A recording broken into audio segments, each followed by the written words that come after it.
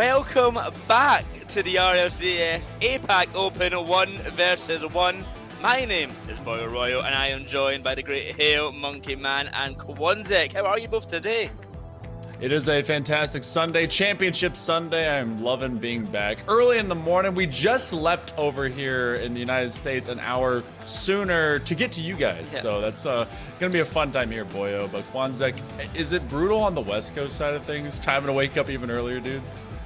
It's not so much waking up, it's staying up as opposed to, being up early. My day hasn't ended yet, and it won't until about the same time I woke up earlier today. So, hey, we're out here, we're trooping, we're hustling, and I wouldn't miss a beat. I'd do it all over again for this 1v1 action, because yesterday was a blast. Today, to close things out, should be even better. I mean, RLCS 2025 so far has been such a fun experience. We've had all the opens concluded for each region, and now on the 1v1 stage we're going to be finding who our APAC champion is today. Over in the EU and NA we're going to find out who they are sent over in EU and SAM, sort of who they're sending to the Birmingham Major. Then coming up we have the transfer window into the next stage of Opens, with the Rally Major coming in the end of June, ending off with the LCQ and then the World Championship in September. I'm really excited to see what happens in this transfer window period, Hale, because there's a lot of teams in APAC, and I think you'll know especially from casting, who could really make some big improvements coming into the next split. I mean, we looked at what Kinotrope was able to do, and I wonder if they will continue to thrive, having that really Japan super squad mentality. We saw it from the likes of 3 Rats turn Locomotive. Going to see if that kind of sticks together. It was starting to improve, but maybe they want to shift. Definitely, you have kind of the big dogs. I don't think Luminosity really changes a thing. Elevate looks like they want to lift and shift. So, with all that being said, that transfer window is going to be very heavy, not just for this region, but as well for everyone else. But let's talk about the schedule. This is what our weekend looks like. All the other days, who cares about those other days? This is the day. We've got APAC, EU, and SAM on the day with these 1v1s. Like was mentioned before, Quanzek, EU and SAM, they're trying to find the reps that will actually go to that major to face off into one another. Kind of a neat concept to figure out who will be kind of at the majors and then at that ultimate world stage. And there's been a lot of quality hustle for that event, if you will. Some thriving action across all of the multiple regions. We've seen some upsets, we've seen some changes, and it's all on a quest to culminate in what could be the greatest Rocket League LAN of all time at the end of the year. Something that has been long awaited, but for the first time in a while here, it's going to be Worlds in France, ladies and gentlemen. I mean, yeah, finally making it to France, over to Lyon, the Rocket League World Championship happening September 12th to September 14th. Tickets are already on sale, but I think they might be sold out already. I wouldn't be surprised, you'd have to check. But if they're not sold out, you'd want to get them very soon, because they will be sold out very, very soon. I'm so excited for Worlds in France. I'm probably not able to go just because of the tickets being sold out, but just watching it online and having the French fans in the stadium is going to be so exciting. Do you think that instead of having those like blow-up clappers that they give to the crowd, it's just baguettes? Is it just big buttery baguettes being slapped in the stands? I don't know. Either way, it's going to be an awesome time over in Lyon, the scene. I didn't get into tickets. If you end up going to a scalper, please just pay the lowest price possible. Maybe undercut them if you can. If you still have a chance maybe to get some general admission, you can check out this awesome man that will be over into that Birmingham major. And so that QR code right there on the screen, you'll be able to scan that with your device. I know you have one. I have one right in my hand as well. But same thing with tickets that you can grab for the Raleigh major as well. So if you want to see this face, I don't know, many people, you're seeing it right now, you're like, 50-50 discount, I'll try and make a little high five with you. You'll be able to do the same thing as well. So 2 big majors, the end of the year, we'll have that awesome Worlds. And then Quanzek, I mean, I'm sad that I won't see you on the East Coast. I wish I could drag you all the way from the West to the East, dude. Yeah, it's unfortunately just not one I can make due to circumstances outside of myself, but eventually, Monkey, we will be able to reconnect at some future LAN. It's not the end of the world in Raleigh, only the second split before Worlds, and hey, there's always the future years to come as well. I had a great time at the LA major in previous seasons, but you can't make them all, and unfortunately won't be able to make the rally one, but hey, I'm looking forward to everybody there having a good time, and you'll have to tell me how it goes, because I know it'll be a fantastic event. Well, of course, with all the majors in the world coming up, we also have the LCQ going, but with all the 1v1 action, we thought we'd have a little bit of a look at some 1v1 tactics that have taken place. And we've seen a lot of good games so far and a lot of good strategy coming out from these players. So, let's have a quick look at that. So, you can see here from the kickoff that pretty even spreads here coming out initially. The 50-50 going to go off to the side, but if we can play the clip a little bit further. It is the initial reaction coming out here. The boost grab off the side from Tifsu leaves Sphinx in a really awkward position. He goes for the initial flick with low boost and once again catches himself out of position. He has to play a really reactive game now where he kind of struggles to get this touch, to get the control of the ball, and now left with almost no boost in the tank, he has to kind of go all in a decision. When Tifsu having all control of the game, he really holds the cards, he goes high, goes for the fake, and it leaves Sphinx kind of unsure what to do and has to make a big risky play, which in this situation went against him. If we go over to the second clip now, it's another kind of situation of the kickoff going kind of even here and control going the way of Tifsu. If we just play the clip here. And we can see that almost even in the kickoff basically, and it's a similar reaction of just rushing in for the boost.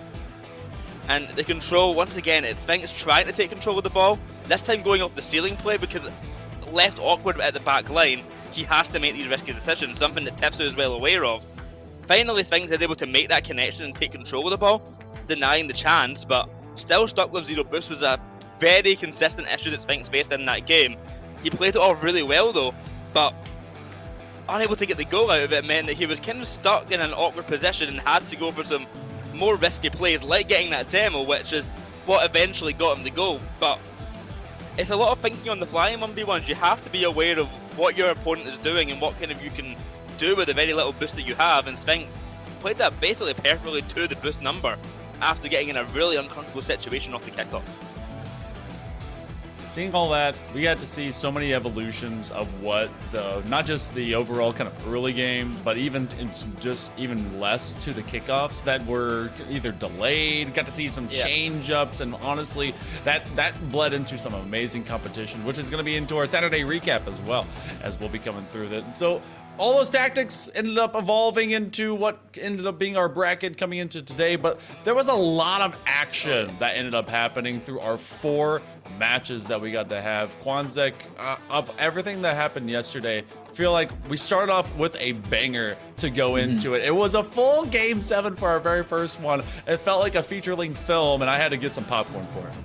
Yeah, no, you guys definitely went the distance, and the desk heavily in favor of Risk. I was the lone wolf over on Ziad's side, and it seems like we were both, in a way, right at the end of the day. Multiple overtimes having to go to 7, but ultimately it was Risk walking away with the victory in game number 7. In the second matchup here to follow between Nurmik and PV, this was just Nurmik putting on a display, the mechanics at full force. Yeah, and Nurmik did a really good job at bouncing back from the initial game loss from PV and took control of the game pretty single-handedly after a while. I mean, we've seen him getting a lot more comfortable with the situation and a really scary player to watch. He is certainly probably the biggest underdog I would say we have in the bracket right now, but certainly one to keep an eye on. Now, I'm going to make this section quick here because these games were very quick. Hail, I want you to give me just a very couple of words to describe what you saw from Shadi in this series, and then Quanzek, I want you to do the same for the Sphinx series afterwards. Control, dominance, and an eye for a pre-planned, predestined outcome. Shadi was just so strong. Absolute domination there on the opposite end. I mean, Sphinx just clinical against Tifsu. Tifsu tried to get something going, but too little too late. Lost a couple of OTs, and this is how things shake out headed here into day number 2, Boyo. Yeah, we're going to have Perry versus Risk in our first match of the day, followed by Nurmik versus Tifsu. Both of these matches are rematches from the Swift stage for Perry and Risk, and the GSL bracket from Nermic and Tifzu. So 2 rematches to start it all. Will they go the same way? We are yet to find out. Risk beating Perry in the 3-0 in Swiss, and Tifzu beating Nermic in the GSL group. Then Sphinx and Shadi wait in the semi-finals to find their opponents.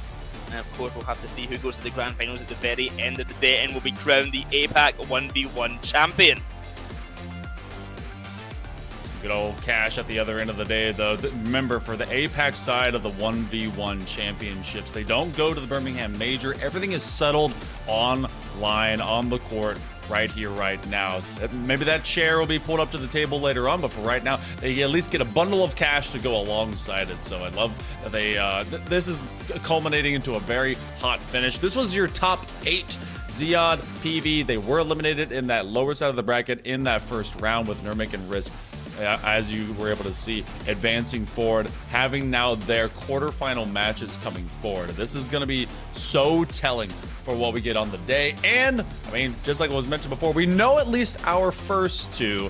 After those, the semifinals, Sphinx and Shadi are looking for whomever is able to survive. We could end up actually with an all APAC semifinal if Risk does top Perry in this first one. Whatever he's gonna put on the hat and make a, I can't make the chittering noises that platypuses make. I'm not. Wait, hold on. Okay, maybe something like that. That's way better than I could ever muster. So props to you, Monkey. That was Honestly pretty good, yeah. Yeah.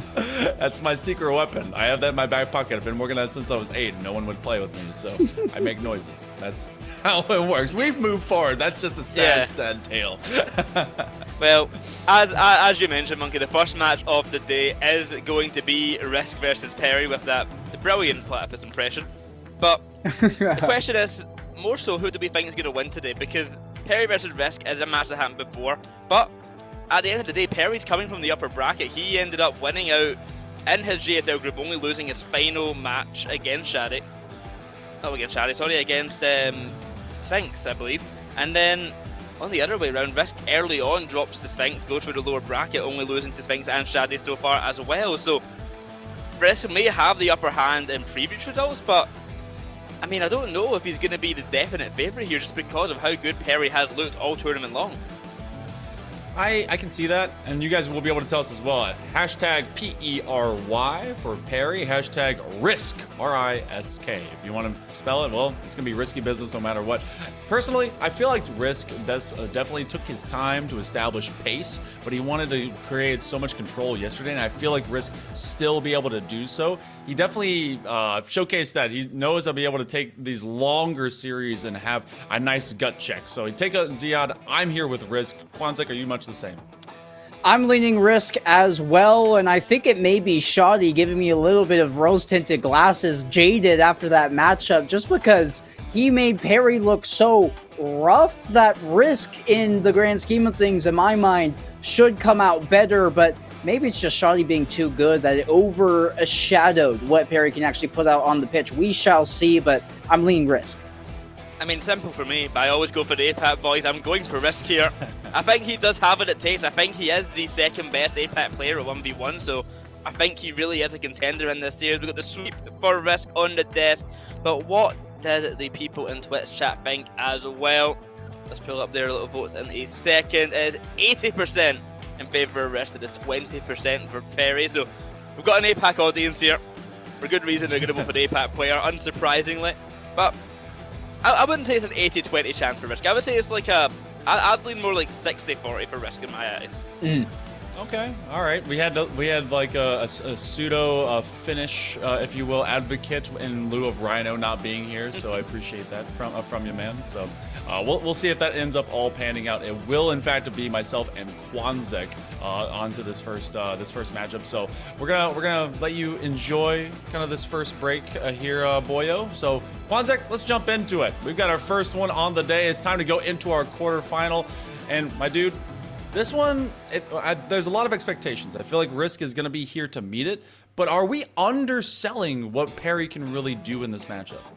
I know I am. And this is like, I will openly admit it here. For a fact, am underestimating what Perry can do, and it's just because of very limited sample size from this player, right? I mean, there's not a ton of history outside of this individual tournament. And on top of that, the main matchup that we had here in the top 8 was against Shoddy. And with that being the sample size for this weekend, Shoddy looked so dominant. And so I'm curious to see what Perry can do when he isn't being controlled on the pitch by Shoddy. This should be a closer series, but Risk always going to be a top dog and somebody who can fight his way into every single matchup just because of the caliber of player that he is. I already saw the Godspeed main account in chat. They're giving a lot of love. They're saying risk it for the biscuit or the baguette, whichever world's statement you want to have. So they're here in support of Risk. A lot of APAC is in support of Risk. They would love for this young fella to make it into at least the semifinals and have a chance to face off against Sphinx. Perry not receiving exactly the same accolades and odes, but might find themselves in a similar sound set. It's still best of 7s all day long. The key thing that we are improving from yesterday is that we will be going, like, we had a lot of goals. We had a lot of time that was added on because of that. So if it's just a quick goal, if it's something that really isn't like mega super special, we're gonna run through that. We're gonna get right through that replay. You will not have to deal with that. But if we're like, you know what, this one's actually pretty cracking, then we're gonna stick around for the replay and we will check it out. So improving every step of the way. And I did like that we basically got to see FF buffs, GG Go Next, improving play. Quanzek, do you think we see a lot more of that today? Yeah, I do, actually, just because of the fierce level of play that comes with these matchups upcoming. I feel like they're going to be cutthroat, and it won't be a situation where somebody's laying their foot off the gas. They're going to be laying it on thick, and in a 1v1 scenario, there's not a ton of drawing it out. Oh, let's get momentum. Let's work on things as a team. It's you against yourself mentally. And if you can't win that mental battle in the initial game, I'm okay to say go next. You just reassess the situation and work on the next game. And we saw the FF buff work yesterday, Monkey. Hey, maybe it's something you keep as some strategic token. FF games number 1, 3, and 5, and force a game 7. Who knows? Oh my gosh, just trying to play the literal math to this. A couple of engineering nerds are like, you know what, this statistically should work out at least 50% of the time. We'll get to see how that works out over the course of the day. Remember, it's going to be at least faster today with the way that you won't have to watch every replay. And I'm sure that every 1v1 main in the world is probably appreciating that concept now, as that when you go into regular ranked 1v1 grinds, you're like, all right, skip. I often stick on those replays to cool the jets of my opponent and to also force them to watch the maybe 1 or 2 times I got to actually score on them. So more of this will be coming through. We're going to be going to game number 1 here in all of a moment. It's up on your screen right now, and I'm ready for it. Risk versus Perry. Can the Singaporean sniper take out the Finnish mastermind, or does the hat go on and platypus seen in real time? We'll figure that one out, and I hope you guys are excited for it, because this is an elimination-centric match every step of the way. You lose in this best of 7, you out, you take the cash, you go home. And from there forward, they have to continue conquering the day. And especially here, Quanzek, you have to win 3 matches from this round to win out completely. It's a long journey. It definitely is. I mean, it's the beginning of the gauntlet that is necessary for these 2 players. And I do feel like coming into this, it might be a chip on the shoulder by way of Perry. I mean, mainstream broadcast on Saturday and Sunday, able to make top 8. And as we're sitting here in this game, it's a situation that arises where, you know, he might be upset with the performance that he showed against Shoddy, or that Shoddy rather showed the world, and having to make a mark here as he's on the board early. Let's see if he can immediately start cooking something up. Love that little pump step. That is huge. You can already tell that Risk is not going to give up the same amount of space he did before. He got a little nudge, forcing Perry onto the wall, and great follow-up. Just, you know, some extra flair for that first goal. 100%. We're getting a little bit spicy in order to find Risk's initial one. And here we are, Risk retreating into his own defensive half, having to take possession of the ball. And look at this poise here. Early flick, tries to go for the far corner, and he's going to connect. Nice little bounce, and Perry is going to see this all day if he does not get in Risk's face. This is a concept that really worked for Shoddy very early on in their series and made Perry basically look like, you know, a painting. Don't want to get stuck having to dry out the oil, and this is a dangerous position already because Risk has to go back for that midfield boost. We had some awesome analytics from our main man and Boyo from some of these 1v1 tactics. And it's about how you get that opening boost that really kind of dictates some early success. Going for the off-ball play, Perry gets parked, but he doesn't get separated from a good defensive effort. And that's something that you have to respect, sticking with the play all the way through it. This one gonna roll in, though, and Risk piling on this lead early. Maybe it wasn't just Shoddy being so talented, it was Perry sneaking into the upper bracket, whereas a lot of the talent was in the opposite side. Risk looking very good in the initial seconds of this game, Monkey. Yeah, we'll see how that continues on. And Risk, definitely yesterday, there was so much neutral space that was being given up, and it took them some time to establish, all right, I want to be mechanical now. I want to start going for these, you know, kind of crazier plays that take a lot of time, or kind of a good eagle eye and a good hawk eye to, I don't know why I just named specific words. Either way, a solid viewpoint to shut down. And instead, they are being so fast. Risk literally bringing out some of that ego that you need in ones. Perry finally with any kind of flip reset, but Risk has seen that before. He's going to be sprinting the other direction. And able to capitalize off of Perry getting a bit too over his skis, going for that shot off the sidewall, but it wasn't a high enough quality play. Didn't threaten a hard enough save, and Risk able to come out with momentum from his own net, played off the sidewall and lay that ball into an open net. Good challenge here in his own corner off the kickoff. Perry trying to get a possession touch, but he's a little bit awkward after that corner boost grab. Very good challenge on the back wall, and we're gonna exit Perry's half after we just entered it, as now he's going across the pitch, trying to ramp that one up the wall, maybe find a little redirect, but Risk other plans in mind, chipping around Perry, and for the first time it does feel like there's respect from either member. Some solid back and forth action. Perry shot attempt denied by Risk. I have not seen Risk drop sub-supersonic like at all. This is one of the few times that he's aiming for a wave dash challenge. This is going to bounce off low post. And I think the wisdom that we're really getting out of Risk is what he's deciding to fully commit to. Late flip reset, Perry trying to grab it, unable to ultimately use that flip that's hanging in his back pocket. I like the challenge here. It's going to fall wide, but again, look where Risk already is. Oh my goodness. In traffic, dodging the would-be demo or bump at all, going for a quick 360 reset underneath the ball. So, I mean, it's been non-stop. This young player has really just been bringing the hands to Perry, and there's been no response.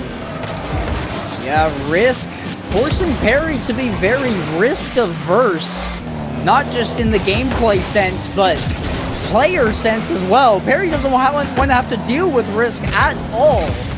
Doesn't want to see him in his half, doesn't want to have to address his shots, but Risk is forcing the issue, making Perry address his looks. Can Risk head back up to this one? No boost. The tank goes off his own crossbar, but it'll sneak in. Perry from his own corner just able to loft it over the top of Risk to cut the lead down and get one on the board himself.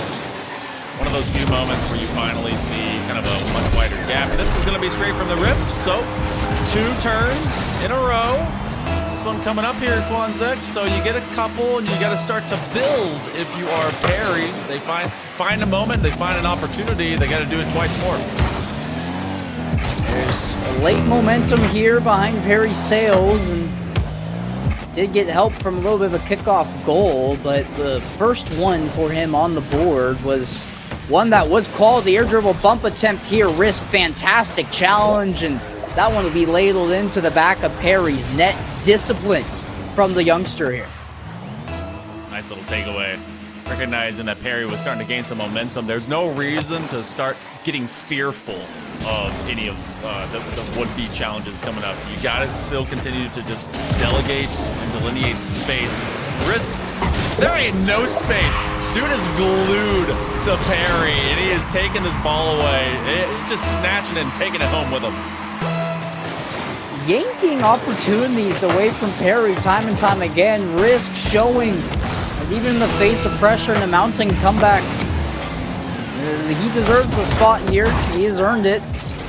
He immediately slams the door shut on any glimpse of light that Perry saw at the end of the tunnel and answers Perry's 2 goals with 2 more of his own. And now Risk dominating 6-2 lead that once these seconds tick down, we'll see the game marker going in his favor of the overlay. The game 1 victory over to Risk and a good start to get out of the top 6 and into the top 4 for Risk. It started to look like free play at the very end, where you get that invite code and you just get to chill in the lobby with your best friends.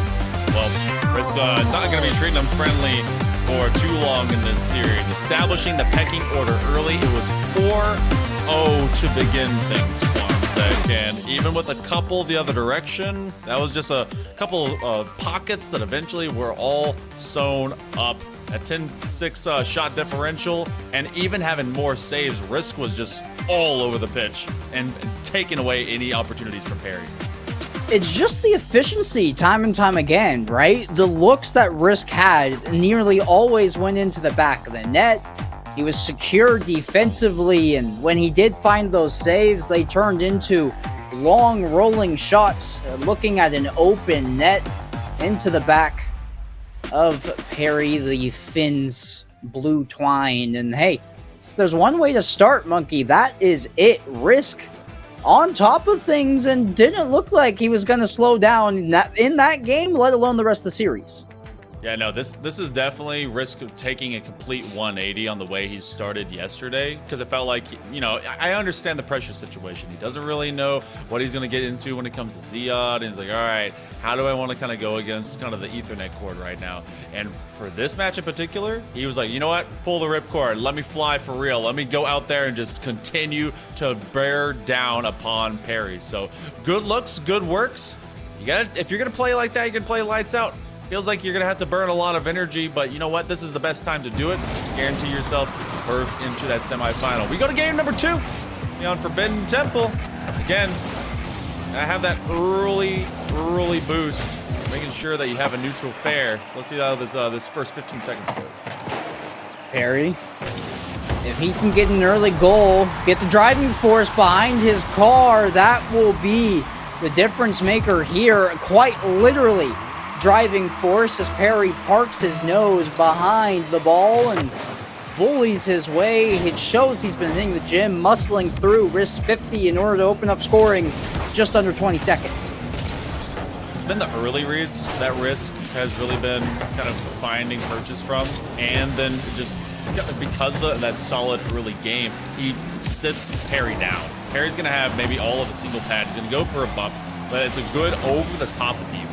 As soon as you go underneath, you're either going to get bumped or you're just going to aim to hope that a 50-50 is coming through. Risk is slow bouncing, aiming for a lot of these wave dashes to make up for the speed that he loses when kind of pseudo parking his car. Up to the ceiling, this is a more dangerous spot, but he has a flip reset. He's going to wait until he can use it. Perry just got to stay patient, let him burn everything from that post. Yeah, Perry pulling out his best Risk impression from game number 1. That's what the Godspeed team member looked like he was doing plenty of times. Now Perry double tap is going to connect, and Risk just a little bit too flat-footed. Has to try to protect the entire net, but can't exactly do so. And the shot placement from Perry is exactly where he would have won. Perry has been just fundamental through these first 2 goals. The worst description I can really give to it is boring.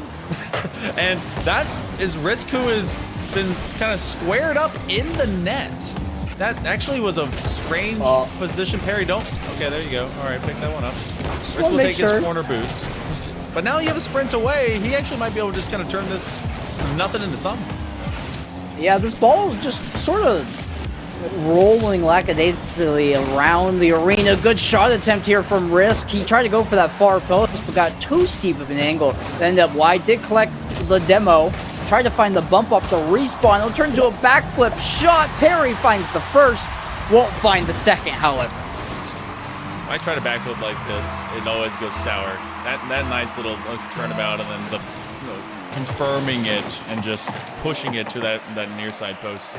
That was clinical by Risk. Recognizing as well, he wanted to see where the respawn off of the demo would be, and then just isolated Perry perfectly. So first couple of minutes, we got 3 goals. Risk has played pick your pocket and play a little bit of rope and dope, see if he can kind of guide Perry along. But Perry has established that they aren't going to go quietly early. Risk side-to-side motions. They'll find that big 100, but so does Perry, so he has to back off and kind of play the safe. Yeah, respect being shown there, and that's one that's not given, more so earned from the previous games. Risk working in his own corner. Perry not looking to give him any room or space to work with. Risk has shown just how lethal he can be if the smallest blade of grass is shown in front of his car. As now Risk can operate out the other corner to break out of his own half. Take a late 50 where he doesn't even jump. And to save the flip, opted for the flip reset coming off the wall for a quick little dish in, but won't find it. Instead, has to retreat back to his own half where Perry will trade full boost for possession of the ball. Reset, he uses it immediately to get the bump. It's an awkward curtail, but eventually it will roll back through. The use of this flip early instead of pocketing it for later, he didn't want to disguise it. He wanted to get ahead of the ball, drop it behind him so he can just body Perry. Very, very good overall control and knowing what your play is well ahead of time. Yeah, being disciplined and forward thinking, right? Ones is a game mode where you can't act, you can't play reactionary to what your opponent is doing, because if you are, you're already conceding. 3v3s is different because you have somebody playing directly behind you, where a lot of your entire purpose is to force a challenge out to make it easier for them, but it's only you by yourself. And this is a situation where Risk tried to hope the full boost was there, couldn't get it, and as a result, forward thinking not connecting as Perry has the pace behind the shot to garner his first lead of this game. It always feels like as soon as you hit the brakes in this game that you're just in the worst position possible. It doesn't matter kind of where things are or what's happening. If you slow down, be ready for the pain. And that's what Risk is trying to serve up to Perry. But Perry does have that 1-goal lead. Can he maintain it for very long? Getting them to bite. That's a fantastic just layup. He parks the bus at the top of the arc, and that will tie us up with 69 seconds to go. Risk. The mind game's on that first shot, right? He goes, flicks that towards the back wall. Perry, he's playing with no boost, staring at the ball on ball cam. He's a guess, but he's not 100% sure on exactly where the net is. Has to respect that first shot as if it was on target. As Risk shot out of a cannon here off the kickoff. Wanted to guarantee Perry didn't come away with any boost in the starvation from Perry coming out. Risk not letting him get even a crumb as all 4 boosts in the half field and in Perry's half were scooped up, but Risk unfortunately couldn't make anything come of it. Now Perry has a chance to come back the opposite direction. Oh, he misses the touch but ends up with the bump. I'm wondering how much of that was pre-planned. Let's see if he can get a pop off of it. Yeah, Risk has that giant Bobo of wide straw to get so much extra boost in lieu of what Perry is basically trying to sip so gently from. Can he take advantage of the situation? He will, and it's just the slightest bit of elevation difference. Perry didn't have anything left in the tank after that first touch, and he knew that he just had to put it too high. That's a goal that in the waning seconds of this game, very important here.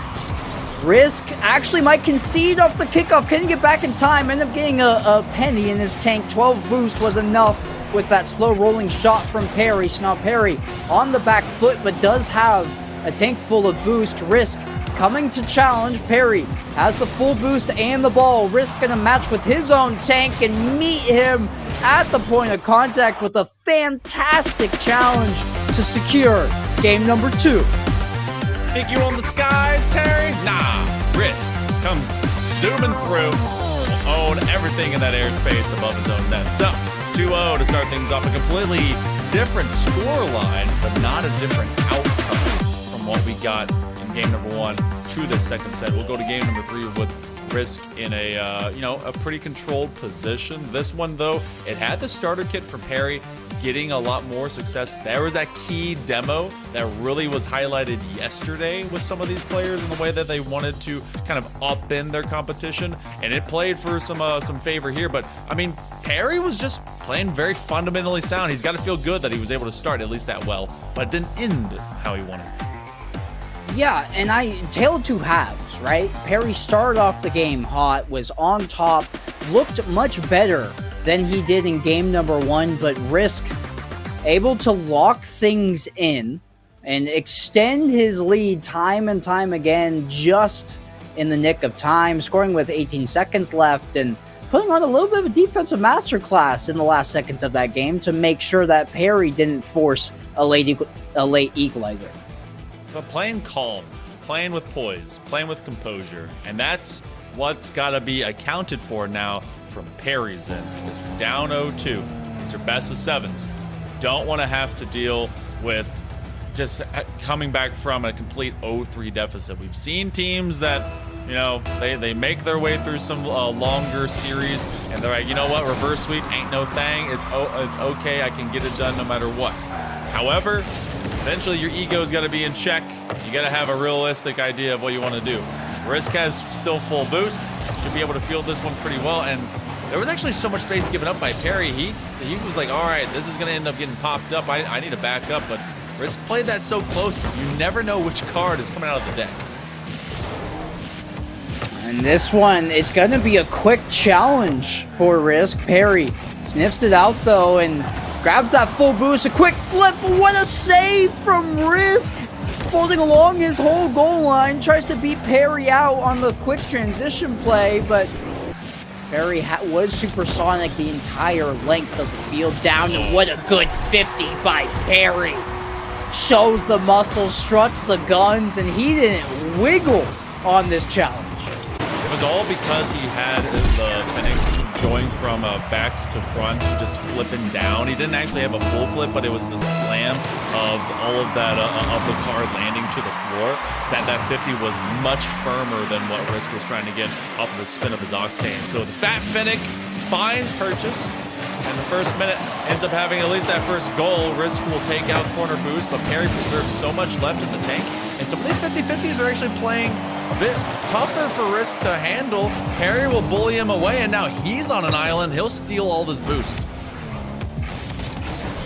Makes things a little bit difficult here on the opposite end. Risk hard off his own back wall. Shot attempt by Perry, and Risk collecting a second save in about the same amount of seconds. Here's Perry. Good touch. Possession to his own corner. Just trying to keep that one to a safe place where he can challenge it, but the backflip from Risk is so good, and that one gonna connect with the back of the net on a dime.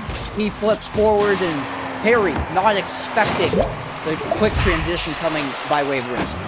Living up to his name, Risk ends up with that backflip on that lane.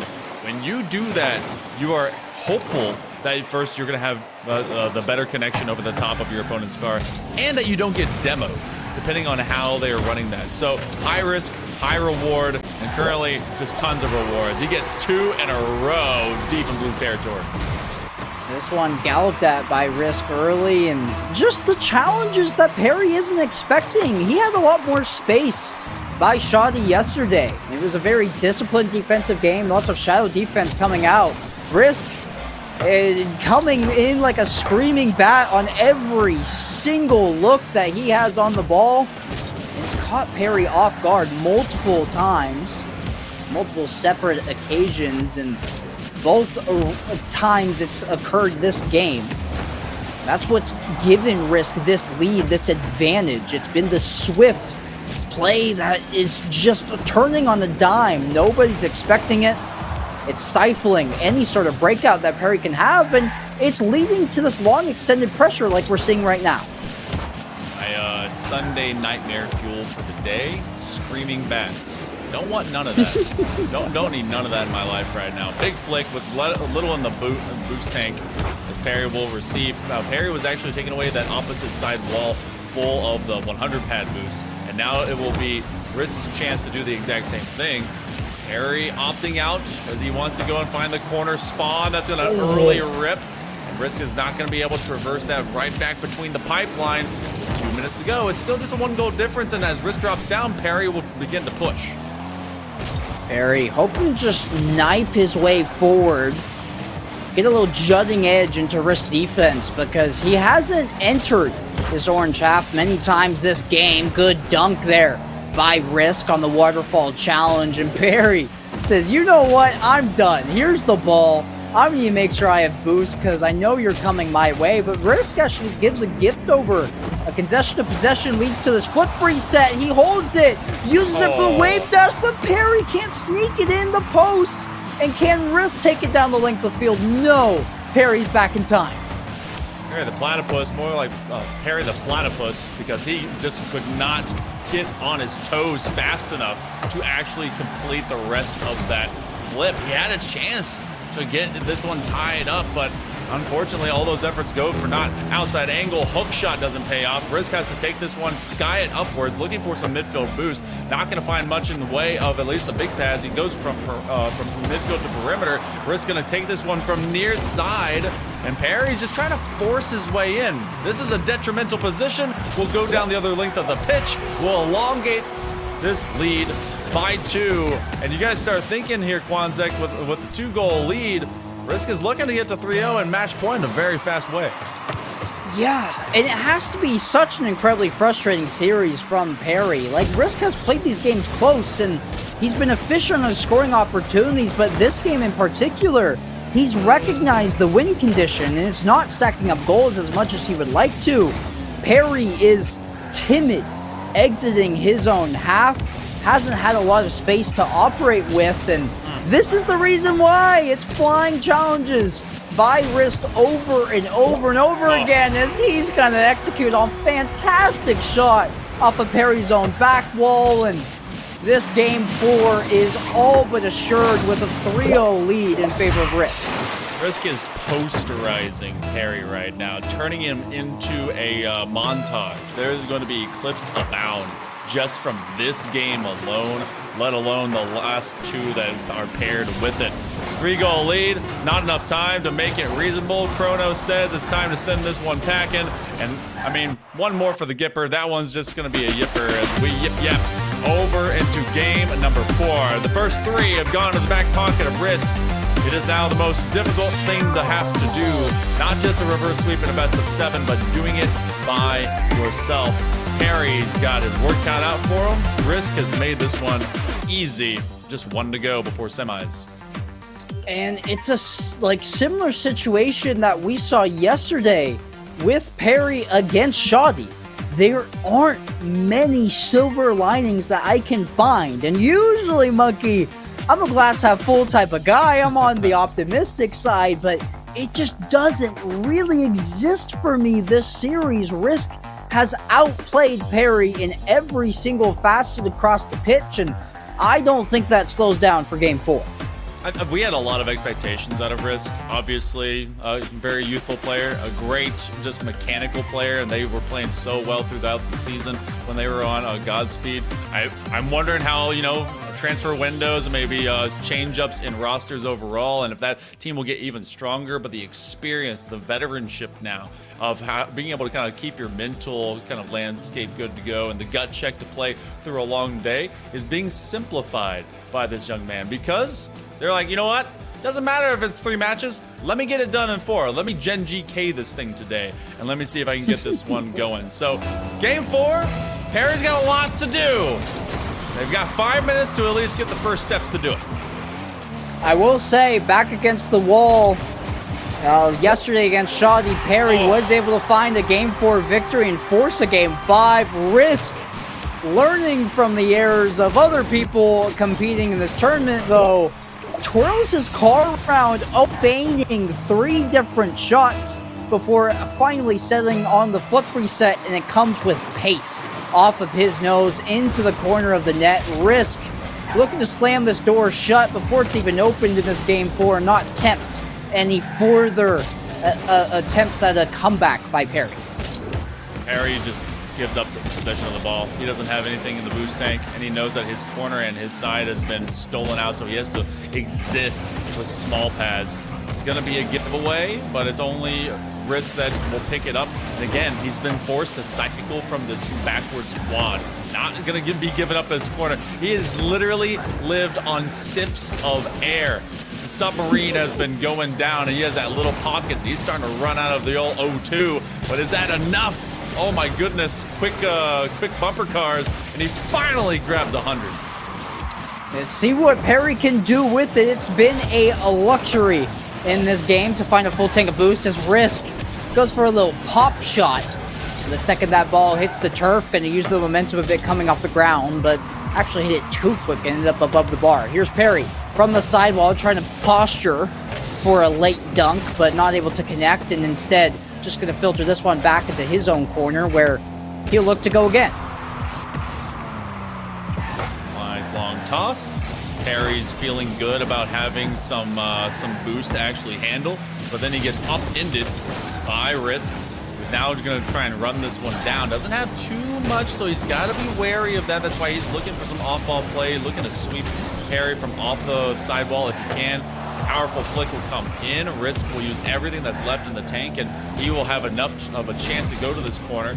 Reset from midfield. Perry uses that flip reset again, and he's going to have to go chasing. So we've had that one opening goal, and Quanzek has been just kind of run down city for both these players. While that's true, it's a 1-0 lead for Risk, but it realistically should be much higher. Risk, hey, he's probably collected close to 1,200 boost in this game. And I think Perry probably only has 150, but he's gonna make it work. Risk might have just, the ooze shiny might have took over his eyes there as he's running laps, grabbing the full boost. And Perry says, you know what? I finally have a little bit of momentum on you and some pace. I'm just going to put this one to the back of your net and force you to think twice the next time you go for that boost deal. It is such a priority for Perry to at minimum get his corner. It has been so tough for him to find it initially, and then he has to make some guesswork as to what Risk is ultimately trying to accomplish, because it has been anything but easy for him, you, I, anyone in the chat, because Risk basically has all options open all the time. He's going to be able to preserve at least half of his tank, even with that corner taken out. And Perry's been playing this one pretty close to the vest and just fundamentally sound. We're over the midway mark right now. And it's still 1-1. Perry and the gang, really just Perry and himself, trying to see if he can catch a Risk flopping sideways. Yeah, it's the transition plays that have come through from Perry as he's looking to save this one. Gonna parry the shot attempt instead by Risk, and then take a flick himself that Risk will deal with. Second attempt won't be on frame, and Risk just gonna take his time and usher this ball out by way of a pinch to buy a lot of time and space. Forecheck coming through, decides to bail last second. Had he committed, he wasn't confident he was gonna win the challenge, but Perry trying to find his lead. He's looking for another attempt, and what? Oh, snuck it in. Hold on. Okay, so he forces him to back up. I understand this part. Risk just went a hair too deep. Oh no, he did exactly what your cat does when they're excited to chase something down. He wiggled backwards and he's ready to go, but it exploded a pixel before he was able to finally make contact. Perry getting himself a late lead. We've got less than 80 seconds to go. I was just about to say, poised and disciplined defense from Risk, committing to that late clearance from his own goal line, but he waited a little bit too long, and now Perry has a little bit of confidence in his stride, some swagger across the pitch as he is in a lead and looking to stay alive, force a Game 5. Risk trying to fight an equalizer, but a diving save by Perry will keep that one out of the net. Here comes Risk again. Slow pay this time. Air dribble, bump, and the finesse on the ball. Gets it just under the crossbar. That's one of those where either you start overwhelming Perry with shots or you gotta just line one up. That is a sure thing. It's been a while since we've had the air dribble bump to be able to just get ahead of that ball. He did it off a flip reset in the previous game. This time around, nice little pickup, and he runs forward from it knowing that it was on target. So we're right back to equal. Solid shot. Gonna make Perry jump even further. What can he get him to burn? A nice extension. Perry's got his flip. It's going to be punched backwards. He will get a demo. We haven't had many of those across the entirety of this series. Sub 30 seconds. Risk might make it pay off. He gets one tap, but Perry comes back in the nick of time. Trying to double dip there on that air dribble bump attempt, and Perry was keen to it. Here's Risk. Mind game. Perry forces the pre-jump, then flicks it high. Delayed 50. And this is miraculous from Risk, as he's just going to watch it drift on in. You knew that he had Perry dead to rights when he was jumping first and then just floating there, using up his boost. He was able to burn time, watch after Perry, and then he ended up touching it actually too many times. Was hoping to get it to cross the threshold of his box. Now playing for possession. Risk has everything in the world. He doesn't even need to give it to Perry. He says, you got to come to me. I don't got to go to you. GG's going forward. One extra for the road. Risk in a 4-0 sweep. We'll be moving on to the semifinals. Man, you know, the entire desk predicted Risk, but I'll be honest, I thought Perry would get at least a game. I was confident in Risk, but Perry entered through the uppers. He had some good performances, but from front to back, Risk proving he is the better player. There's not one singular statistical category you can point at and say, this is where Risk fell short. And even in the games where Risk maybe played himself a couple of times with some unforced errors, he was still able to fight his way back into the series.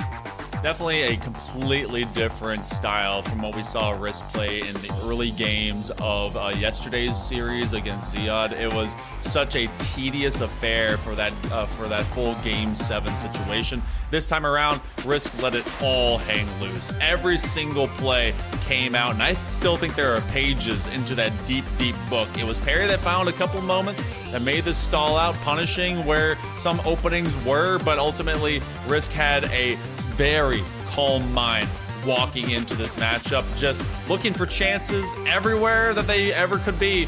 And you know what? That's going to be an all APAC matchup into that semifinal against Sphinx. It's going to be a scary situation, and I cannot wait for it to go the distance as well. Yeah, it's a tough draw for both of those members against their region mates in this tournament, the lone 2 representatives. But hey, it'll be a little bit of a grudge match between them. I'm expecting a heavyweight bout with lots of haymakers thrown between the two of them. But and for now, we can focus on Risk's victory. He can revel in that. He has some time, some ability to cherish in the game win over the top of Perry, and it's not just bragging rights that he's garnered, it is fear, intimidation he can now give to the rest of the table, because it looked very clean in that 4-0 sweep. I definitely expect that one to be such a tight contest. I mean, for this 4-0, he brought it to Perry, did not hesitate to have a good game, execute the way that he wanted to play in general, and that's what he's got to do against Sphinx. Last time those two players met, it was in the GSL, and it went to game number 5 in the very first round. Now they've got a chance to take a seat at the big table in a best-of-7 format. Before that, though, with Quanzek, we're going to be seeing another big matchup as we've got Tifzu going against Nurmik. It's rematches galore. Not at all surprised, considering so many of these awesome players were able to make it from that Swiss stage in through the GSL and again into this top 8 bracket. It felt like it's basically fated for everyone to be able to see each other again. And you know, it's going to be possibly a long day, but if we see early performances like that, Quanzek, we may get a lot of 4-0s until an ultimate grand final. I feel like there's a different sort of strategy you can take into these rematches for 1v1 scenarios as well, right? If you've played them before, you have more experience in that matchup, maybe have their styles, their strategies downloaded, and Risk definitely looking like that was the case against Perry. Maybe one of Tifsu or Nurmik can show who has learned and developed more since that GSL stage only a few days ago. In that series, it was Tifsu over the top of Nurmik 3-1, but Nurmik looked good yesterday, and I think he has something to say with a little bit of a chip on his shoulder. And that's definitely going to be a measure, I think, similar to what Tifsu had to deal with for Sphinx, because Sphinx was all over him. Nurmik, very mechanical. But either way, we'll be seeing that after this short break. More of the RLCS APAC 1v1 tournament coming up right after this.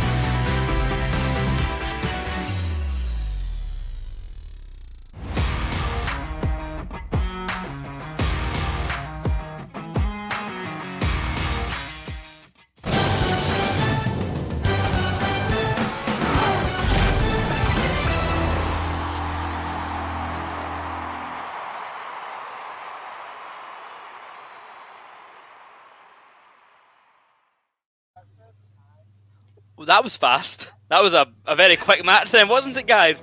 We talked about getting a 4-0 yesterday, it never came our way, but Risk coming out in dominant fashion against Perry, a 4-0 victory, and only for like a moment did it ever look close. Yeah, there was a couple times that Perry was starting to find their footing. That was kind of game 2 and a bit of game 4, but no, yeah, that ended up being much more in control. Boyo, I think you would agree with me that yesterday Risk started slow. This one, 100%. It was foot, gas pedal, just slapped down, just kept stomping it the entire time. And Quanzek, I mean, now Risk is going up against Sphinx as our next match in the bracket. Of course, first up we've got our Nermic match coming up first, but Sphinx against Risk. I mean, it's the APAC showdown. It's the real APAC final here. Yeah, the proper APAC region 1v1 grand finale, just one round too soon, and that one should be very entertaining to watch, but we'll have to wait ever so patiently and sit on the edge of our seats first for the Nermic versus Tifsu matchup, a rematch of when they played each other in the GSL, and maybe some adaptation, some confidence. We spoke yesterday, Monkey, about if Nermic can keep up the same energy that he had over the course of the entire day, there might be a run that's going to be made. Yeah, I see this one being much more competitive. I think we all said that maybe the Nermic is definitely that underdog story that could end up happening. There's definitely some love from the Senza Esports squad. I already see Hello in the chat that's talking about, hey, you know what, he's got this one. So there is definitely some Russian love that's coming out of this. So I'm on the fence when it comes to this matchup. But Boyo, this one is going to be telling what kind of overall matchup we're going to get. Oh, I mean, I expect Nermic to kind of come in quite strong here, but Tifsu just has that experience of winning before. If you want to vote for Nermic to win this match, it is hashtag NM1K. If you vote for Tifsu, just write his name, hashtag TFZU, and put your votes in chat. But coming into this match here, I mean, as you mentioned, Tifsu already had the experience of winning before against Nermic. And Nermic looked a little like shaky at times in the series, but really took a bit of time to adjust, but as soon as he got control in his last series, he really did a good job of that. So I think it will be a close one, but I am going to go the way of Tifsu. Ooh, I'm actually going to go the Nermic side. I'm going to take the other side of the coin. I feel like he's got a lot of momentum. Those mechanics really impressed me yesterday. What about you, Quanzek? I'm taking Tifsu. I think he showed out yesterday. It was a very tight series that he played, and he has the experience, right? He has the credibility, and maybe that shakes Nermic's confidence knowing that he's lost before. It'll be very concerning coming out here how he shakes out, but does chat agree? Yes? No? I think what chat has to say is in favour of Tifsu. Okay. Hey, you know what that just means? It means that the Russian chat hasn't shown up just yet. Because they were all out in force last night, or yesterday, sorry, I should say. They haven't shown up yet, but I can imagine there'll be a lot of Nermic love in chat very, very soon, because, as you mentioned, the Senza team is all behind them, the Senza fans are all behind them, the Russian audience in general is all behind the last remaining Russian player. We've got one Saudi Arabian player already through with Shadi. Tifsu could make it through as well as the top 4, and we've got 2 APAC players of Sphinx and Risk getting in top 4 currently, so let's see if we can get a Russian player there. It's kind of what the Russian audience is looking for, but I'm excited for this game. I'm very excited. But how many games are we thinking in Monkeyman and Quanzek? Ooh, okay. If that's gonna be my solid prediction, I think this actually goes to 6. I think we get denied a game 7 in this, but this is also kind of a revenge tour for Nermic. Yeah. I do feel like it goes that way. So I mean, Quanz, is this gonna be shorter? Maybe. Look, I'm not saying this just to copy you. I do. You're a role model in my life, Monkey. I appreciate you. And in this aspect too, I'm gonna also go 6. I think is a series. I think it'll go a decent bit of the distance, but coming out on top will be Tifsu. Well, I'm gonna go for getting rid of Monkeyman. Don't want him anymore. I want me and you, Quanzek, in the casting desk. That's how many games I'm gonna go for. Get rid of Monkeyman.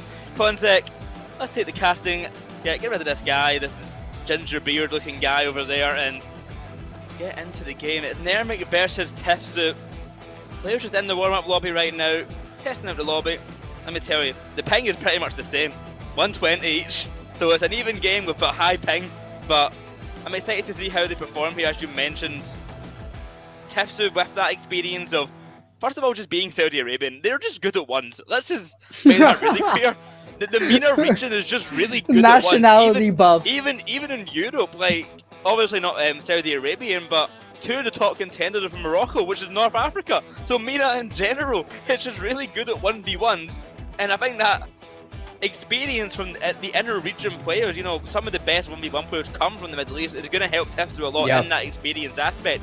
He's played against the best of the best already, whereas Nermik, coming from a country that doesn't have much of a kind of shine in the competitive scene to begin with, and hasn't had much experience in the 1v1 scene, kind of out with just Nermik, maybe has less experience with good opponents as much.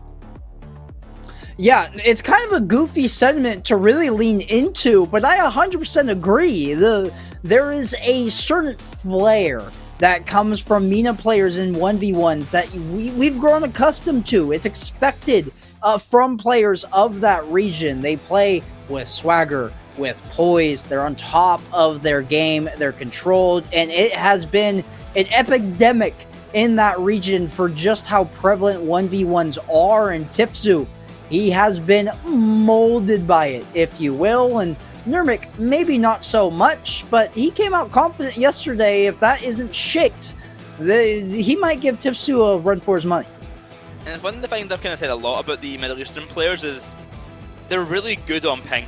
They're really, really good at having high ping because so many of them, and I guess you could say the same for the Russian players, kind of happen to play possibly in European servers where they're going to get high ping as well, but the Middle Eastern players especially are so used to playing at high level in ranked on ping, at 100 ping, at 120, and then you go see them on the low ping settings and they're just so much better.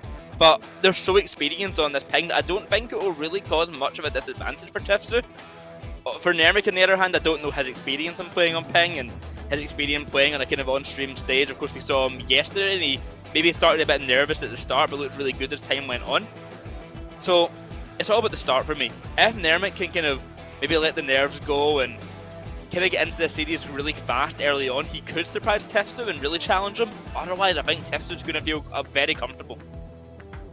I couldn't agree more. I think what we saw from Nermik yesterday was coming out of the gates roaring. He was feeling himself and he was confident going for challenges and plays that I think somebody playing in a 1v1 tournament typically doesn't look to go for. With that being said, he is against a higher quality opponent here in Tifsu. So if Nermik is able to get shaken off of that path by Tifsu, get rocked by an early goal, by being read like a book, some easy reads by Tifsu, I think the second Nermik comes back down to earth and starts playing a bit more passive, that's when Tifsu can really take over. Well, ready to get things going. Nermik versus Tifsu, our second match of the day to find our next top 4 player. One of these will be eliminated, the other one, well, I don't even know if it's a better situation. We'll go off to face against Shadi. So, take that as you will. Do you even want to win this match in that case? Because that is not going to be an easy one. But Tifsu coming in strong early on with the first goal of the game. Just slips it past Nermik off the back wall. And a quick goal, 1-0. Yeah, I mean, you can make the argument that, like, do you even want to win? But it's still an elimination match at the end of the day. And if you want to be the best, gotta take over Shadi on the way. He will certainly be a part of that road as Tifsu. Strong low 50. It will actually bounce over north of the crossbar. So Nermik going to take back over. Dipsy Doodle this one down, but with no boost in the tank, just going to see possession over to Tifsu. He chips it up to himself and then taps it in to make it a 2-0 lead. Well, it's a fantastic start for Tifsu here. Nermik getting caught, lacking in the midfield there. So low paced and an easy goal for Tifsu to find 2-0, only 40 seconds in. And already our Saudi Arabian player is a bit of a demanding lead here. Can Nermik find the response off the kickoff? Should be saved in the line by Tifsu, and he'll do exactly that, but in a precarious situation here with zero boost in the tank and been not given opportunity to find anything, not even a small pad just yet. It is all Nermik right now. Finally Tifsu finds something off the ceiling challenge. He gets the dunk. That might just sink on into net straight away. No, off the back for Tifsu. It's a goal nonetheless. 3-0, and it's only been a minute. Tifsu had to do some form of VOD review looking at the previous match between Nurmik and PV, because PV was content to allow Nurmik the space and sit on the goal line to find a save. In the air, the second Nurmik was going to take the shot. Tifsu, here early challenging, gets rewarded for the previous goal, and this one, just going to drift in off the kickoff because he's there first. Another goal straight off the bat for Tifsu. I mean, it's only been a minute and he's already 4-0 up. Unfortunate here for Nurmik for the start. We talked about him having to, you know, try and get a good start, try and avoid the nerves coming into this one. Well, this is really not helpful for him here, having a 4-0 deficit in a minute. Hopefully we try and pick things up as time goes on, or else Tifsu will just start to run away with this game. Good pinch away by Nurmik here, but Tifsu should make it back in time. Positionally, Tifsu has been very sound. He's always at the right place at the right time. Nurmik on the other hand, where's he gone? Net's left wide open, and Tifsu, another free run onto net. Here's my concern, it playing out in real time of what I positioned before the game. Nurmik concedes early, instantly loses a lot of confidence, and Tifsu starts reading him clinically. Current clean sheet for Tifsu onto Nurmik, but he's looking to change that. Good placement on the shot, and that's the beginning of a comeback. And just really good look here by Nurmik, recognizing he has every sort of advantage with the ball, with the boost. Tifsu has to guess, and Nurmik says, I know where you're not going to be. I'll put it over there. Positive kickoff here for Nurmik. He can try and catch Tifsu off guard. Goes for the 50-50 low, and Tifsu cannot deal with it. Really actually solid play there from Nurmik. He wins the kickoff and notices that Tifsu does not go for boost. So he notices that he's really got the advantage in that situation.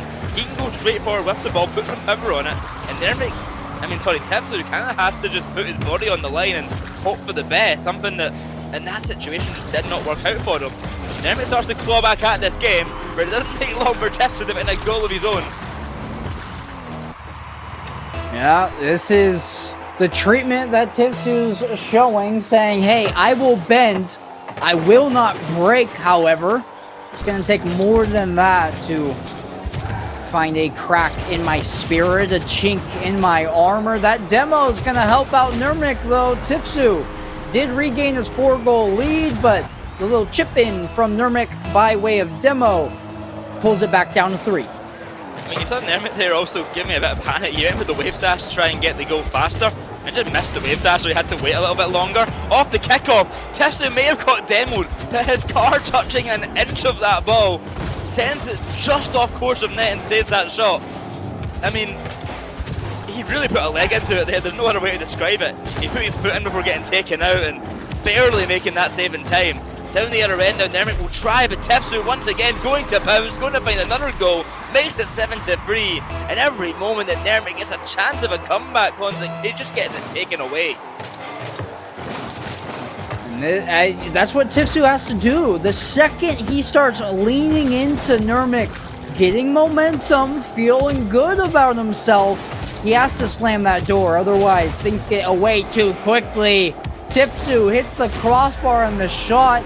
The in and out save connects for Nurmik, and that one's just going to roll the length of the pitch to regain this 3-goal deficit. But can Nurmik break the pattern here, Boyo?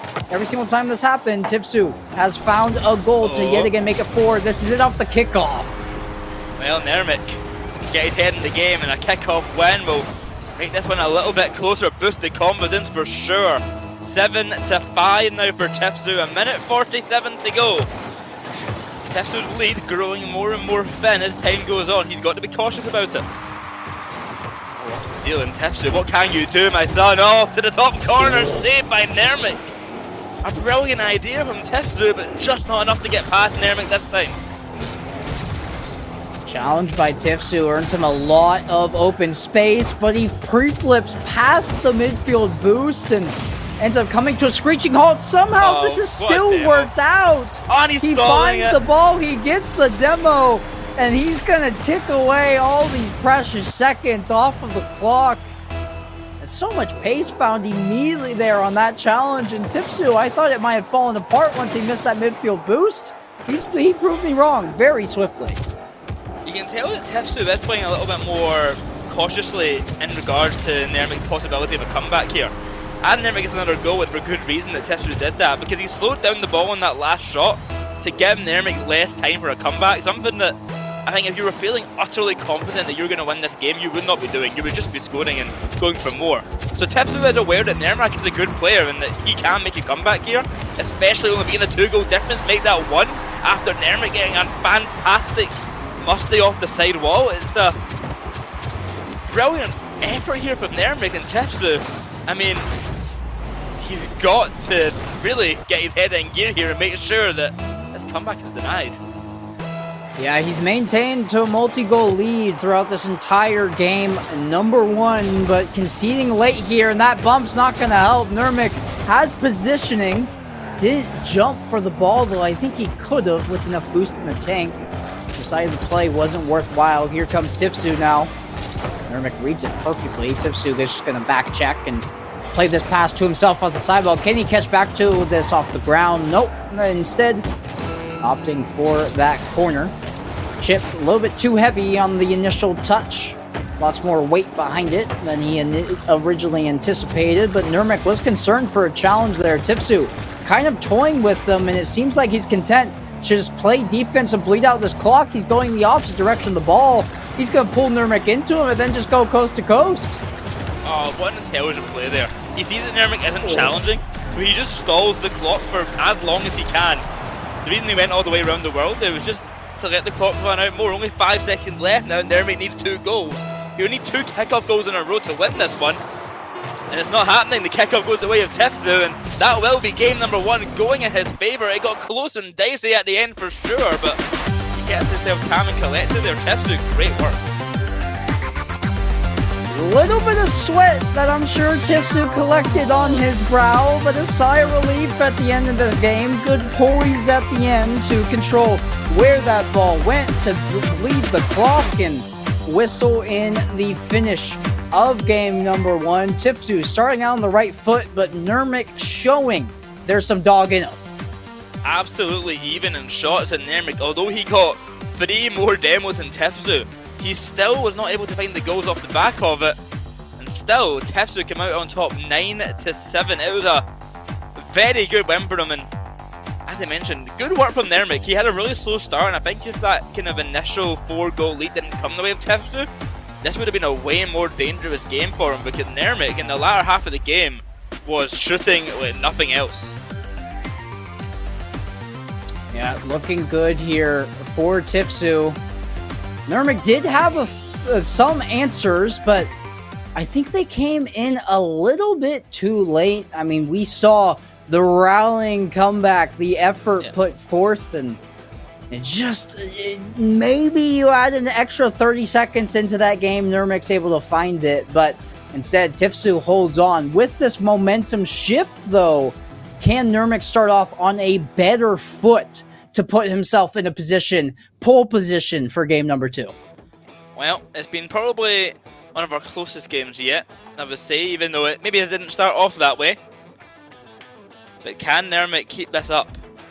Tipsu looked quite comfortable at most of the game, but as Nermic kind of had the kind of shoddy start and maybe a bit more apprehensive as time went on at trying to make that comeback, a bit demoralised that he couldn't get there. Now here for game number 2, coming off the kickoff, we'll see if he can kind of get that early lead, and I think that will be a quite defining moment. We've seen it quite often that the player who scores first in these 1v1s had a lot more comfort in their gameplay and can play a lot more kind of calm and collected. Yeah, it's what we're looking for, some adaptations. That's a very great start early here. Finding a last-second flick over the top of Tipsu, who is spiraling, trying to make any sort of contact, but when Nermic is given the greenery, he's able to run away with shots just like that, and that's exactly what happened here. Looking for a second, come back for another round, and he's going to allow Tipsu to flail away in his own defensive half, let him come back out to him, as now both players are fighting on opposite sides of the pitch. What is this sequence? Has this gone in? Yeah, that was really weird. Tipsy was challenging almost for Nurmik, but after the culmination of all this, can Tipsy wrap around? Yeah, he will equalize, and that was very clumsy for a second there. Some really confusing 1v1 gameplay, but it ends up going the way of Tefsu, thriving in the chaos right there, because I don't think anyone had a clue what was going on. Off to the side the ball will go as Nurmik rushes for that corner boost. Tefsu has to respect the boost totaled and backs on off for just a moment. A quick dive in and a grab at the corner. Tefsu in a dangerous situation here for Nurmik. That ball pushed upfield. He knows what Tefsu can do with the 50-50s. Good flip by Nurmik, just going to go wide. As Tefsu, oh, he's barreled under that ball there. Maybe a bit too confident as a goal for Nurmik. He makes it 2-1, he finds the lead. Man, Nurmik, the poise that he's shown, prowess to deflect that, deal it into the middle, a quick cut, gathering that ball instantly. Can he do it again though on defense? Tipsu! What a fantastic double tap! Gets the flip reset, plays it behind Nurmik, and then postures his car to wrap it around Nurmik's incoming missile for the tapping. The flip reset double touch. They're only up there for goal of the series so far, alongside Nurmik's off the sideball musty reset. Tefsu another chance on net here. Trying to take it high above Nurmik, can't find the touch enough. Looks for the demo instead, but I mean Nurmik hitting that dominance, a lower hitbox, hard to kind of hit him at times. Maybe one of the advantages of using this car here is it makes it a little bit harder to hit. I mean in my experience, I always think with the Batmobile, I can never hit that car with a bump or a demo. And I'm imagining maybe a similar issue can be faced with the dominance, but Tefsu doesn't care.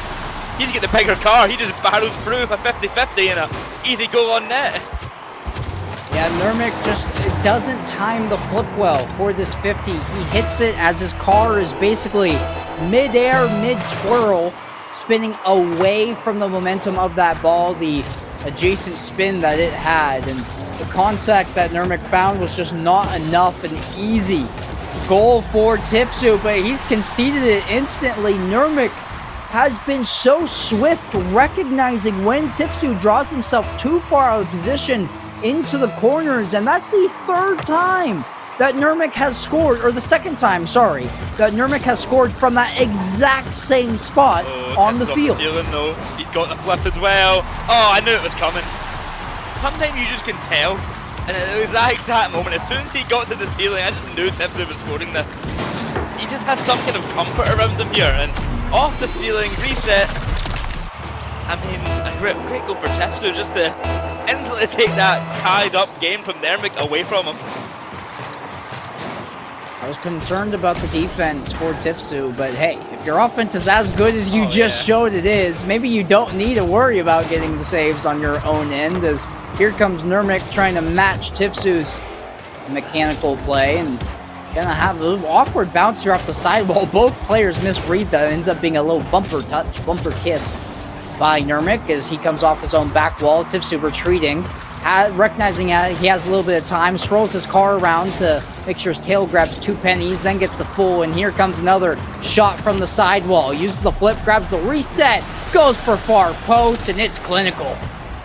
It is so clinical. I mean, he just has it down to a T right now, these flip resets. He knows exactly what to do to get them, and he knows exactly how to score them at all moments, and he's so confident doing so.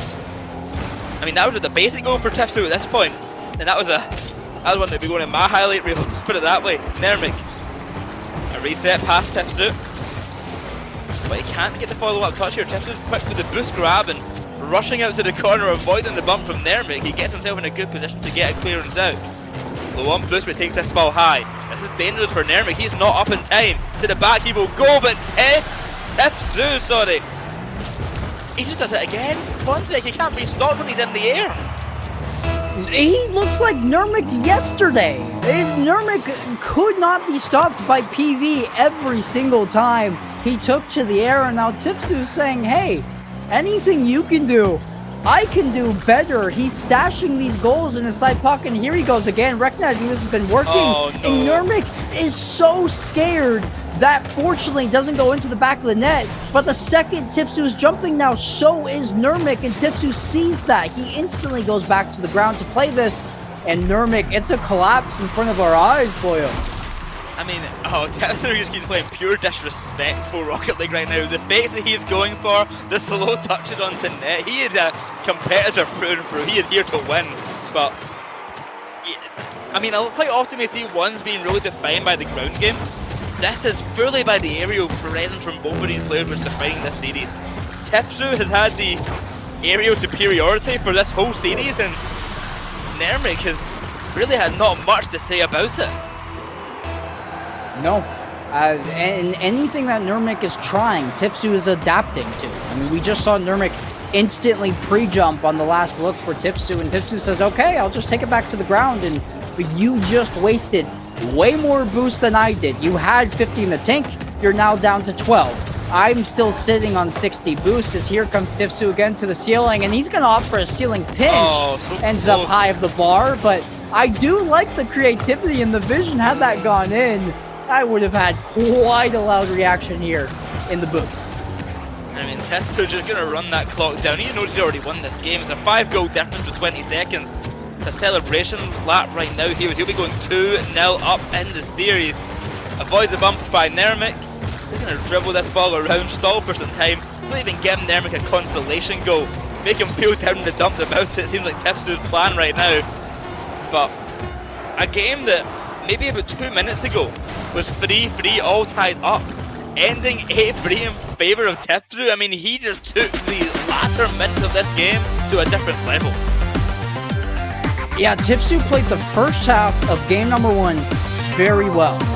Nurmik, it felt like, made a mid-game adaptation and change and rallied on the comeback. Tipsu, during our intermission between games 1 and 2, analyzed that game and said, okay, here's what will work. Not what should work, but what will work. And he executed time and time again, going to the air and playing Nurmik's own card against him from yesterday.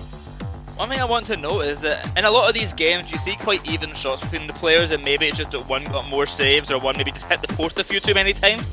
Even if Nurmik scored every single shot that he took on target, he still would have lost that game 8-6. Like, Tipsu dominated that game. It was 11 shots to 6 in total. If Nurmik scored all of them, he still loses. Even if Tipsu didn't make a single save, it would still have been in 6-6. Like, every single thing statistically just goes against Nurmik there. And, I mean, I don't know how you come back from that game. This is going to be a hard game for him, because if he loses this game, it's match point against him in Quanzek. How do you bounce back from that? I don't know if you do. And here's my concern. This is deja vu from the series we just had of Risk over the top of Perry. Risk dominating in every single statistical carry or category. And yes, Perry came back and tried to win a couple games that ended up being one goal deficits that looked close. But at the end of the day, you just can't keep up with the amount of shots and efficiency coming out by the opposition, and that's what we're seeing from Tipsu. Game 1 was close, but Game 2 looked like a rout, and if Tipsu doesn't crumble in the tail end of game number 1, it looks identical to what we just saw. If this one goes in favor of Tipsu, we might have a second consecutive sweep here on stream. I'm going to actually call him maybe a question a little bit too early.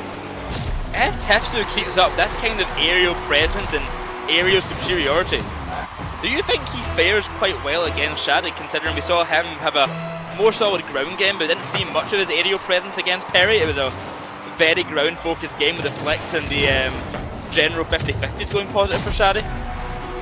There's definitely a chance.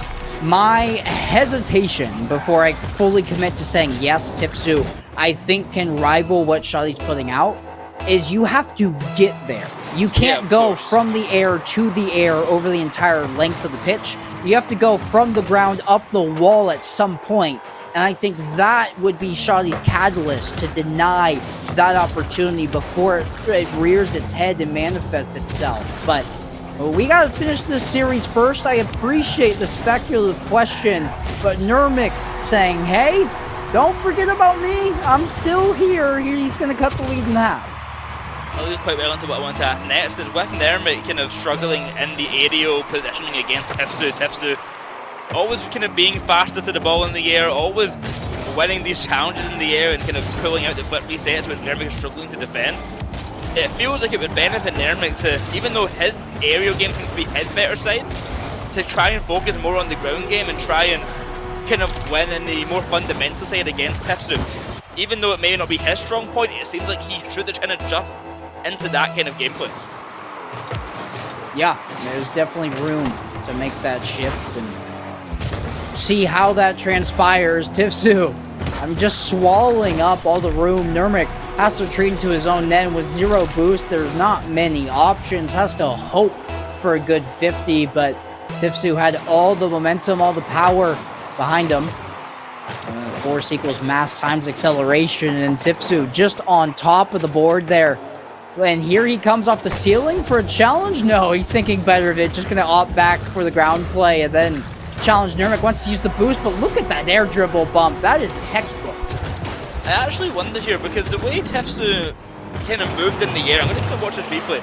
It looks like he was actually trying to get hit onto the backboard. I don't know if that was the exact plan, but he looked like he was trying to get bumped early so he could land and recover. But if that was the idea, I really like the creativity coming out from Tifsu there at the back line. The kickoff, on the other hand, no creativity, it's just a go for Nurmik straight up. He just wins that kickoff and scores. Yeah, no, that's definitely the case. And Nurmik saying he's still in this one. Bump as Tifsu jumps, sends him screaming into his own net. Luckily, he's able to get there to glove that save and then challenge a shot from the ceiling. Can he get back in time? Will use all of his boost, expend his final resources to collect. Nurmik still has some in the tank. Tifsu just trying to buy time, use a little bit of a wave dash to get some momentum going, and will get the clear, bailing himself out of his own defensive half. Nurmik bumps and battered there at the back, but with Tifsu heading back to his own half, he's against Nurmik on the ground, and Nurmik taking advantage of that ground play. A flick onto net, works out very well for him, and he ties up the game 4 apiece.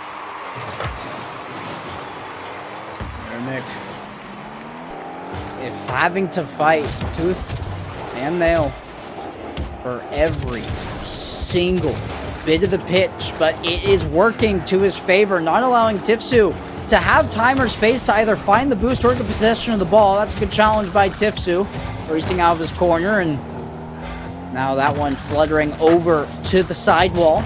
Skittering around the corner comes this ball, and Tifsu just has to backflip to slow its roll before it reaches his crease. And Tifsu, I mean, it's the offensive pressure that's working for him defensively this time, Boyo. He let in so many aerial attempts. Tifsu finally able to break through, but Nurmik has been slowing him down as he's trying to break out, and that's been the change that's been working in his favor. I mean, even still after these changes, Nurmik still faces a deficit. 1 goal down, that could very swiftly become 2 off the kickoff from Tifsu. It does exactly that, and although Nurmik has been playing a more controlled, I would say better game, he still gets punished so quickly for any slight mistake that he makes, and it puts Tifsu once again into a pretty strong lead here of 2-goal difference. Here comes Tifsu. Oh no. Off the wall, flip reset, and Nurmik is just nowhere to be seen. How has he found that save? He bailed from the backboard entirely, opted to go off the ground, and still was able to recover in time. Miraculous there to keep this one at 2, and then a little bit of bumps coming out as Tifsu now looking for a shot on dribble play. The fake, another one as he's going to spin around, but Nurmik enough boost to swing around not once but twice to secure that ball. Good challenge again by Tifsu. Nurmik thought he got away from all the danger, but Tifsu says otherwise. He waits at the midfield, ready to pounce, and out of nowhere takes possession back from Nurmik. 7-4 now in favour of Tifsu. A game away from match point, and it's looking very likely that he will be heading there. We've seen Nurmik come back in a situation in game number 1. He couldn't close it out, but a couple goals now. That demo is definitely going to open up the door. The spawn will not matter, as that one will be in the back of the net before Tipsu can retake to the pitch. And there's plenty of time on the clock, Boyo. Yes, Tipsu has looked good, but Nurmik rallying late. He's done it before, and he's scored early enough for them to be that, for him to have that extra 30 seconds. But oh no, you've blown it before it's even started. Oh my, 8-5. I mean, just off the kickoff again, Nurmik cannot catch a break. Every time he gets close to any form of a comeback, Tipsu just pulls out something to make that a little bit harder. Here's a kickoff attempt for Nurmik here. It should be a goal, and that it will be. A minute to go now. Only 2 goals separate these two players. Nurmik's certainly not going to be counted out just yet, but how does Tipsu respond? It's been a common trend that he responds quite fast, and it seems like no exception this time around, already going on the offense. Nurmik, lofted touch. Here he comes in the corner. Can he get something going? Early flick that Tipsu immediately has to jump for. Psycho attempt won't connect, but he's feeling himself. He's feeling confident if he can get there. Used a lot of boost to try to go for it, so he gets that save on 0. Can Nurmik squeeze it in from this angle? Tipsu, good challenge, just being in the face of Nurmik, constantly waving his hands, making sure he doesn't have vision, soaking up as much of the angles as possible. And he's ticked down this clock down to 20 seconds. Every second without a goal is a second harder for Nurmik to win. He finally finds one back, and with 19 seconds on the clock, this is well and truly a winnable game for Nurmik, but he has got to act fast. This kickoff has to go his favour, and that's it. Well, possession can be found, and he gets the big boost as well. Tipsu got out of possession. Nurmik plays it absolutely perfectly. A goal back, a tied game, 11 seconds to go. And Nurmik, the brace of defeat, brings this game back to even. But off the kickoff, Tipsu causes disaster. It's just in! Tipsu didn't even have to touch it a second time. The replay is going to show the kickoff being in slow motion. Can Nurmik, he has to do it again. Delayed kickoff, Tipsu able to ricochet that one off his corner and then just retreat into his own half. Gonna guarantee the win. Maybe a little bit of fear from Tipsu going for that play instead, but that is disastrous if you're a Nurmik fan. Seeing the Game 3 loss in that fashion, you have to fear for the mental. Tipsu really just play, I know it sounds very simple, but he really plays to win. Just even that ending kind of sequence there of, he could have went for another goal just for fun, like a lot of players would, just to kind of rub salt into the wound, but no, he is playing, he wants this top 4. He wants to face off against Shadi so badly. Just that slight dribble play at the end there to keep the ball away from Nurmik. It's just a bit of game intelligence that really is just desperate for a win. Yeah, I mean, it's professionalism is the term that I'm going to choose to use. You can say disciplined, you can say he's removing the game aspect of it, but when there is not just some bans, but bragging rights on the line for Tipsu here, why flirt with maybe getting another goal just to concede one on the opposite end when you have a guaranteed goal sitting in your back pocket, ready to go? Nurmik, he has glimpses. We've seen it, and the rallying comeback in that game 3 was spectacular. But not having a game win under his belt, this series becomes nigh impossible for the comeback to be mounted with 4 consecutive match points. Well, now we're on the road for a sweep here. 1 game away. And it could spell disaster for Nurmik and his run. Tipsu 3-0 up in the series.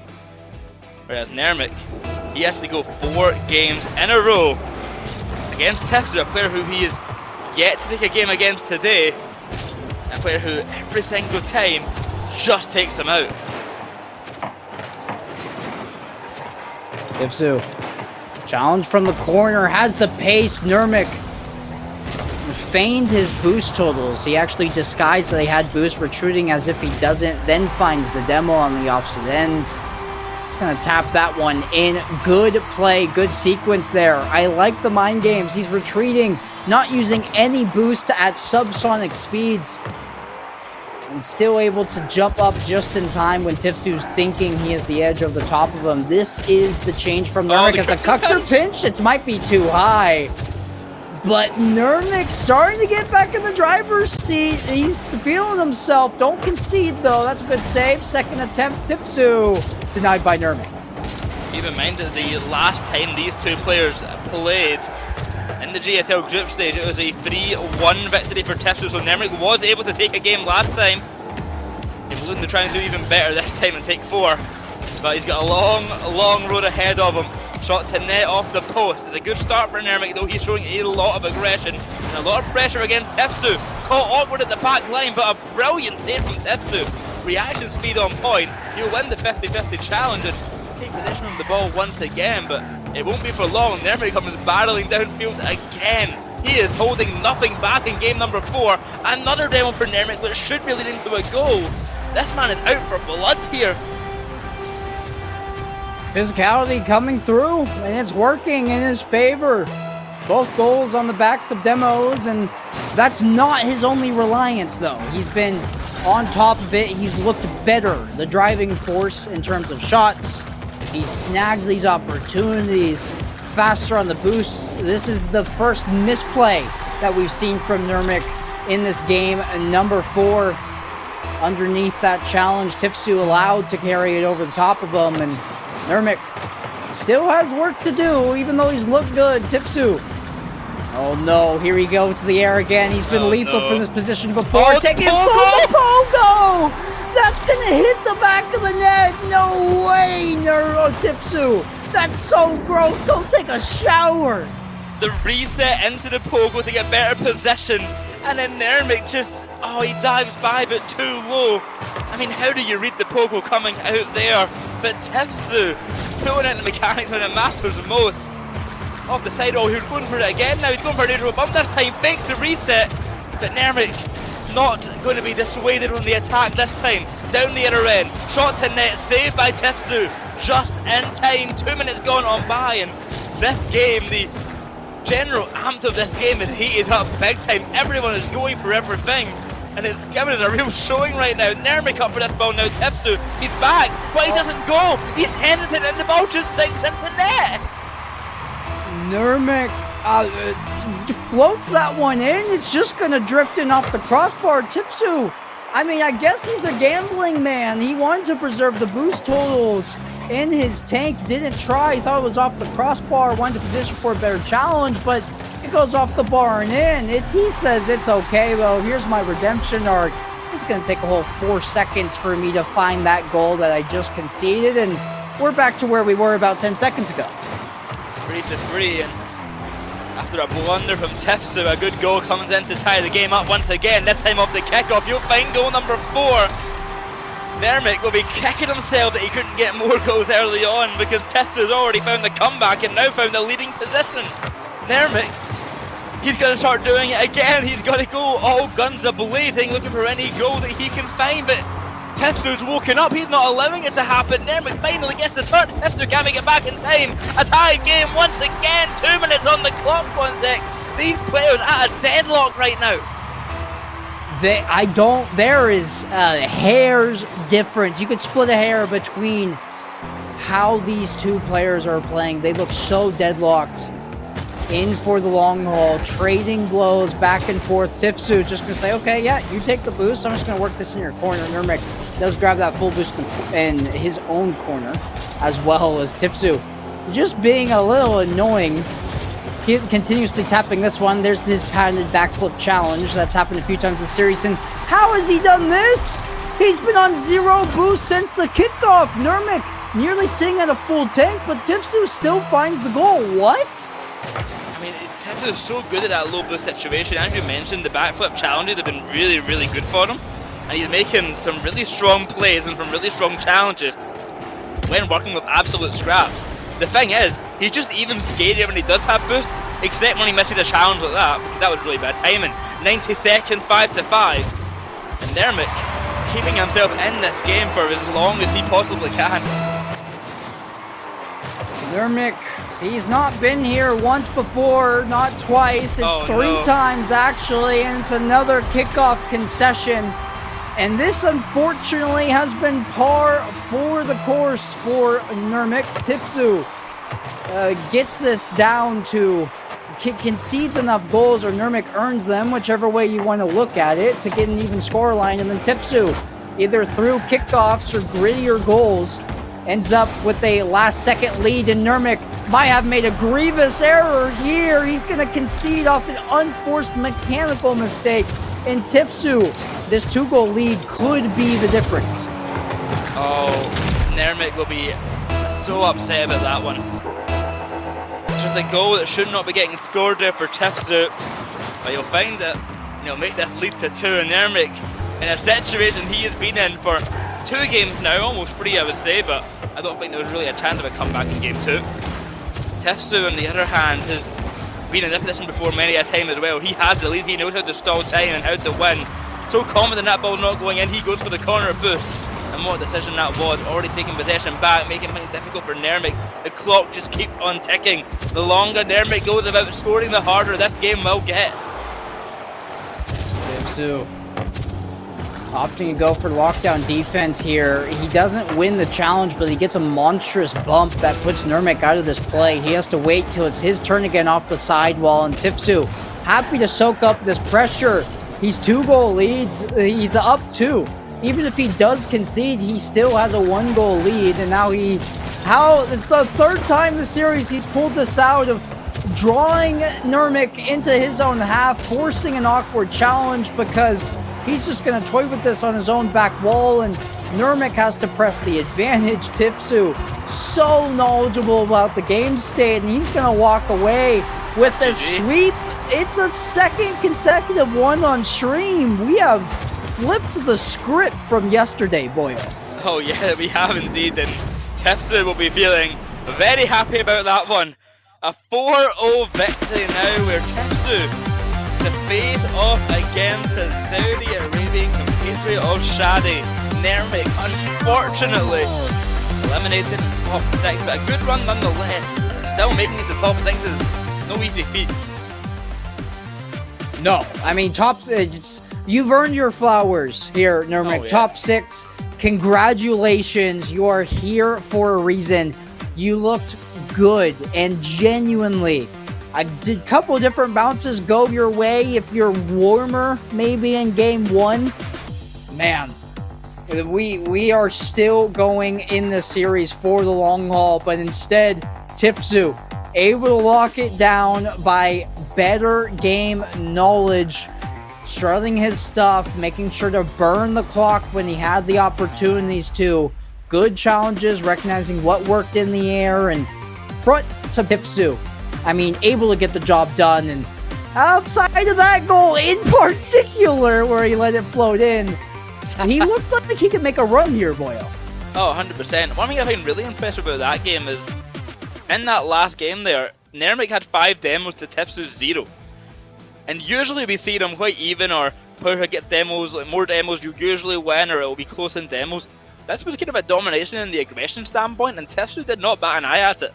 He played his own game, did not have to adapt at all, and he was so comfortable doing that, just relying on his pure ability rather than having to go for demos, go for bumps, and kind of change the game state that way. He knew that he was good enough to win, and that kind of confidence is really going to give him a chance against Shadi, because you're gonna have to believe that you can win if you're going to win. And the second you change your strategy, right, things get that much more difficult. If Tipsu decide to throw it all in the bin, saying this game was close, let me do a complete 180, he starts chasing demos, he pulls himself out of position, and then his own gameplay loses a lot of quality too. So, Tipsu versus Shadi, we have the semi-final matchups laid out. It's 2 Saudi Arabians versus 2 APAC players, which means the finale only has to end in one specific way, Boyo. We are in for a treat. MENA versus APAC in our guaranteed final. But coming up after the break, we've got what I would call the APAC final. We've got Sphinx, we've got Risk, fighting to see who the best APAC 1v1 player is. We'll see you after the break, don't go anywhere.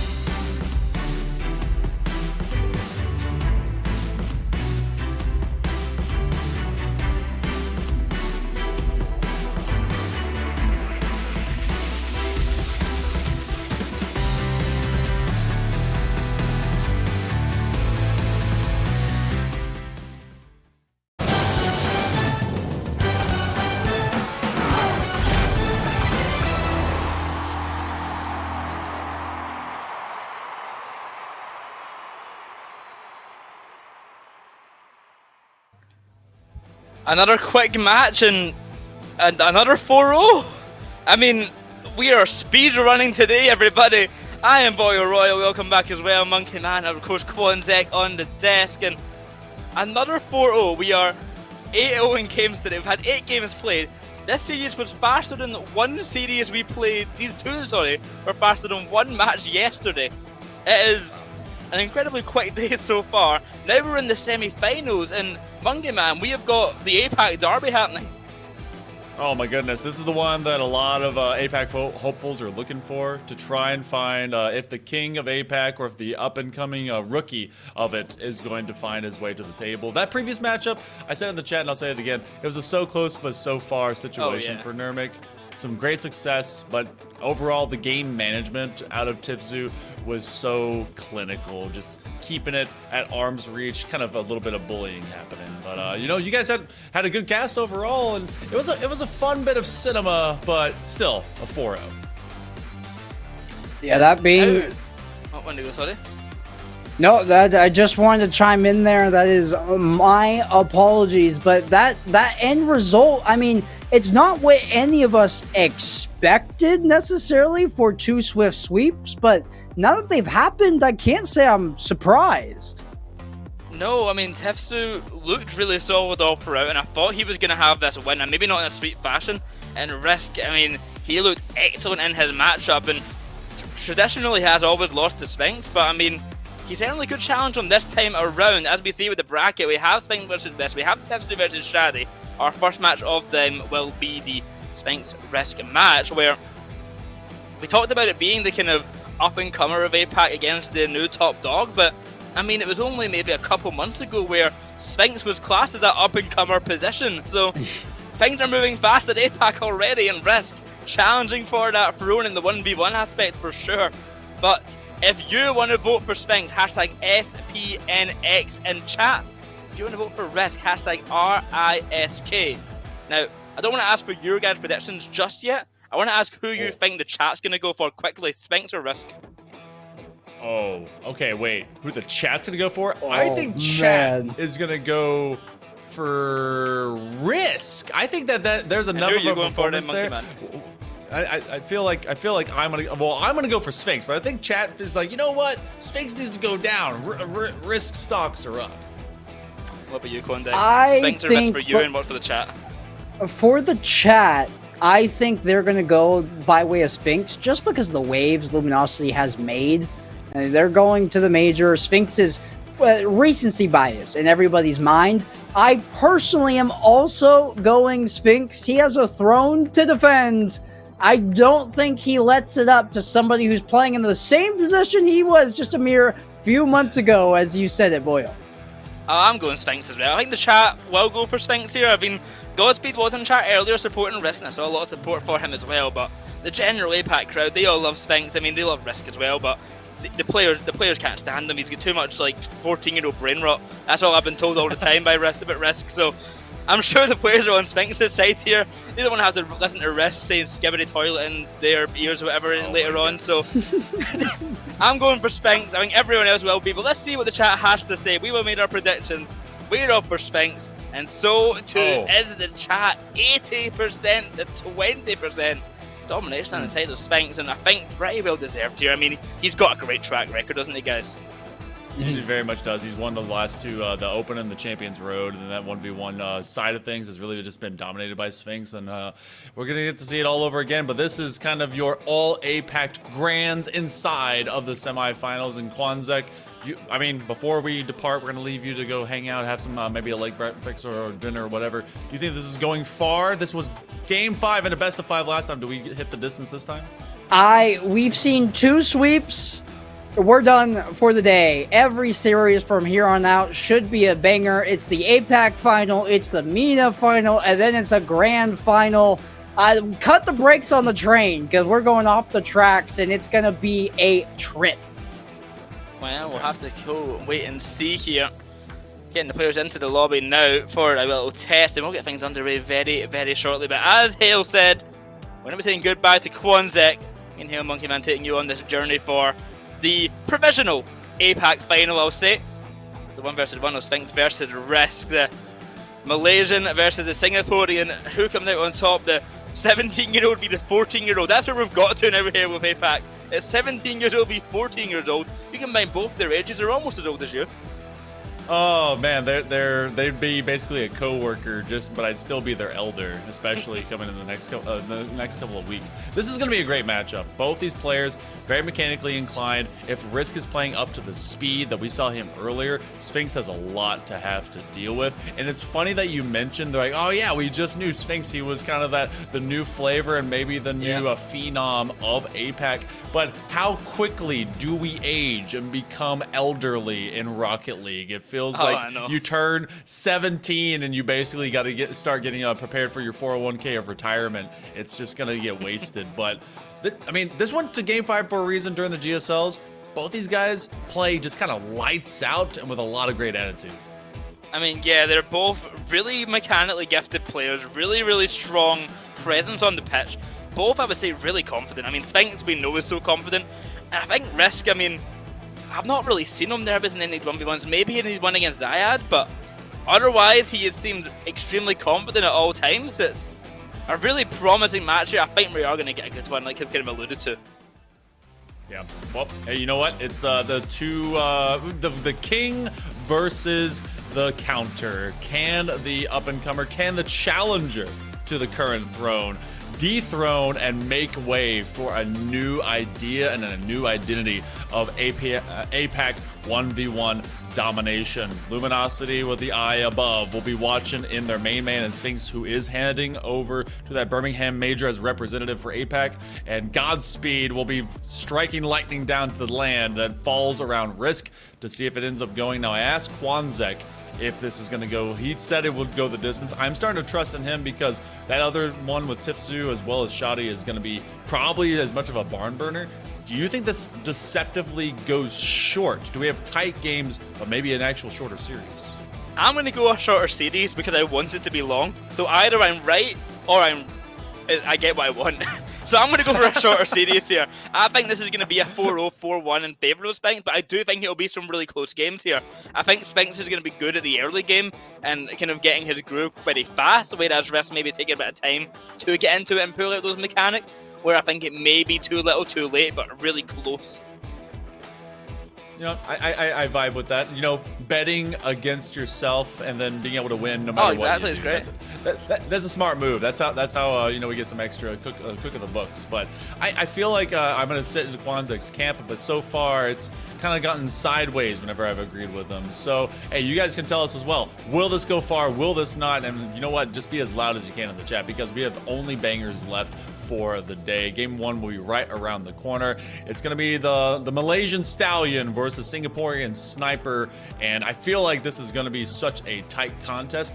I will disagree with you to a point. Sphinx will probably want to start fast, but I think Risk is going to try and bring that energy that he did in that matchup against Perry immediately, but he's going to be meeting how that puzzle needs to be redefined when it comes to dealing with Sphinx, who very measured. He had a tough contest yesterday in Tifzu, and yet that still only went 5. So we'll see how some of that energy basically begins to burn off. It's a long journey for Risk to actually get to a challenge of the throne, and Sphinx, this is his first one of the day, so maybe he's coming in cold. I mean, I think that's a fair point to make. As you mentioned, Risk is coming in just playing a game almost an hour ago. He is going to be warmed up. I'm sure Sphinx has some practice just before here coming into this one, but not to the same degree that Risk will have had. Also, a funny kind of thing to compare to our previous series, the average ping of these players is a great 10. 12 ping for Sphinx and 8 for Risk. So, very different in terms of the ping department for this game, I will say. Almost like inside the server rooms here for both of them, but yeah, no, coming into this one, I do think that Risk has the advantage of being warmed up already, but I don't know how much that will really concern Sphinx, because I'm sure he'll put the effort in to prepare in advance. That's kind of where my thoughts lie. I feel like he will be prepared because he's a professional at the end of the day. He does it in 3v3 all the time, where he knows when to prepare, he knows what to do to win, and I think that will carry over to the 1v1s. It's about having, it's kind of like getting prepped for a boxing match, having your coach punch you in the gut a couple times just to make sure you're ready for contact. Getting up to that game speed, being ready for how you have to roll with some of these jabs and haymakers and ultimately duck into the clinch. I'm making this sound like maybe a 9-round ring fight, but that's exactly how it's going to feel as both of these players went at it in our GSL stage. It was Sphinx that barely came out on top in a very crazy game 5. There was actually a ton of scoring into that series overall, but the semifinals are alive and well. It's APAC 1v1. Let's see who's going to be the first one punching their ticket to go to Grands. Well, right on cue, Sphinx gets the first goal of the game, and I mean, what more can we expect from him? Risk goes for the aggression play with the bump, doesn't really budge Sphinx at all. He just takes it like a champ, sits there still, and he gets an early goal, only 7 seconds in. I mean, we said he would come out explosive. I mean, I wouldn't say exactly that just yet, but he certainly came out strong getting the first goal of the game. It's Sphinx knowing that he's going to be basically soured in the boost department, and that entire lane outside of where he's aiming for possession, nothing. He just now got a small pad. Risk is going to turn this one in, and both these players, they know how to play so much of this macro game. Swallow them up, spit them out. You're tied to the ball game here very early.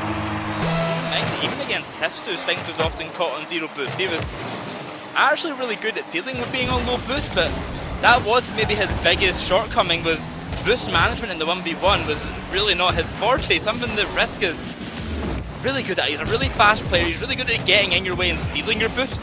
Sometimes to his own detriment, maybe getting caught out of position because of it, but generally, very antithesis to each other, these two players in terms of the boost management side. I think one of the key differences that also kind of screamed at us a lot yesterday, statistically, is that there was a lot more demos in Sphinx's game. And Risk, I think, throughout his entire series earlier today, he acquired maybe one or, no, I think in total it was about 2 or 3, but it was only about 1 per game. Not a reliance on the physical game. Sphinx will go up and body you if he has to. Nice wave dash to catch up. Risk will collect. We end up slowing down. A lot of neutral ball to start things off. Flip reset for Risk, but that just was a step too far to catch up.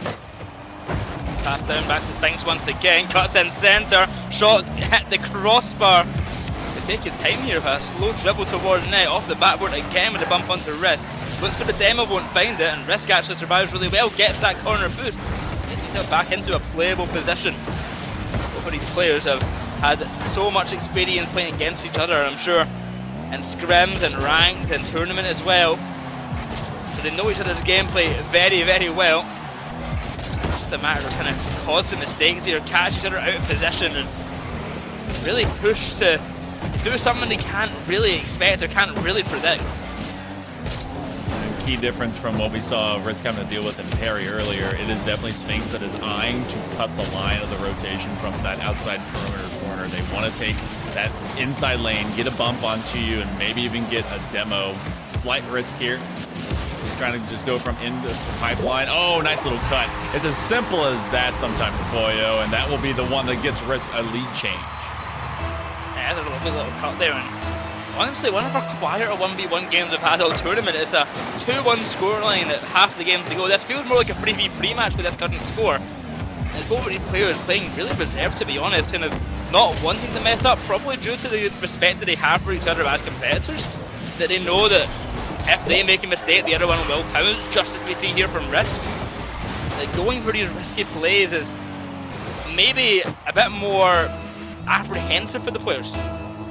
Yeah, I would say that's I'd agree, because Sphinx has not turned around to challenge immediately like he's done in previous games in these 1v1s. Instead, he's actually leaving Risk to kind of jettison and bolt himself up on top of his forehead. When these two play, and when especially they did earlier in the GSLs, it was massive point swing differentials. This one is a much tighter contest, and look how he's just waiting for Risk to find himself in a narrow motion of getting out of position. Yeah, 1 goal differential now, 2 minutes to go. A 3-2 scoreline. Risk still has the lead here in game number 1.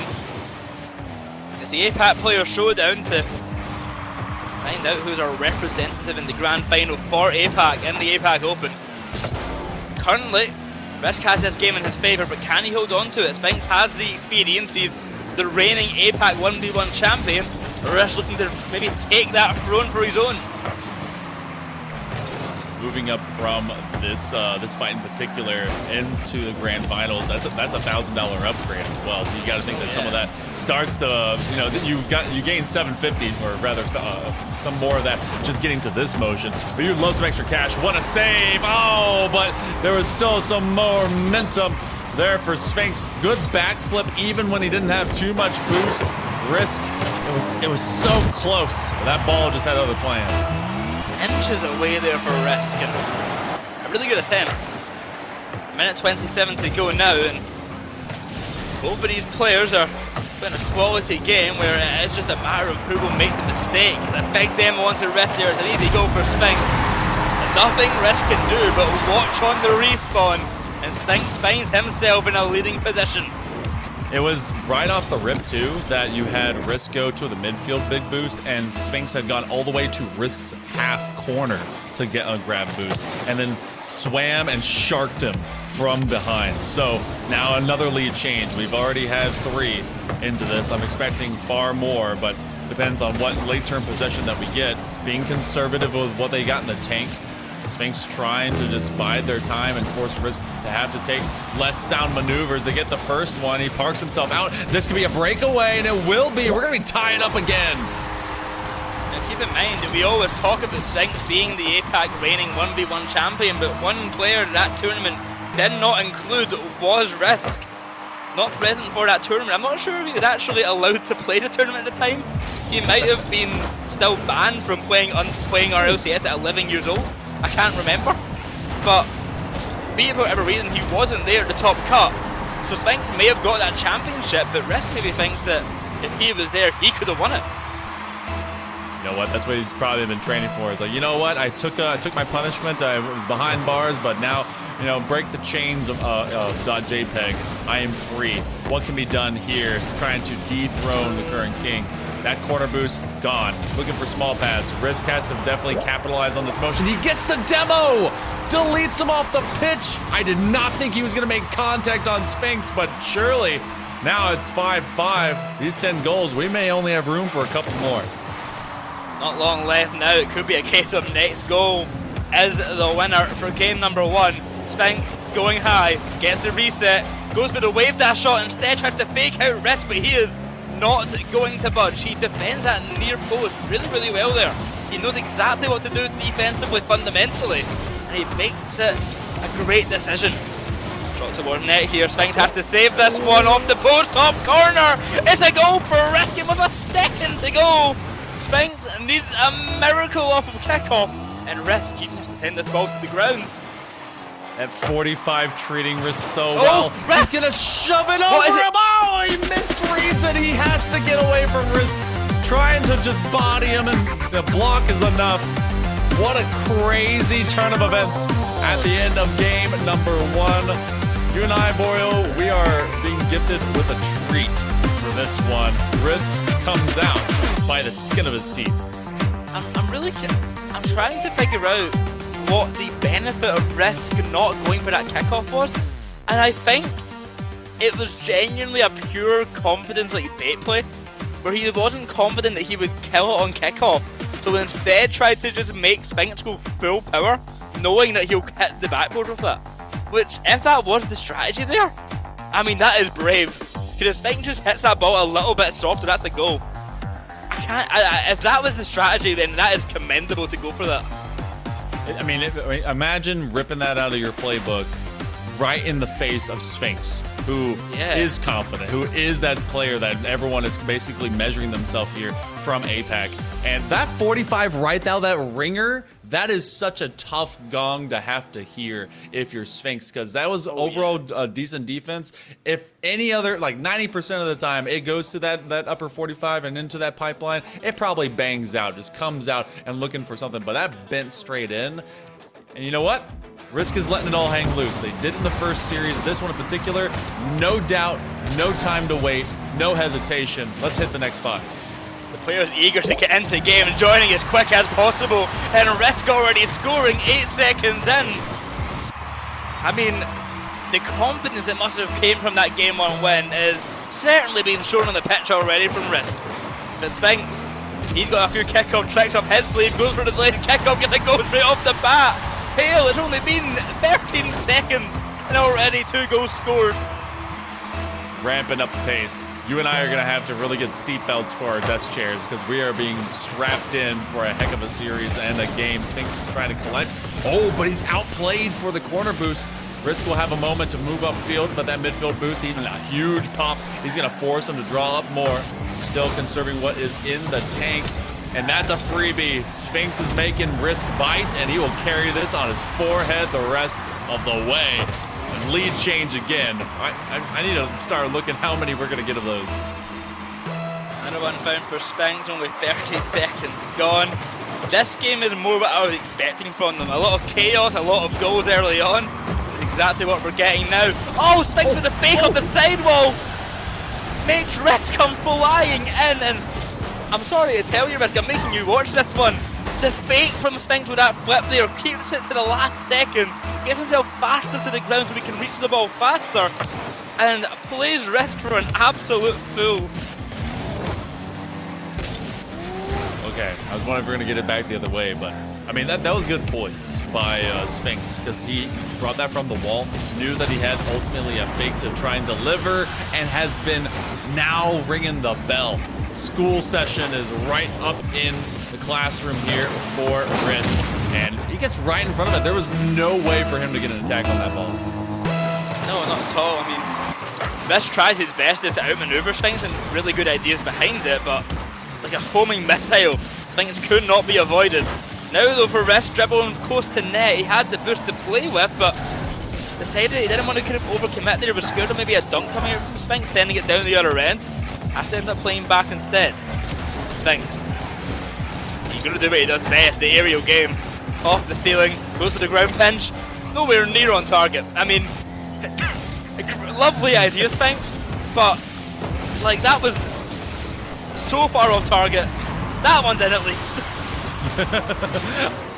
Look, that was a two-part play into that. Ultimately, he was like, all right, I'm going to the playbook. I'm going to say that was all calculated. Look, he either gets that floor pinch and it's on target and it's indefensible, or he drops into the corner zone, gives him a chance to go and get a midfield boost, right? It looked like he planned that, I'd say.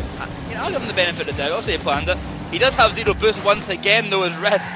Every time he sees Sphinx going for a single boost pad, just swipes it away. Finally, he'll find the corner, but there's no way he won't. He'll actually miss it, but will not get scored on for it. Still stuck with zero at the back line. Sphinx is desperate for a crumb, living off small pads, and it's still not enough to get anything more of it. The ball's stuck in his half. But, I mean, a credit to his defensive work. Sphinx still keeping this ball out. Even with nothing in the tank, Risk cannot make it past Sphinx. Instead, the ball sent down the other way. Sphinx had a moment to breathe. He finally gets some boost. And a challenge onto Risk could cause disaster, but never mind. Keeps Sphinx on zero boost apparently, because now Risk finally scores. Finally. I mean, you see, so in that previous play, Risk actually had tilted his car forward and then went for the quick stall to have that jump power going for it into the ball, and so that when he does become ultimately a backboard from the challenge on Sphinx, there's a lot more just punch towards it. So job well done for Risk, finally getting something. The demo game, there was 3 demos in the previous game by Sphinx. It is definitely in his arsenal of just not even tricks. He's just going to body you and send you packing. This will be a free net though, so as much as he full commits, Risk can also be expeditious in the opposite pathway. Good 50-50 win there for Risk, but just under half the game to go. Sphinx versus Risk is proving to be a great series so far. Off to the back wall it will go. Risk has to wait. He's got the boost to play with. He should be able to make the save here. Squishy save out of net. He'll pinch that one away. The Sphinx is up again. With the reset, chasing that ball down. I mean, where is Risk? Out to the side here. Sphinx is just going to walk that ball in. I mean, Risk is too far out. He went for the boost and not by choice really, just by bump. Got sent flying to the other side, and after they kind of watch that ball go into his net slowly. Yeah, it was an idea to kind of bring that mid box, and then he got slung outwards to the perimeter, and Sphinx knew that he didn't even need to really run. He just kind of jogged. Oh, he's getting him to bite. Gonna get a quick half flip, and he's gonna walk the dog right back into the kennel. So Risk a couple back here, Boyo, but Sphinx showing that first game, that was some thievery, and I think that we may be here. GG go next, or yeah. I mean, we have had Tex here before. No, you're right. Risk is called an FF. All right, so he wants the FF buff. So game number 2, out of here. We're all tied up, and you were saying these were fast. We're getting even faster with this. Yeah, I mean, we've had 0 FFs up until now. We have talked before about the FF buff, so all that coming to favour of Risk. A kind of fun fact about this game as well is that although Sphinx won 7-3, I mean, Risk actually shot more shots on net. Risk outshot Sphinx 8 shots to 7 in that game. Sphinx getting 6 saves to his name. So the shooting's not lacking for Risk, it's more the quality of the shot and Sphinx's defense being phenomenal. It's been very readable by Sphinx overall. I think that's really been kind of to the quality, and also we're seeing some wash, rinse, repeat, some copy paste that's coming from Risk. He hasn't really kind of changed up the overall style, especially when you have some of that neutral ball, no man's land positioning. Sphinx will go to the backboard and to the near side post defense, and Risk, even when with handles directly onto the ball, it's like, all right, he's either gonna have to pop this and gonna get an air drag and to be able to get an air dribble bump, or he's just going to go for a late flick and fake. Sphinx is playing that very calm, going for that middle 50 percentile space on the challenges, and I mean, it's been a very thin percentage of wins for Risk. Ultimately, when they go midfield, Sphinx is finding a much more clinical presence that Risk has been unable to handle, and look how he prioritizes taking that corner boost away from him and going for that demo just like that. I mean, that is a brave play for Sphinx, because if he doesn't get that demo connection, or Risk gets the ball touched before Sphinx does get the demo, if anything goes the way of Risk, that's a go for Risk straight off the bat. A brave play, and it works out favourably for Sphinx. He might get a go out of it as well, but not enough power on that touch. Instead, Risk down the other end should be getting gifted a freebie. Sphinx tries to the save with Risk on Lido boost, but will not be enough. It's a 1-0 start for Risk, coming off of the forfeit. I mean, I don't want to call the forfeit buff yet, but it's a good start for it for sure. It's also an overt effort, I'd have to say, by Sphinx. This will be turned in for a second goal. Oh, yep. One way or another, it became a second goal. For that first one, it was because you had the extra effort by Sphinx to try and punch it backwards and get Risk to kind of, be unsteady, and instead, it gave him full possession. Yeah, it's a bit of a blunder there, but Sphinx now with control of the ball, fake the musty, and Risk falls for it completely. I mean, gets the reset. You think, I mean, you're almost certain to go for a musty there. There's no reason not to. Even then, it would be really hard to save. But Sphinx, he's calculated, but he's not winning these kickoffs, I'll tell you that much. 3-1 for Risk now, straight off the back of the kickoff. We saw kickoffs be an issue for some players yesterday, and I felt like actually Risk was on the latter end of that until he settled things against Xeon, but today has been a completely different factor. He has been on his toes for any of these attacks. And I thought for a moment Sphinx was going to be getting yet another bump. He has been sitting in Risk's windshield and on his exhaust. He's all over this young player. But finally, man, it felt like already forever. We just got outside the first minutes, but a fourth one, great recovery from Risk. That's like a Pogo 50 he went for there. He tilts his car down to get the whole body of his car in the way of the 50-50, gets the Pogo into perfect position, and then just barrels through Sphinx's car. Really creative use of the Pogo mechanic there to put himself basically guaranteed winning that 50-50, more like a 90-10 at that point with how much of his car is in the way.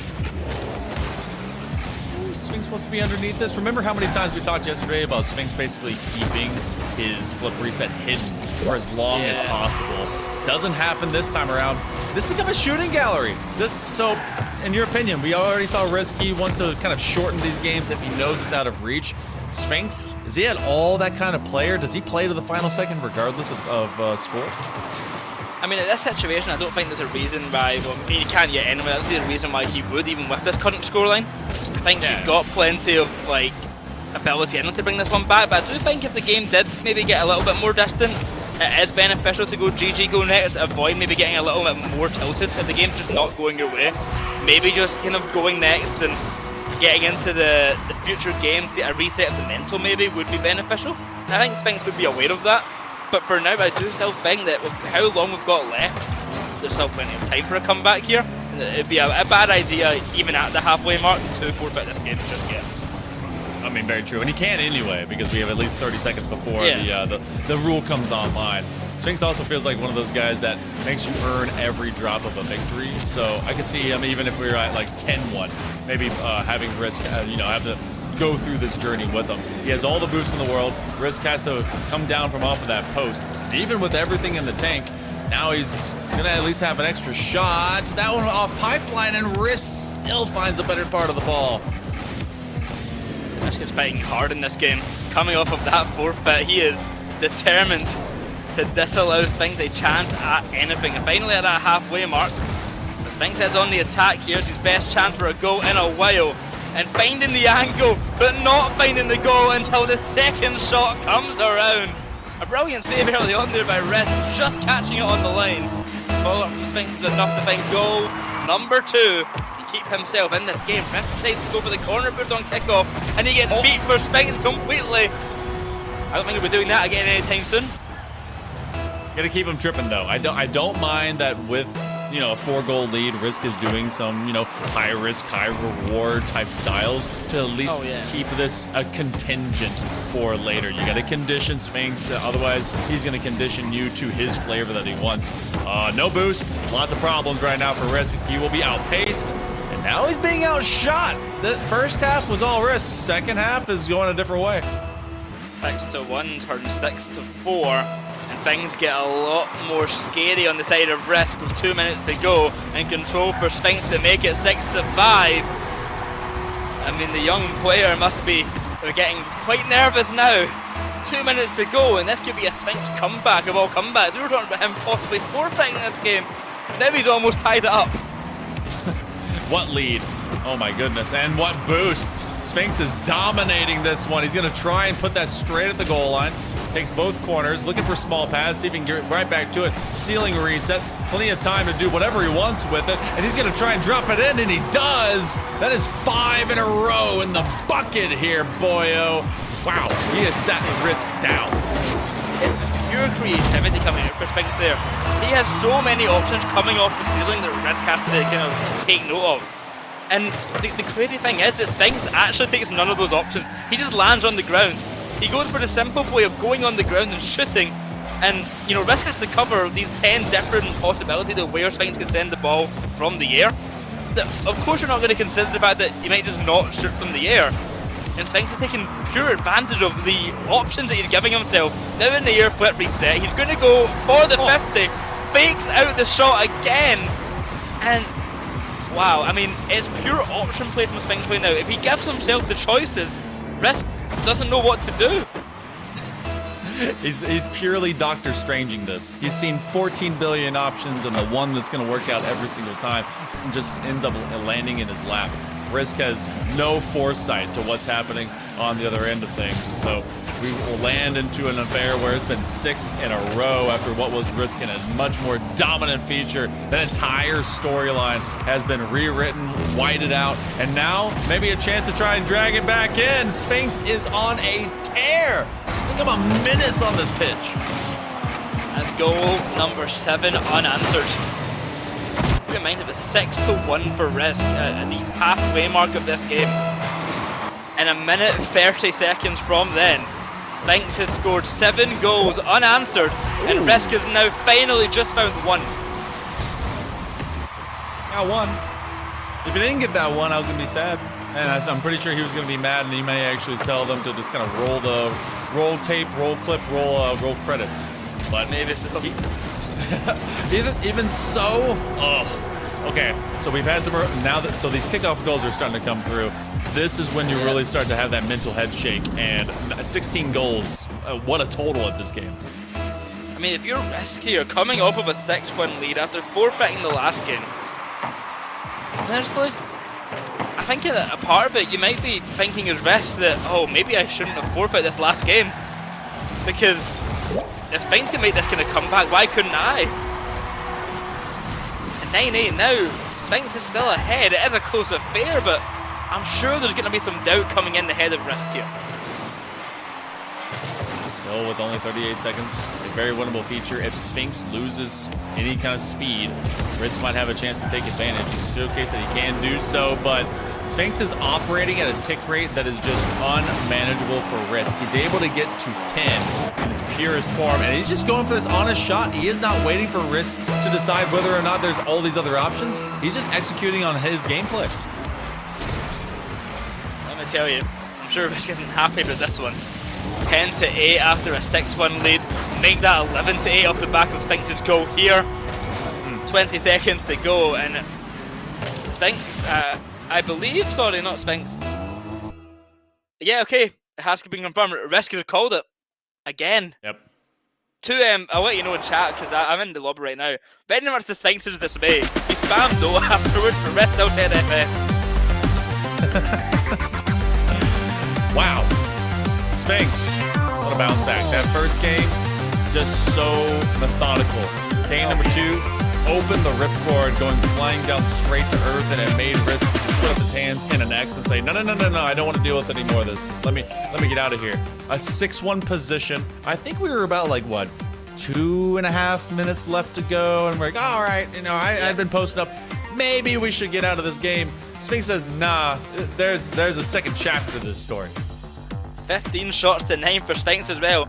As soon as that kind of halfway mark hit, Sphinx became a different player in this game. He completely woke up and dismantled Risk, to be harsh about it, to be honest. It's unfortunate for Risk they're coming off of the forfeit into another one. Now Sphinx 2-1 up in the series. Risk knows that he can win, so that's why it hurts even more, I'm sure. Oh, that FF buff apparently lasts only for a half when it's against Sphinx. So you don't get to really rack and stack that one up. So, all right, game number 4.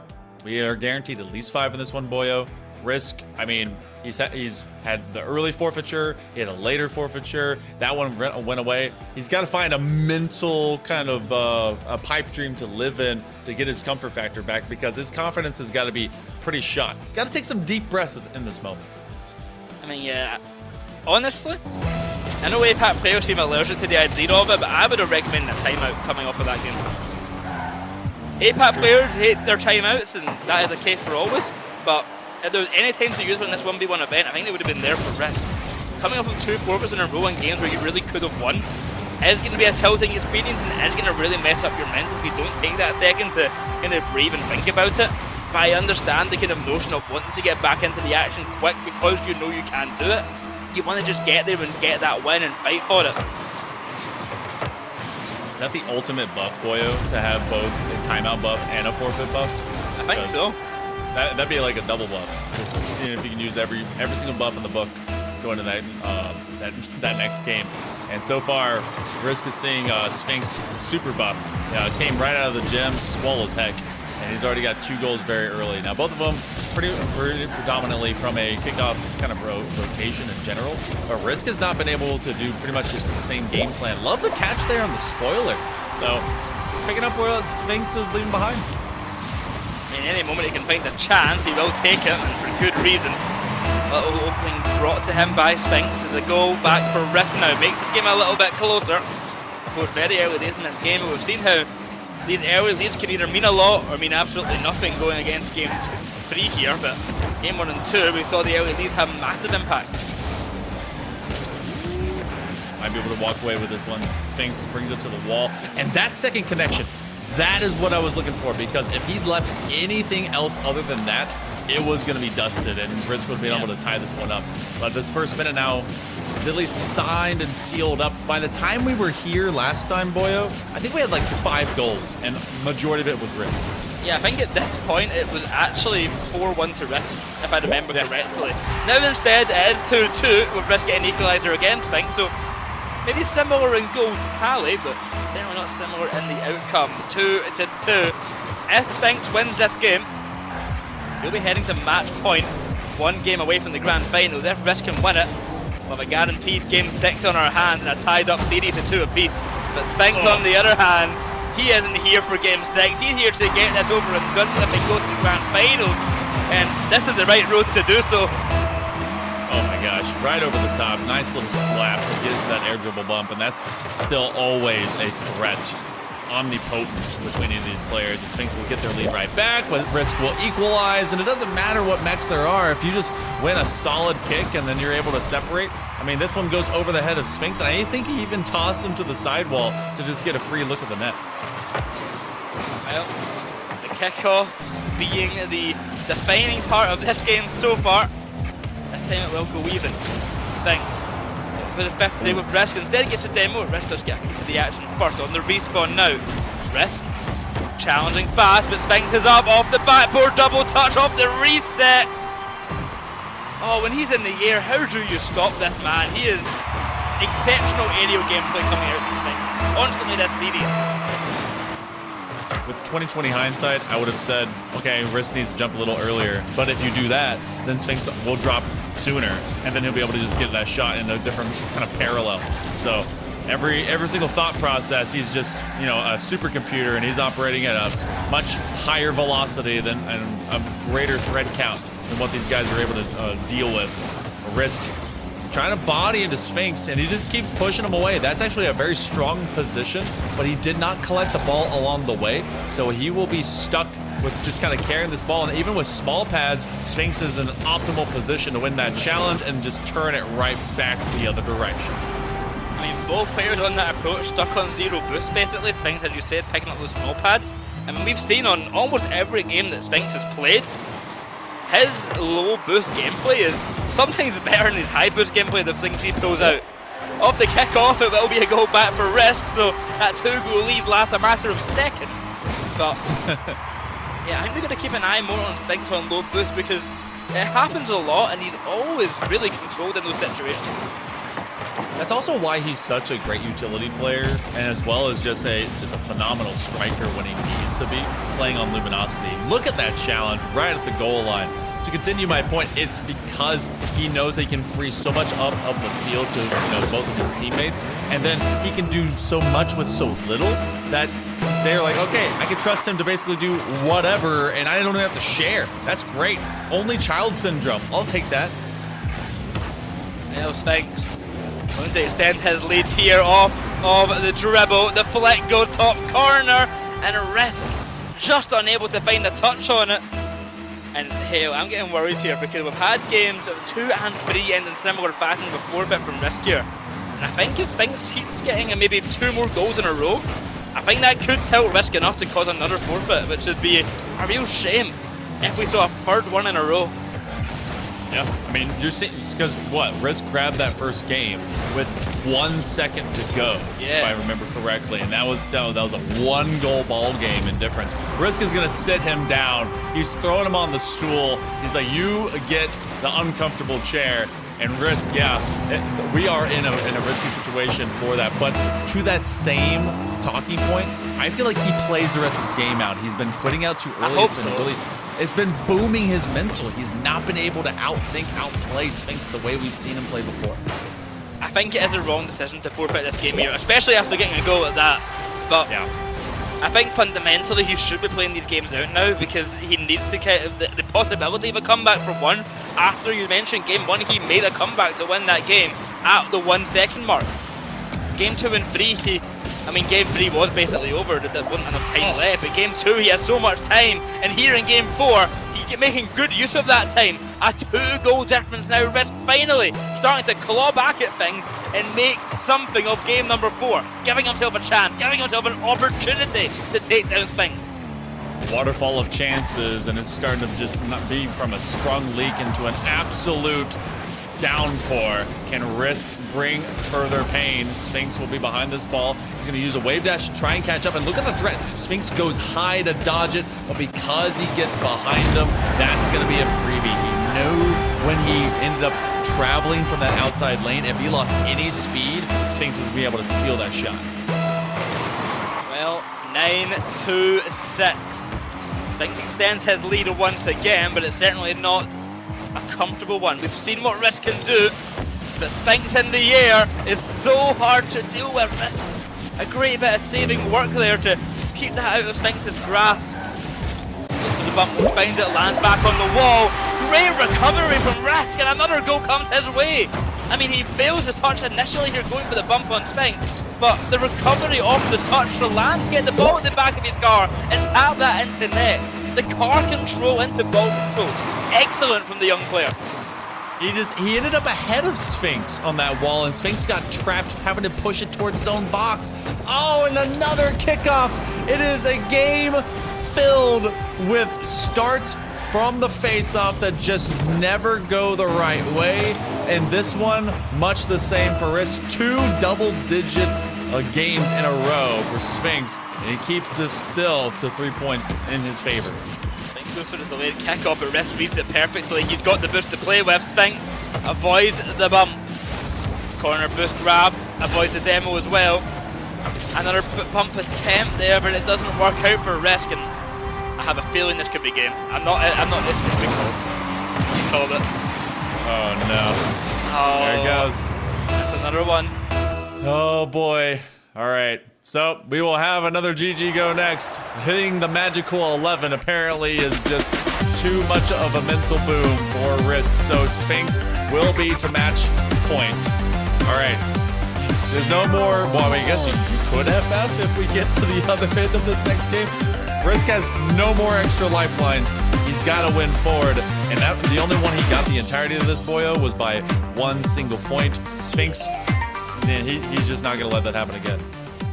Yeah, if you come to think about it, if that 0-second goal from Sphinx actually did go in, if that kickoff didn't go the way Risk was hoping for at the very end of game 1, this could have been a sweep. Yeah. Yeah. I mean, it's been a really close one, but every game kind of just ends the same now, where Sphinx gets a little bit too far ahead and Risk has to call it. And I think he could have went longer, especially in game 2. I think he could have pushed a little bit further, but I mean, the mental boom has certainly hit Risk here. I mean, Quanzek is 50% mental, and it's not looking good for Risk. You know what? I think you said an important point that we didn't get to see from the previous Champions Road, the previous 1v1 Open in the offseason, how Risk would be able to play, especially into Sphinx. And seeing them finally kind of face off, not just from GSL, but also into this Open, or rather into this tournament, feels like we're finally getting a measure of what is kind of the old and the new guard facing off one more time. And if it's got to be just a long term, then Risk has got to find something to build upon, brick by brick, both mechanics and muscle memory. So we'll go over to Salty Shallows. Risk finds that first skull. That's a good way to at least start into this next game. Well, it's a good start, but it's all about what he could do with it. Oh boy. I mean, game 1 may have went his favour by the end, but it's all about this end of early game here. Can he get a substantial lead, trying to hold him on to it? And so far, he's not been able to do that yet. On the one. And again, if you create any separation from Sphinx, it's an air dribble bump combo. That's what's going to happen, especially if you're on the defending side of this. Trying to fake out the Muskie, couldn't really catch up to it after obtaining the flip. Now he's just going to try and walk away. Ooh, will dodge being swept off his own wall. And it is such a it's such a bullying motion to get just constantly demoed, constantly bumped. This is the same game plan that he brings to Freeze, and there's really no off switch when it comes to the way that Sphinx wants to move up and down the pitch. You're just at his mercy if you don't really cut down space and win challenges. The game remains one apiece for maybe the longest time since game 1. A minute gone by, only 2 goals scored so far. Sphinx off the sideball and the flip reset, and he's back. Arsenal. Risk is able to read it in time. And we mentioned this before, Sphinx did a really good job at really saving his resets till the last moment. And that's a prime example of that. I think you had Risk probably doubting if he actually had a reset or not there, because he took so long to use it, and he used it at the perfect time to take out Risk. Yeah, that's been part of like the way that he wants to play into a lot of this, and now he's gonna sit him down again. If you're facing your net, if you're sitting to net, and you allow Sphinx to get the run down, you're gonna get run absolutely down. And it's exactly what Sphinx wants to do. He wants to have so many extra options, make it so tough to find, and then you forget the simplest one that he just basically acquired in your face. Well, pinch away here from Risk with no boost. He will go for the chase. 12 in the pocket. Sphinx pushed down the other end. Risk has to play this game a little bit dangerously here, but it won't go his way. 4-1 now for Sphinx. Only 90 seconds gone. Risk is trying something a bit more different, a bit more aggressive, a bit more kind of unsafe to maybe catch Sphinx off guard, but he doesn't seem to be reacting to it. Sphinx is just still playing his game completely. Not been a lack of execution. Risk is going to try and at least slip one on target, set him down. Okay, we'll get at least a single touch directly towards Sphinx in that motion. So tit for tat. Took a little bit longer, but in the time that he's gotten now his second, Sphinx has acquired 4 in a row. Got to keep cool, got to keep calm, got to keep composed, and got to keep from losing out some of these 50s. Oh my gosh, he's going to upend him. He's going to take his corner boost, and he's at 0. That is tough scenes. The unpredictable dribble there. Risk stands his ground, knows what to do in that situation. But, I mean, Sphinx is getting aggressive with his play here, stealing all the boosts as you mentioned, going for all the bumps he can find, just to even kind of knock Risk out of position for a moment, make his car lose that little bit of control on the ground and make things a little bit more uncomfortable. A big Temo there just to shut down the attack and stall for time. I mean, Sphinx is pulling out all the tricks in the book just to make this game as difficult as possible for Risk to make any form of a comeback. Sticking around from his own. I mean, when you're in your opponent's corner, facing your own net, and they are unable to get a better position and possession. I mean, it's just, you're basically on an island and with no hope, just throwing this to the backboard. Risk has no idea how high or how far it's got to go, but he knows that it's pounding right back out. Sphinx is playing a game of wall ball, and he doesn't need anyone to relay for him. Well, a 50-50. Won by Sphinx, but Risk gonna nab that boost. Sorry, I'm laughing. I just saw Risk ask in chat if Sphinx can share his demo tutorial on YouTube. I think Risk is a bit tilted by the demos. I'm gonna maybe harbour a guess here that the demos are driving Risk insane, because Sphinx has been so good at them. Even in 3v3 Rocket League, you see him being a real nuisance up front with his demo ability to really create space for his teammates, and we're seeing it translate into the 1v1s. Such a, I mean, the fact that you're just able to play every single walk of 1v1 and into 3v3 without any kind of separation, and it just works so well. We've seen that at kind of every kind of a major level as then turns into teams, but sometimes it doesn't translate the same thing. But because it's such a selfless and yet creative mindset that is brought to it, Sphinx looks like he's always enjoying the game, never having to sweat too hard. This will be over the top of one, and with 82 seconds, this is now Risk. He has this much time before his entire tournament has turned sideways. This APAC Grand Final before the Grand Final, he doesn't want to let this one go as fast as it's been. To find our APAC champion, the best APAC 1v1 player, Sphinx versus Risk in the semi-finals of the APAC 1v1 Open. And with Sphinx extending his lead, the journey gets harder for Risk. He never got to face Sphinx in the Open in the off-season, but here now, finally getting to face him in a top 4 placing match to try and make his way to the finals, try and win the whole tournament. He's met a roadblock, and that is Sphinx. That is the ability of this prodigy player in APAC, the player who has defined the region for recent time, going to the major.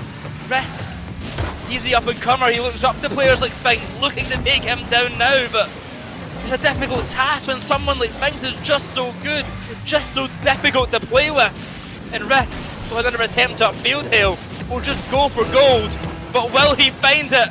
No! Stopped at the door. The doorman, the security is in the form of Sphinx. He's going to pop this one high, dare him to burn through some boost, and he's going to use that and more running to the corner.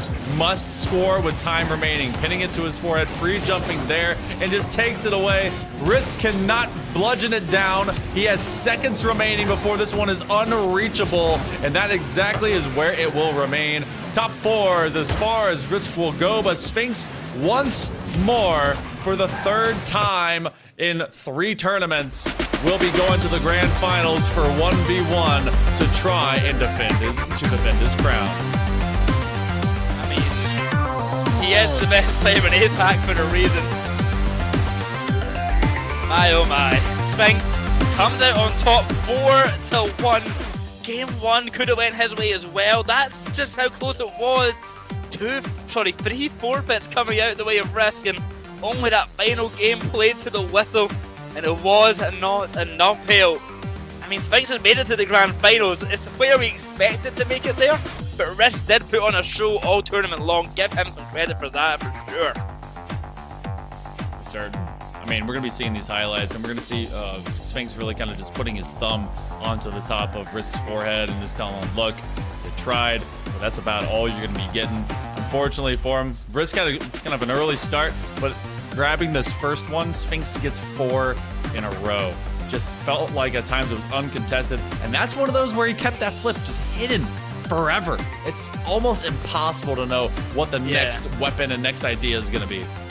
I mean, it's so difficult to read him, and Riss did a good job, especially in the early parts of the series, being that kind of player who could read what Sphinx was going to do, who could counter him, and I think we saw that in the gameplay of Game 1, being a lot more slow, being a lot more calculated, but when Sphinx got into his element and started pulling out really difficult things for Riss to deal with fundamentally, that's when it started slipping away as a series, and Sphinx became a lot more dominant, a lot more in control. Now in that grand final spot, he's either going to have a rematch, oh actually no matter what, he's going to have a rematch of one of the Saudi Arabian players, and I mean, we all, of course, most likely think that it will be Shadi. But against Tifsu, Sphinx looks great. Against Shadi, you only been able to take a game. Do you think he's looking better than he maybe did in that group stage? And do you think he could push any of these players to their limits and win a grand final?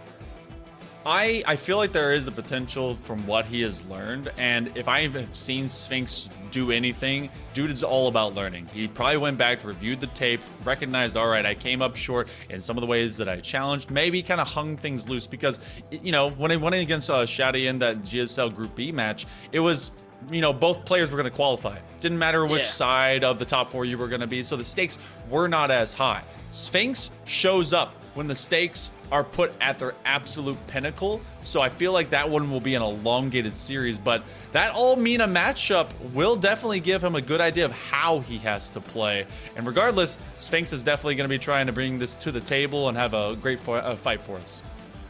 I mean, a great fight for us coming in the final, and with Riss going out of the top 4, we had 2 APAC players make it to top 8. We had one go out in 4th place, or 3rd and 4th place, and one in the grand final, so at the end of it, I'm really proud of how APAC performed at the top 8 stands. I mean, Riss had a great run, taking down Perry, taking down Zayed at the lower bracket, and then having a good series against Sphinx, a player who has beaten before. I mean, to give Riss even more credit, in this tournament, he has only lost to Shadi and Sphinx. Shadi once in Swiss, and Sphinx twice in the main bracket, in GSL and in the playoff bracket. So he really has shown to be possibly the 3rd best player in this tournament with who he has lost to. It's really been a good showing from him, and I think he should keep his head held high going into future tournaments, be that 3v3 or other 1v1 events happening in APAC later on, because, I mean, I think he's such a promising young player. He definitely is, and I feel like we have gotten kind of a measure of that yesterday. They had very close duels. I think, if I don't forget, we had 2 overtimes.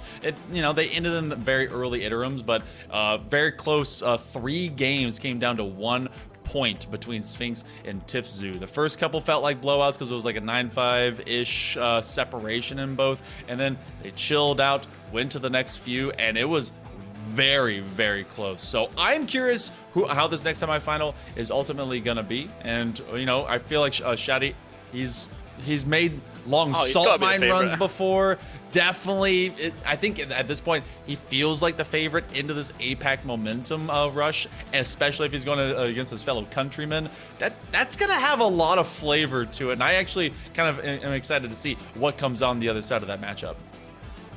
Oh, okay. We have had a bit of I guess a breaking news situation, as unfortunately Tifzu has had a medical emergency, so he has been disqualified from the tournament. We are now going to be moving on to the grand finals, and it will be Shadi against Sphinx. So that will be coming up very, very soon. Really unfortunate to see for Tifzu. I mean, that stinks.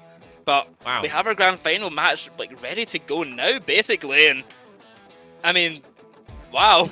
Well, that was fast. Okay. So semi-finals done, grand finals ready to go. I believe we'll be heading to a bit of a break now as we get things ready for the grand finals. Probably a bit longer of a break to give the Sphinx a rest before his grand final. But we'll see you after the break, and stick around, don't go anywhere. APAC drama is happening at all times apparently. See you then. Yeah. You guys get out of here. We'll see you very shortly. Grand finals for the RLCS APAC 1v1s here in just a moment.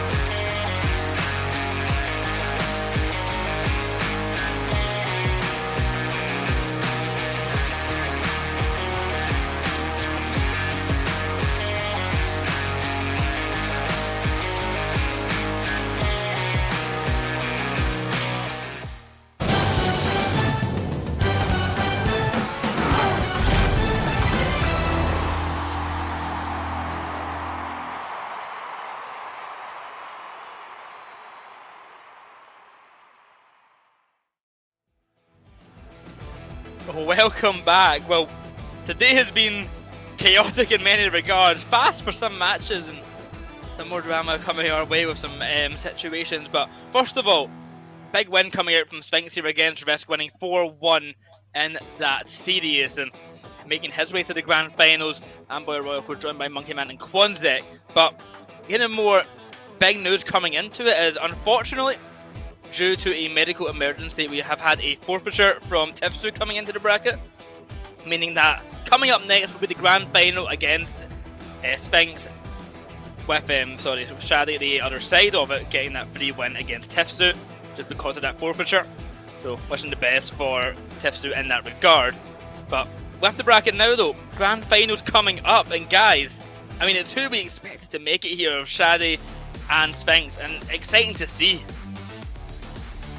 Yeah, it's not the exact way that perhaps we had designed it throughout the day, especially with the most recent developments, but it is kind of the collision course that was ultimately looked at for being the biggest kind of power draw going to the grand finals. Sphinx obviously making their third grand finals 1v1 showcase, and also their fourth grand finals appearance in the overall split here for RLCS 2025. So he's the grand finals when it comes to APAC, be it 3v3 or 1v1.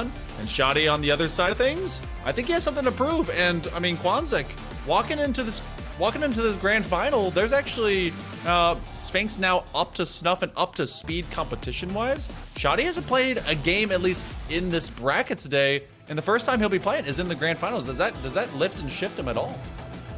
It did, in my mind. A little bit of a spoiler alert here, and we will get there. But I think it does. It has to have an impact. I mean, Momentum is such a Rocket League is such a momentum-based game. Technically, Momentum is a momentum-based game, if you think about it. But, like, if Sphinx has been on the pitch and just played a very great series against Sphinx, and Shadi's coming in his first series in the grand finals, it's concerning. Well, if you think that will have an impact, you can vote for Sphinx with hashtag SPNX in chat.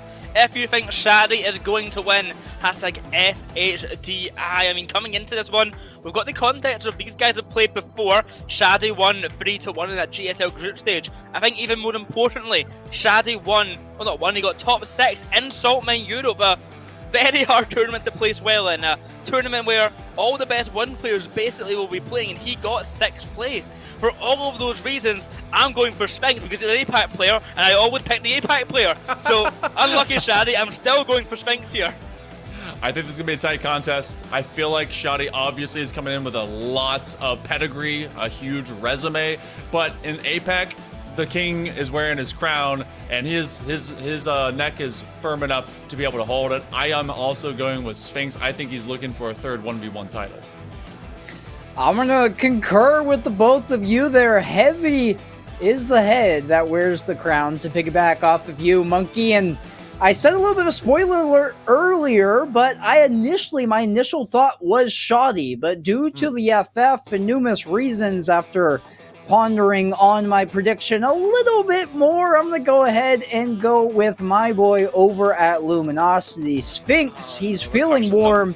Wow. He looked good. And look, it's the Monkey said in the green room too, Boyo, of like a full caster curse sweep. But hey, we've been aligned on the majority of predictions. The only times I've been different from you guys, I have been incorrect. Yes, those series have been like best of 7s, but I've still been wrong. So who knows? I mean, I'm the only one who's been right so far for every match. Just even my game prediction for last game was right. So I'm trusting myself. You guys have got some bad juju going on here, getting some matches wrong. The chat also agrees, though. 71% for Sphinx. We've got an APAC chat here for sure, because Shadi is, without a doubt, the favourite in this match. I mean, unequivocally the favourite, just based on results and merit alone. But I am happy to see the chat rallying behind Sphinx here with 71% of the vote for him. Now, kind of going to a more serious note here. Shadi is the more experienced, I mean, historically better player of 1v1. So what advantage do you think Sphinx is going to have? What did he have to do to actually take down a player of this nature? He's got to win that physical game. We have seen it be part of his overall weapon set. His arsenal is built on getting the player off the field, making them uncomfortable, and that's not just with the creativity that you and I highlighted a moment ago when he was playing against Risk. If he intends to truly take out Shoddy, he's got to actually take him out. It's going to be a fist fight. It is going to be physical. And if he can win that game early and make him second guess, he's got a big chance. But I feel like that's going to be a tough task, and he's going to be basically burning as much boost as possible. Yeah. He may not even have much of it. We saw the resource battle actually be where he lost a lot of those big matches in the first place. Oh, I mean, man. coming into this as well, Shadi does have the disadvantage of having the higher boost. He's going to have the disadvantage of maybe not being able to take those 50s as confidently, and also has that disadvantage of not having the warm-up. But we're getting ready to get into the match here. The players are in. They're in the test lobby making sure everything is okay. With that, we will say goodbye to HailMonkeyman one last time for this tournament. Me and Quanzek will be taking you on this journey for the grand final to see who comes out on top, APAC or Mina in the 1v1 finals for APAC. It's what we expected the end result to be here, Boyo, between Sphinx, between Shoddy, and Sphinx not only defending his throne, but officially defending his region. Here's what I'm looking for to give my two thoughts on what Sphinx needs to bring to the table. I think as long as he's not playing into Shoddy's hands, we saw him play yesterday. Clinical, textbook, quite literally textbook. You could record a VOD and show it to anybody and say, hey, here is how you play 1v1s. Look at Shoddy. It's perfect. If Sphinx is thinking outside of the box, trying to get creative with these shot attempts, do something different to get Shoddy not aligned out of his rhythm, I think it's going to play into his hands. But if Sphinx is just coming in like it's a standard 1v1, he's already lost. Well, Sphinx is showing some great prowess with his mechanics, with his aerial play in this last game. Coming into this one, I think he can try and perform the same kind of strategy of going for a lot of fakes in the air. He's got such a plethora of ability that he can pull out in the air that it's hard to predict what he will do next. So coming into this, I think that will be his biggest advantage. We're getting ready for the game now with players in the lobby, but it's a big thing here. Sphinx versus Shadi, our grand final matchup. APAC versus Mina. Malaysia against Saudi Arabia, the current top dog of APAC versus one of the best 1v1 players from the Middle Eastern region, playing here in APAC because he thinks this might be his best shot at coming out on top, and for good reason. He's got that experience behind him, but is it the wrong decision? Is this actually Sphinx's tournament? Well, only time will tell, Boyo. It's seconds until we take to the pitch, and all of your questions are answered. There is no more waiting. There is no more hypothesizing. But Shoddy, he is going to be the one that Sphinx has to beat, not the other way around. I think Sphinx can do it. Don't mix my words here and take them for what I don't mean. Sphinx can do this. We all predicted for him on the desk, but Shoddy is going to be the one to set the pace of play, and Sphinx has to figure out a way to break it.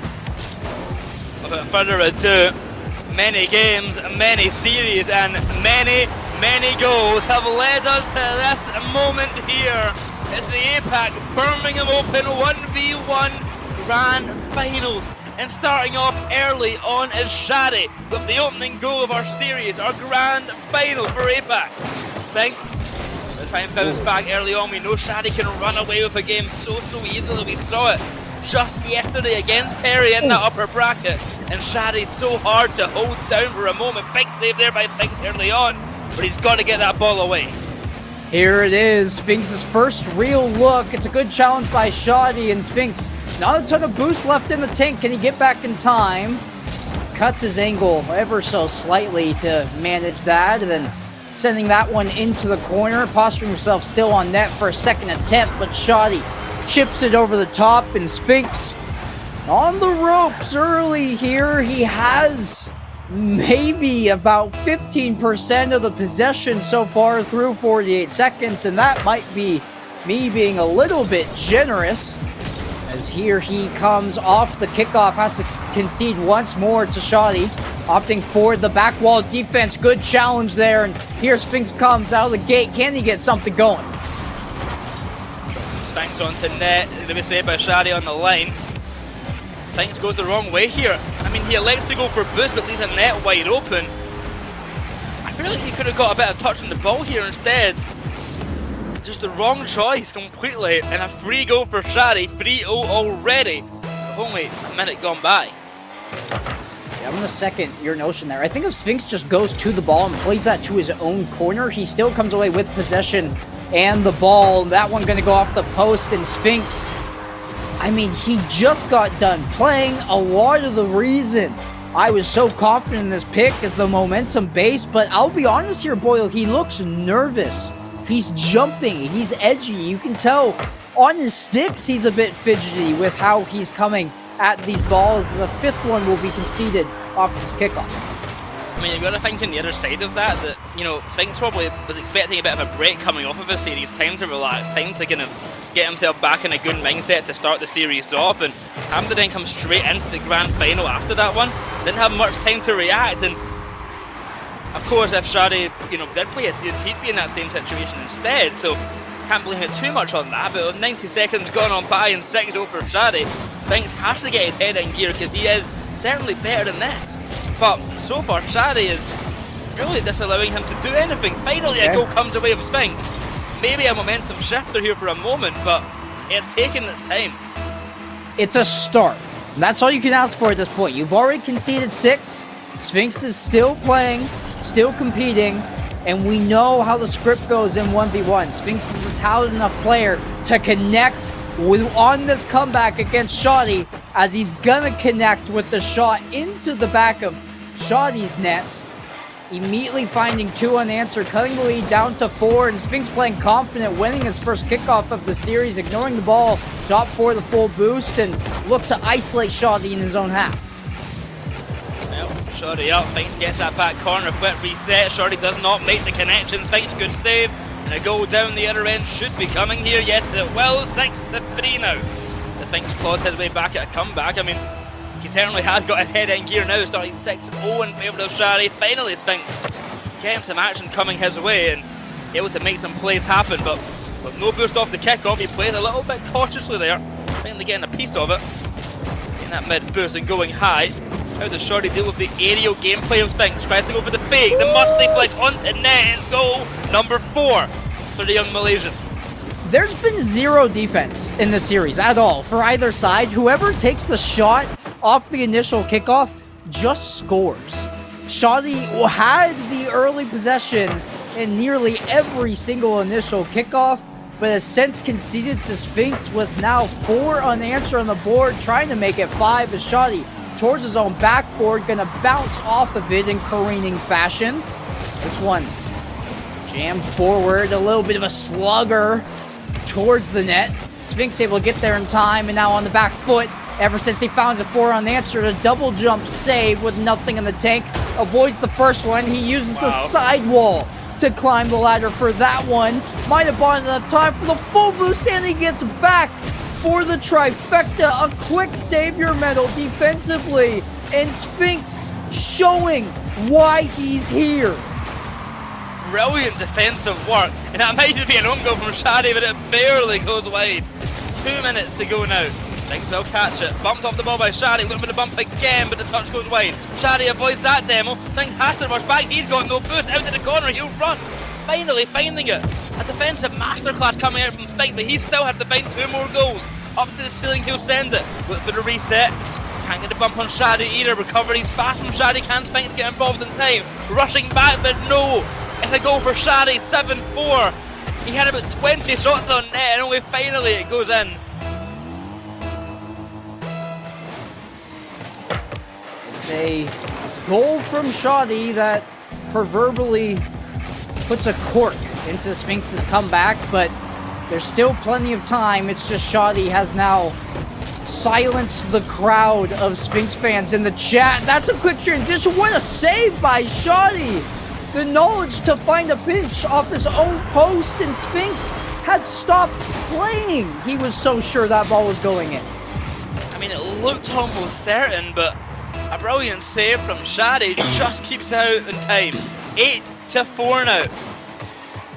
Sphinx trailing as he hunts, trying to find anything that he can into center, no avail. Shadi should be able to get a clearance away easy enough, stall the clock down. Early part of this game, it was all Shadi. Sphinx has certainly picked up the pace since then. But even still, Shadi ending on top for now, unless Sphinx makes a massive comeback. There's enough time on the clock for it to happen. Don't call it one yet. Let's not jinx it and get over our skis, but there is room, and this helps with the kickoff win. Sphinx ignoring the ball for the corner full boost, but Shoddy, good positioning there on that corner to have that ball ricochet off of his car, deflected now, dealt into the corner. This one just cycling over here, and Sphinx comes out the victor, able to put it in, and he used about 16 seconds of his crucial clock, but there's plenty of time to find two. A goal found and a kick-off one.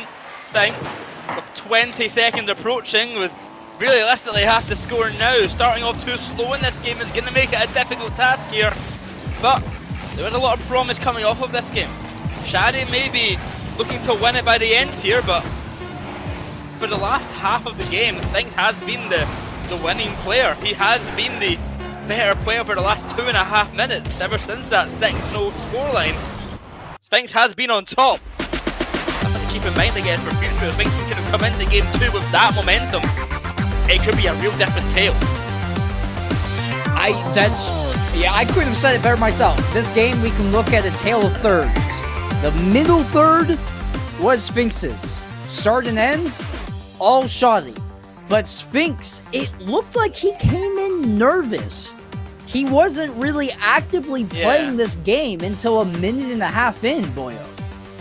No, I've got to agree. I think he did come in with a lot of nerves. Came in with probably a bit of a lack of momentum just because of how quick the turnaround was from the last game to this one, where he didn't have much time to really process what happened and go through to the next game. But now getting into things and getting into the swing a little bit better, it puts himself in a position where he can really show off his real talent and show off how good that he is coming into game number 2. The question is, how does Shadi respond? Because Shadi didn't ever have a deficit. He didn't have to do more than he did. He was always winning. Well, Shadi, like a melody in my head, man. Going a little bit crazy. He's been making his stand here on the pitch and showing why he came in as the favorite, why he has his accolades. Trying to collect one more here over in the APAC region, but Sphinx, we saw the vision. The blueprint's there. It was shown. It was displayed. It just needs to be extended for a full 5-minute frame. You can't only get glimpses of that and expect to win against your opposition that is of the caliber of Shadi. He will reign supreme time and time again, and if there is going to be a time for Sphinx to connect, having it be in this game 2, forcing the issue in game 3, that's the 1-2 punch I'm looking for Sphinx to capitalize on. Shadi early on going on the approach, an early goal will come his way. Just like game 1, he gets the goal in first almost 10 seconds, 13 this time around. Sphinx has nothing to do but watch that one sink into the back of his net off the kick-off. Now it will go favourably for Sphinx. Can he find a goal off the back ball? Shadi has came flying in at full speed to disrupt that play, and it worked out very well for him. Here's Shadi coming across midfield, gonna take such a wide arcing angle to make sure he grabs the full boost. He wanted to set up an elaborate double tap, but Sphinx reads it well. Gonna ignore the corner boost. The wise decision is he already had Shadi beat, only needed the tap and already did all the work defensively. And Shadi maybe a bit too overzealous there with that look. He felt so confident taking the widest possible angle, and Yeah. Sphinx made sure he was going to remember that one. Sphinx up on the backboard. He has no boost, but we've seen him really shine in these moments. Bumped out of the way, trying to recover and get in a good position. One small pad is all he lives on, and one small pad is all he needs to get that clearance out for just a moment. Another chance for Shadi, saved again by Sphinx. Low boost for Shadi, and that's where these two players differ. Shadi goes back when he has no boost. Sphinx just keeps on going. A goal for Sphinx comes out, and a 2-1 lead is found. The mind games here from Sphinx sees Shadi going for the in-and-out save. That means he's covering bar down. And then instead of shooting there, exactly where Shadi's covering, he ignores that and just chips it in underneath him. Sphinx now getting the pressure early, stealing both corner boosts. Good 50 there onto Shadi. If he can recover well, it's going to be a goal.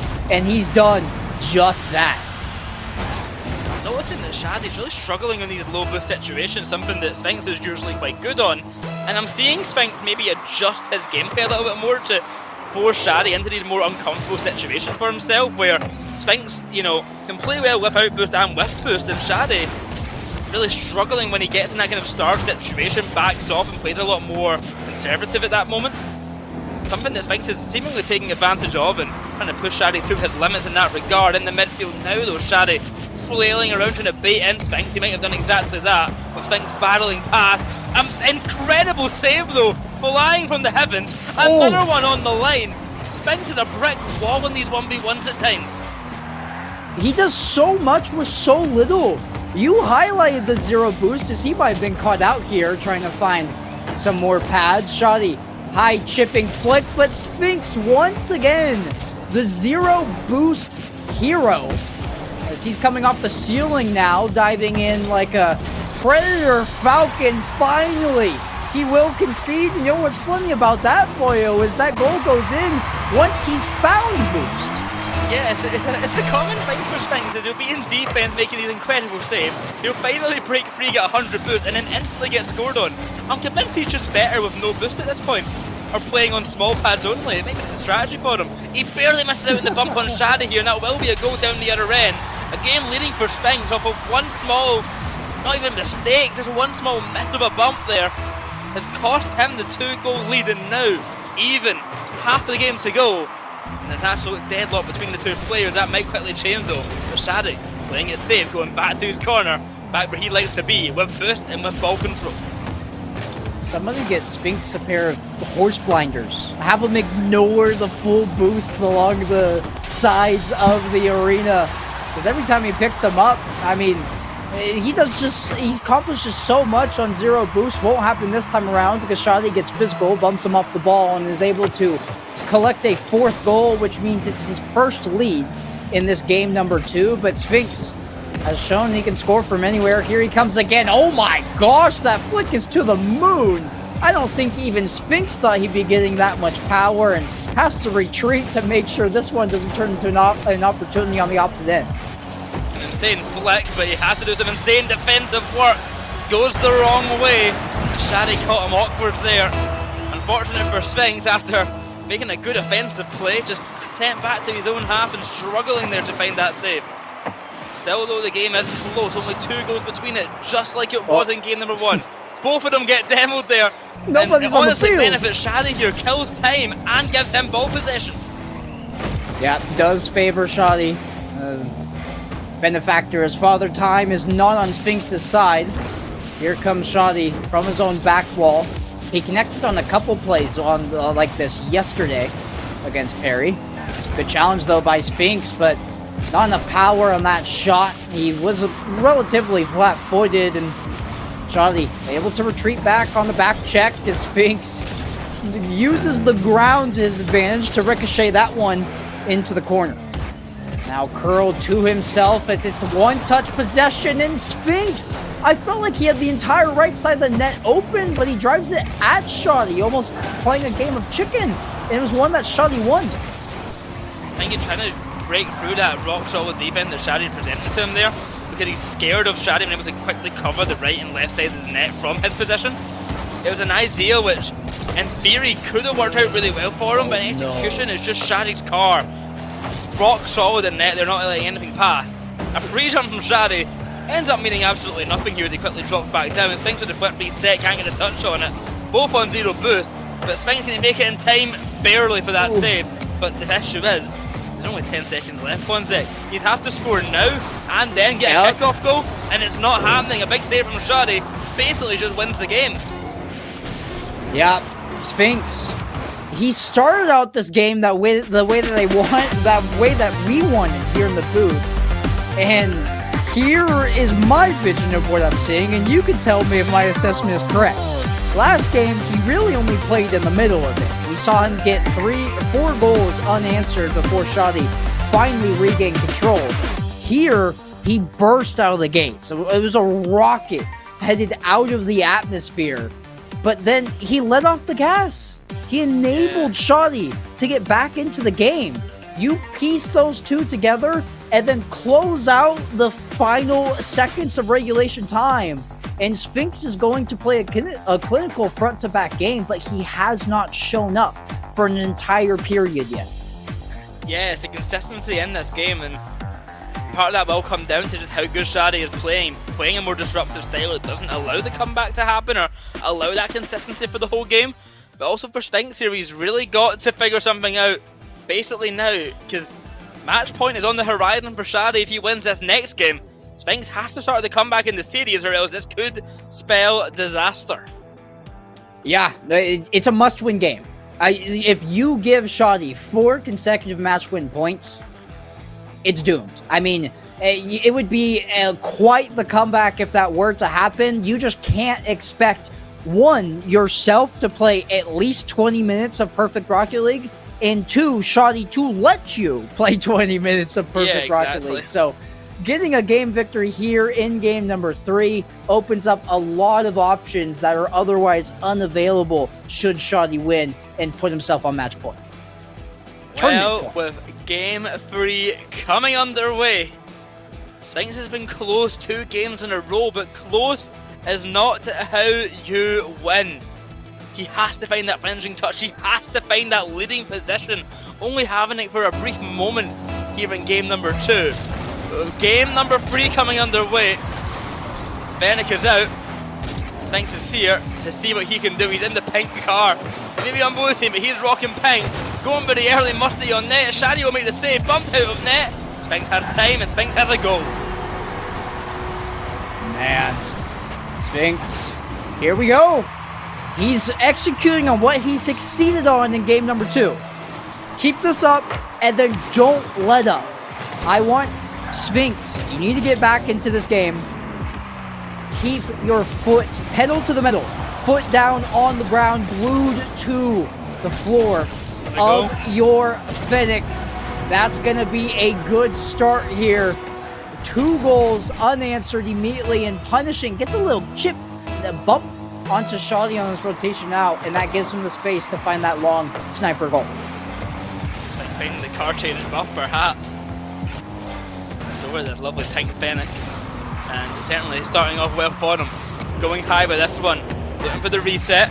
Musty perhaps? No, he didn't get the reset on it there. Shadi with the save off the bar. Sphinx will just slip this ball past. This is a very similar start to what Shadi actually had in both games 1 and game 2. This time on the side of Sphinx. Let's see if he can hold on to this one and keep this kind of comfortability on his side, because Shadi often kind of got the early goals and then coasted for the rest of the game. Sphinx can do the same thing. There it is, as he beats Shadi just barely. Shadi gets a piece of it, but not enough to send it wayward of the post. And now Sphinx, an eerie position he finds himself in. Yes, it's a 3-0 lead, but this is identical to where we were at in game number 2. Keep going, find a 4th. Obviously, 3 is not enough against this opposition. Shadi, a phenomenal player who has put himself 2 games up, and more than anything, Boyo, I just want a series in Sphinx. The physicality paying off. Well, you want a series, Sphinx might just be delivering 4-0. Only 90 seconds in. Game 1 and 2 were big wins for Shadi, but Sphinx did not let that deter him at all. Off the corner now. got the boost to play, but if he sends that ball high, it drops down in front of net. Shadi should be able to find the save with good car control. Spinks dives in for the bump, but cannot find it. It should be a goal for Shadi here. Yes, it will. 4-1 now, but Shadi finds one back. And here it is. He is inevitable. You cannot expect a shutout game from Shadi. What Spinks can hope for is to limit him. 1 goal, okay. Don't let in 2, don't let in 3, at least not before you've put in a couple more into your net. Shadi obviously wants to get back on track, and Spinks has a lot of fight in him, but he kind of rode on top of Spinks awkwardly, has played that off his post, finding another save, but that was a very weird sequence where both players came out on a concurrent bump at 0 boost. Full boost for Shadi, almost nothing for Spinks. A clean 0 on the boost counter, but saves are not stopping. Finally gets the 100 from the corner, and up he goes for an attack. Reset, incredibly done, I say. Spinks! Where on earth have you pulled that one from, my boy? 2 minutes, 30 seconds to go, and I mean Shadi doesn't know what to do there.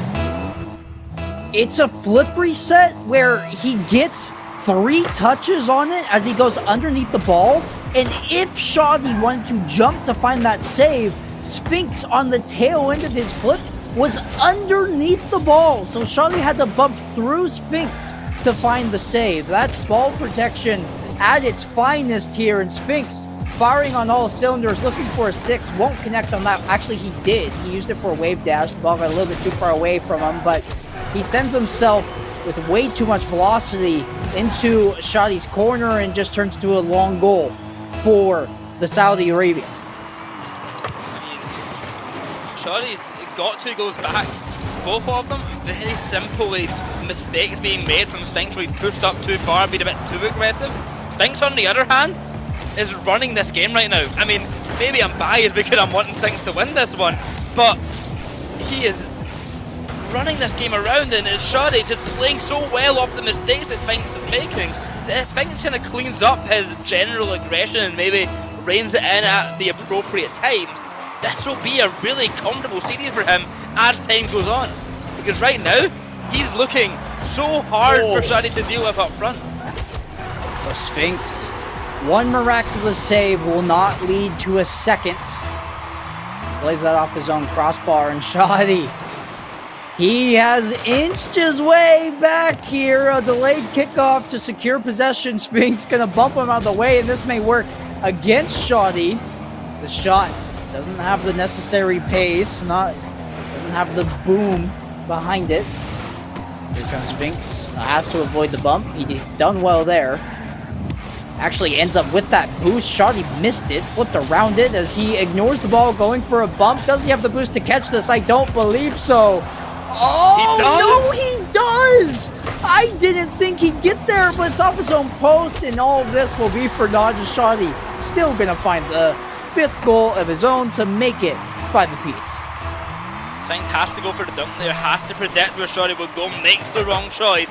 After a great save at rushing back, Shadi then wins this kickoff, and this could be a leading position now after a lead for Spinks all game long.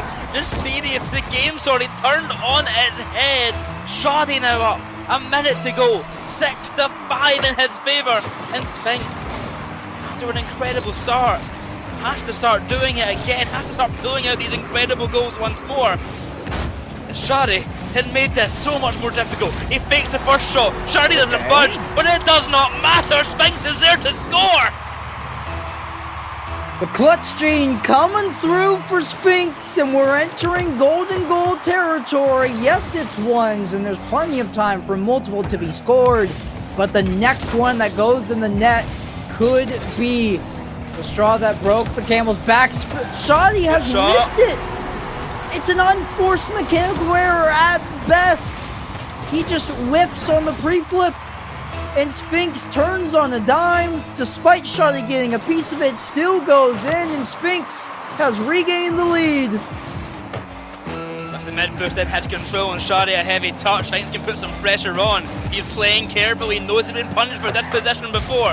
Shadi off the back wall, Spinks is already in there, it's wide open, but he can't make it in time. Shadi, back it goes, 20 seconds now.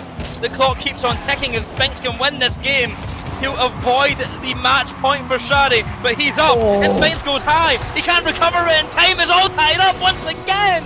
9 seconds left, and Shadi unrelenting on his attack.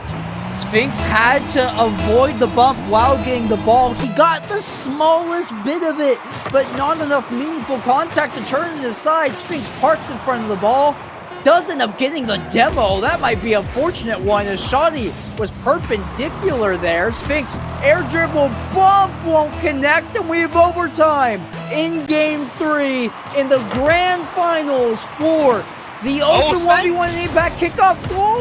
Sphinx doesn't take the initial shot, and it'll go in on a double tap 6 seconds into OT. Oh, brilliantly done off the kickoff, only 6 seconds. A 1v1 overtime will never last long, and with Sphinx winning the game number 3, we have a series on our hands. It's a big win there for Sphinx.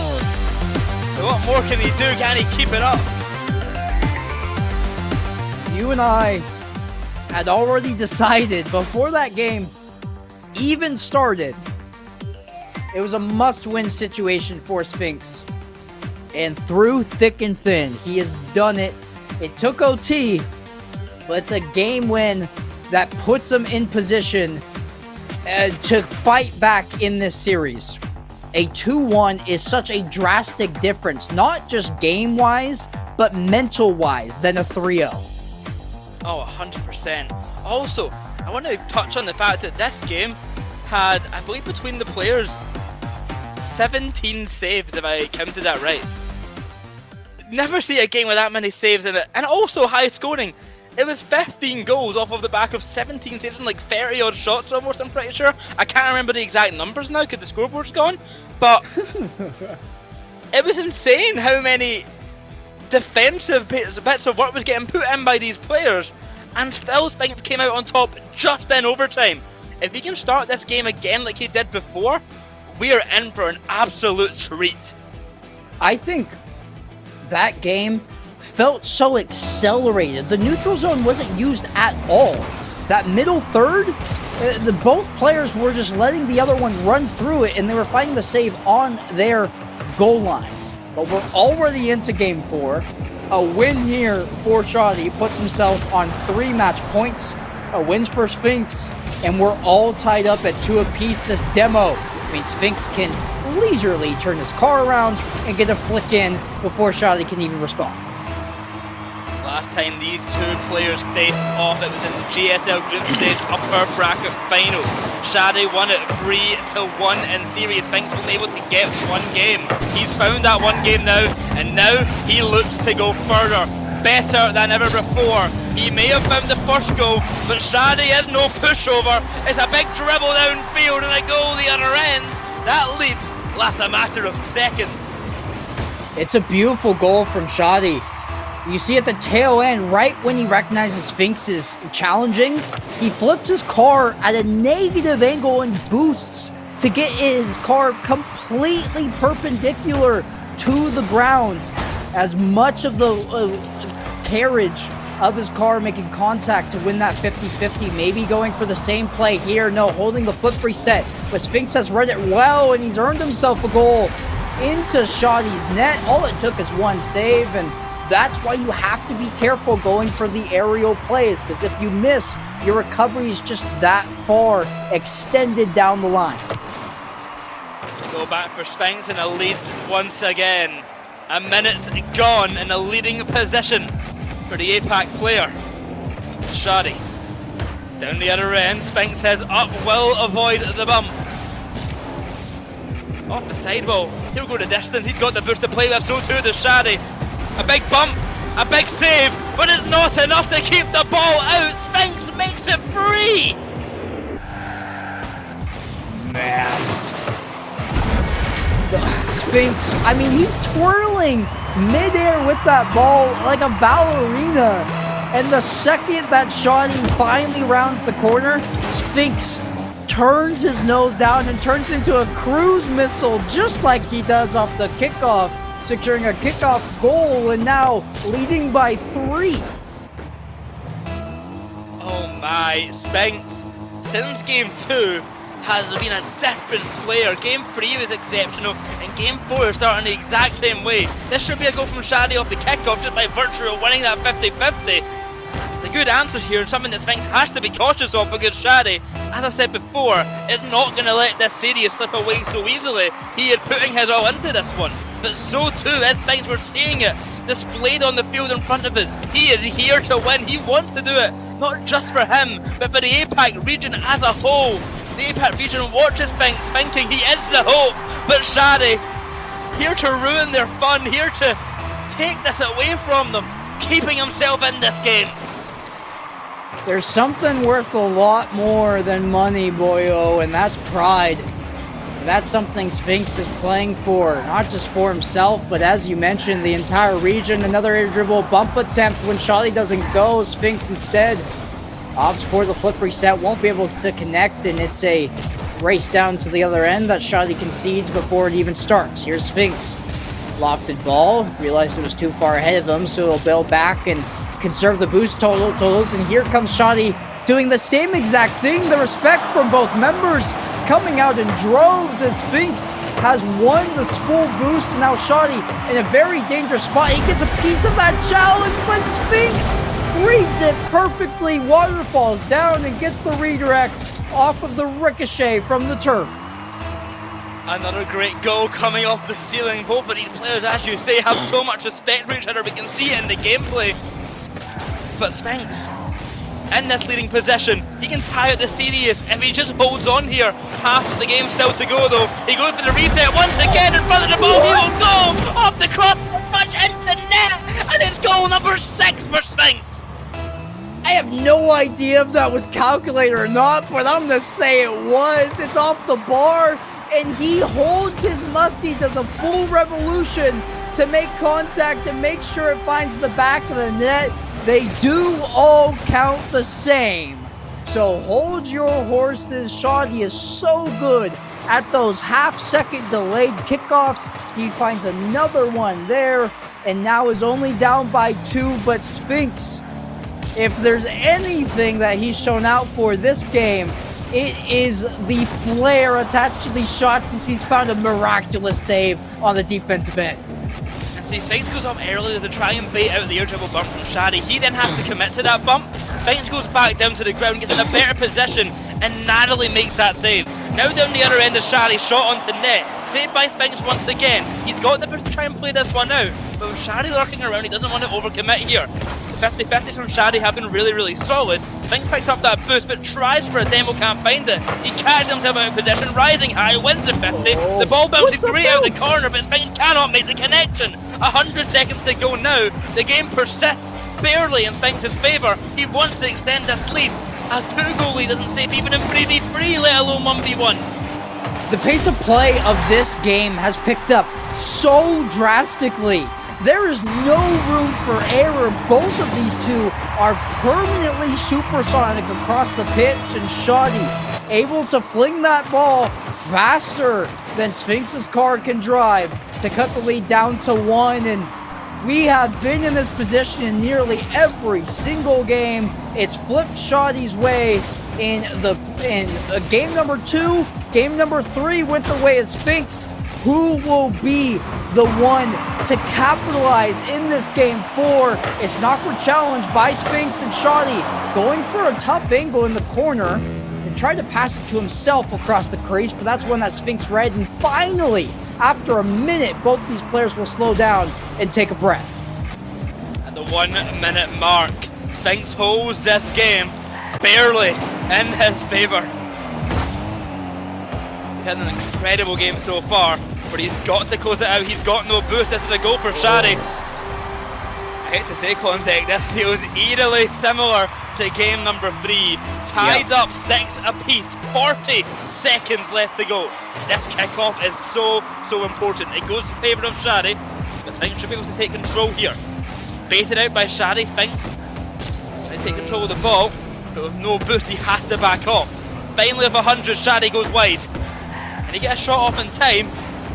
Hopefully not for Sphinx's favour.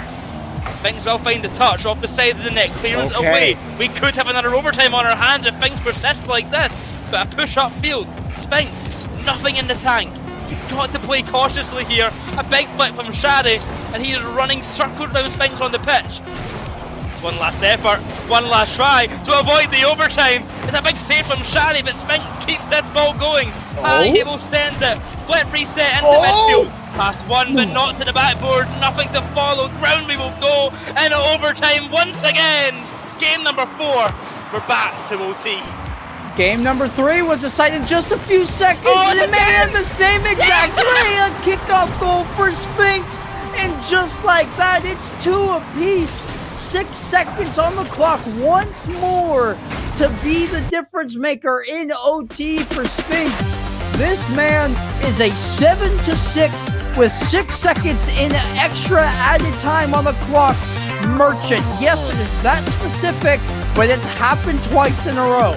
Spinks equalizes the series at 2. 2 times in a row in the exact same fashion. Spinks wins the overtime after 7 seconds from a kickoff goal again. And we have a series, Quanzek, that is all tied up 2 apiece. Oh man, we're going to 6 for the first time today. It's been a very short day. 2 sweeps and a game 5, and now we're getting a treat, and one that we have waited ever so patiently for, but Spinks and Shadi have already delivered through 4. I'm out of breath. Your hands are on your head because of the state that we are in, and we're coming in at a game 5 where it feels like it is such an important game for the end result. Yeah, this game might be the most important of the series here. If Spinks can win 3 in a trot here, Shadi is going to be mentally boomed. He'll have match point in his favour. If Shadi can win this, I mean, it's going to be hard for Spinks to bring it back, but he certainly can. This game, so important for both of these players, and the start of it can be so defining for how this series will go. The kickoff goes favourably for Spinks, and he get a goal early on. He was able to in game 3 and in game 4, but not this time in game 5. It'll be a quiet start for both sides. That's such an absurd amount of respect by Spinks to lose that and immediately retreat all the way to his net. He's gone the first save, needs to make a good second. He loses the 50, but he loses it to a spot where he can get to first. Shadi still bearing down as Spinks finds another good 50. Can he get back in time? Had to commit to a flip, and Shadi, it took not once, not twice, not 3 times, but on the 4th one, able to get an opener 30 seconds in. Big goal found from Shadi. But Spinks looking to return the favour down the other end. Trying to get it past, trying to squeeze through the gap. Looks for the bump, looks for the demo, but won't actually find it. Now Shadi in control. I don't think Spinks can make it back in time. That should just be a goal here. 2-0 for Shadi. He's getting back in gear here. He's getting the start that he was hoping for and that he found in game 1 and 2. And this is where Spinks has to play in the back foot. This is where we haven't seen him in a while. Playing to come back, playing to fight for survival. I was just about to say the same thing. We have seen Spinks been in the driving seat all day today, and when he has played from behind, it hasn't worked out in that first game, but at this deficit, it hasn't happened any other time this series, and it's just going to be insult to injury, some salt in the wound here as this cut gets wider, not something a Band-Aid can cover up now as Shadi connects on a 3rd, and Spinks has to figure out something quick before this gets from bad to worse. Yeah, remember game 1 started off 6-0 to Shadi, and it seems like after game 4 he's looking to do the exact same again. 4-0. Only 90 seconds in, not even there yet. And Spinks not to find a goal just yet, but we know he can do it. He knows fine well that he can do it as well. And he looks for the bump on Shadi. Finds it, and he's given up another goal. That's number 5 now. There was a circumstance in game number 1 where Spinks had gotten 4 goals unanswered and looked like he could mount a comeback. So do not immediately exclude him from this game number 5, but Shadi has seemingly found a different gear, tapped into a new level once he saw what Sphinx can do and he equaled up the series. Sphinx on the board around the same time he was in game 1, but he's cut the lead shorter from 6 down to 5. Can he continue this momentum and find more unanswered like he did previously? I mean, keep in mind, in the latter half of that game 1, Sphinx looked like the better player. He looked like he would have won if he played like that from the start. Now here in game number 5, he kind of has to emulate that, but even more so. He has to play better than Shadi for basically the rest of this game and try and disallow these kind of extensions coming out from him. It's 6-1 now. There's still over half the time to go. So it is still something that Sphinx can come back from, but it's a huge mountain to climb. Okay. Sphinx, you are in a hole. One that has been partially built yourself. You have the tools to get a ladder out. You just gotta stop digging. That's a good start. A demo gives so much open space to Sphinx, and possession grabs the full boost, gets a bump that sends Shadi careening. That's actually worse than what a demo would be, and it puts Shadi so far out of the play he can't rotate back. Sphinx cutting the lead ever so slightly, and it seems like he's opting for more of a physical route, Boyo, which I think should play in his favor. Oh, 100%. I mean, we were talking about it in the last game, kind of jokingly, but still, he said it. Risk was asking for Sphinx on some tips on how to hit so many demos and bumps because he was doing it so often. And I think it's something that he does really excel in. He is really good at finding those bumps and finding those demos. It's a big win there from Sphinx, but he can't make it back in time. He instead goes for the bump and knocks Shadi out of position. Even if not getting the goal out of it, he kind of slows down the pace of play and allows himself to get back in position here. With 2 minutes to go and a shot towards net, he's got to start scoring soon if he wants to make a comeback, because Shadi does still have a 4-goal lead.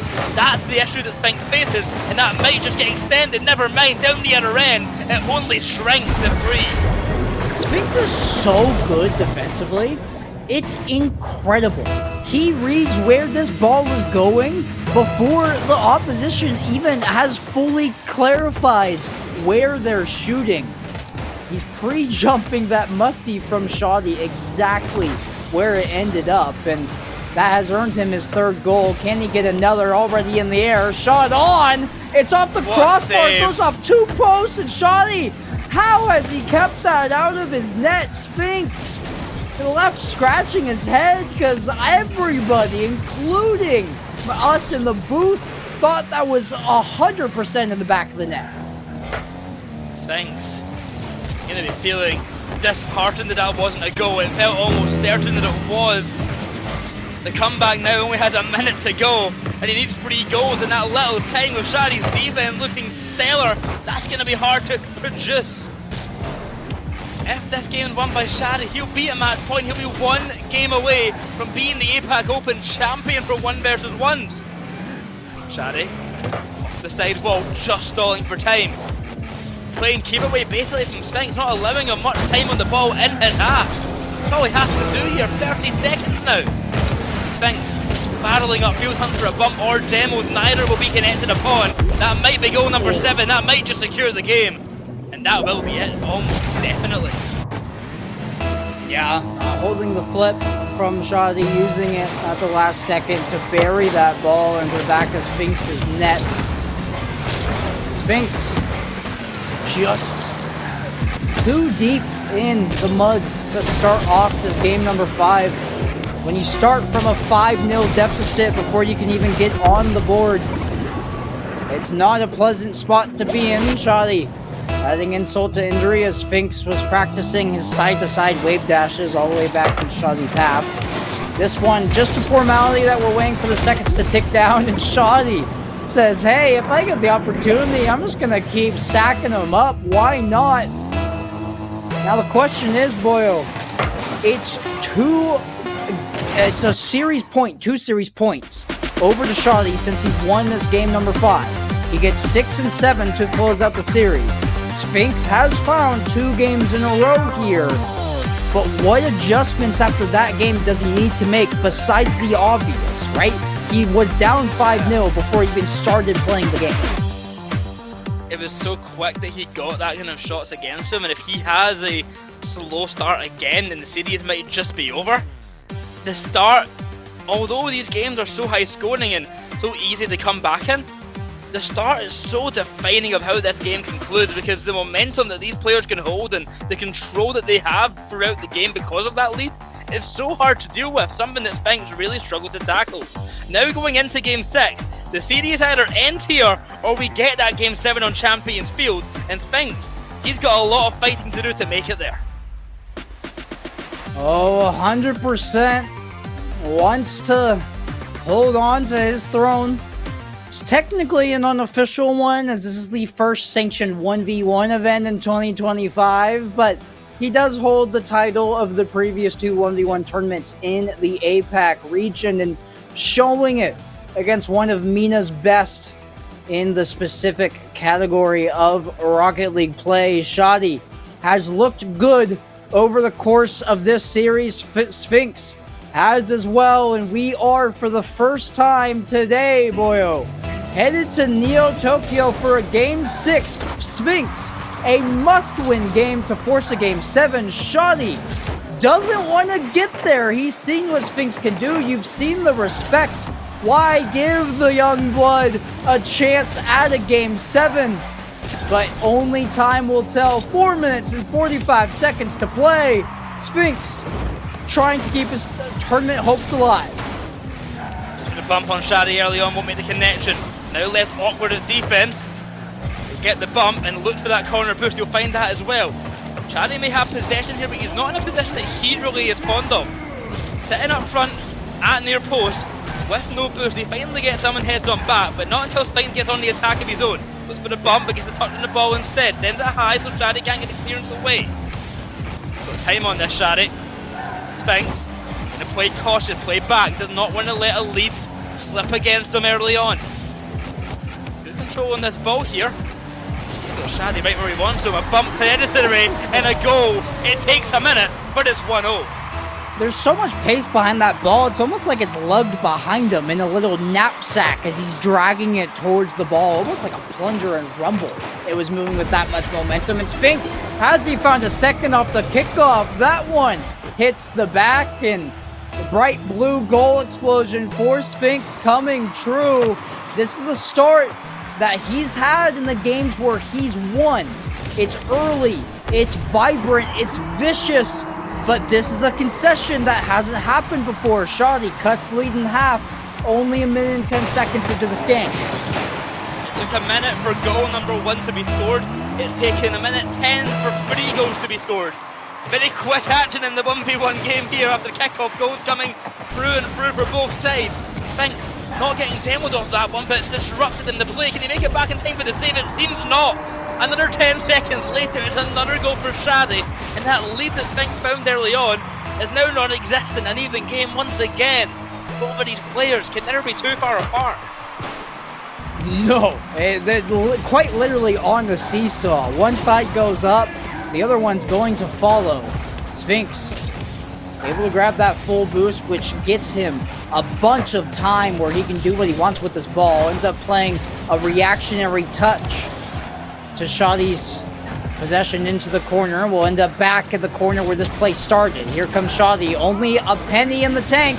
Sphinx uses his own crossbar to find a pinch over the head of Shadi, who now has to use his own orange half to buy time and space. This one sitting on a spoiler, an air dribble that Sphinx meets at the point of contact before Shadi can get out in front for the bump, and that demo is just going to allow Sphinx to roll it in for a third.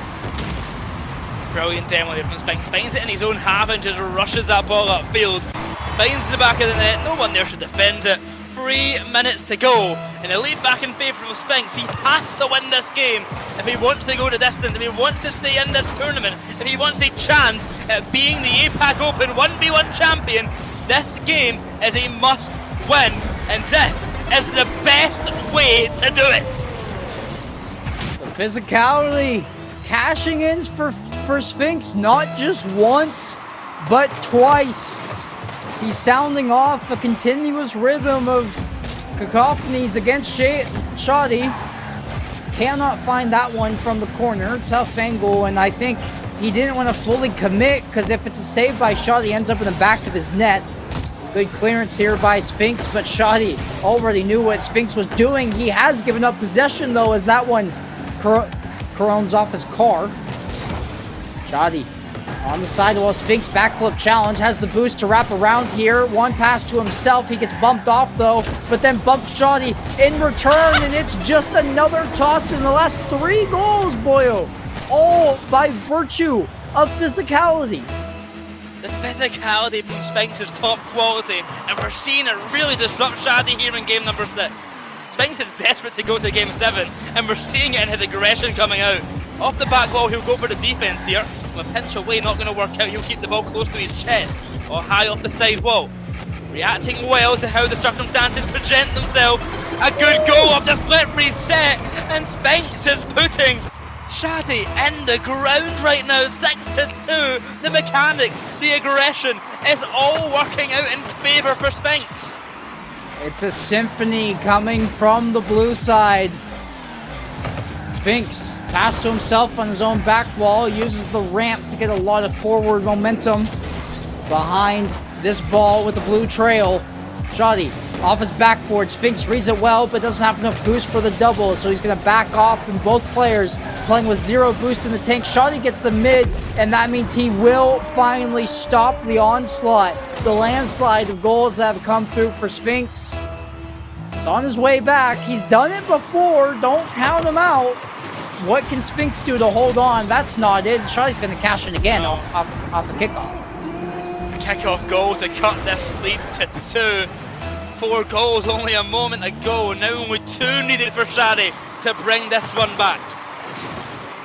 But the pressure persists. Sphinx looks for the bump on Shadi, won't find it. Off to the side, it's Sphinx. Good dribble. Look for a bump. No connection, he doesn't need to. He goes high. Shadi's playing cautious now. Sphinx is conditioning him to be wary of the bumps, to be wary of the demos, and he has to play a careful game. Sphinx is taking advantage. He's up by 3. There's a minute to go, and a kickoff once again goes the way of Shadi. Shadi has the delayed kickoffs down to a science. He knows every single which possible manner to get these goals, and another one is going to fall through. And hey, did you guys blink?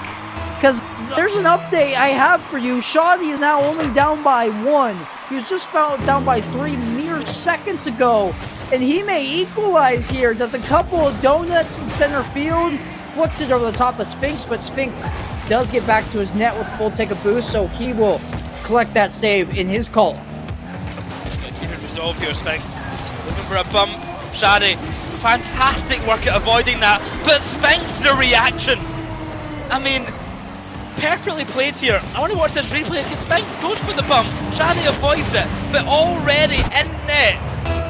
Going out for the shot is Sphinx, rushing for that backflip shot. 8-6 now with 40 seconds to go, and it might be goal number 9 coming off the kickoff, but Shadi, he said something against it. He said no, and Sphinx has to rush the other end. He's got barely anything in the tank. He got a piece of bump, it. he'll get the save, but the ball lingers. The ball dangerously positioned. 2 goal difference, 20 seconds close net. He has to hold on, and he is stalling for time. Such a good heads-up play. Shadi had 0 boost, and the only full tanks were in his own corner, so Sphinx just draws that ball back into his own half and starts doing a couple of circles. Sphinx, 1 touch, 2 touch. It's actually a pass over to Shadi, and he scored what? 4 kickoff goals this game, Boyle? There's 1 second on the clock. It's possible. Here we go. It's a fair 50 out of the midfield, but Shadi, what? Oh, it has hit the ground. Okay. I was concerned there that somehow it has stayed up, but Shadi not able to get there. It's Sphinx forces a game 7. We will see Champions Field. Game 6 victory for Sphinx, 8-7 in his favour, ties up the series once again. Brilliant work for the young man here, and oh, Quanzek, I'm excited for game 7. I'm thrilled. I cannot wait. The 6 games we've seen, absolutely stellar. The fact that we get to go to Champions Field with everything on the line, not just for these 2 individual players, but the storyline of region versus region as well.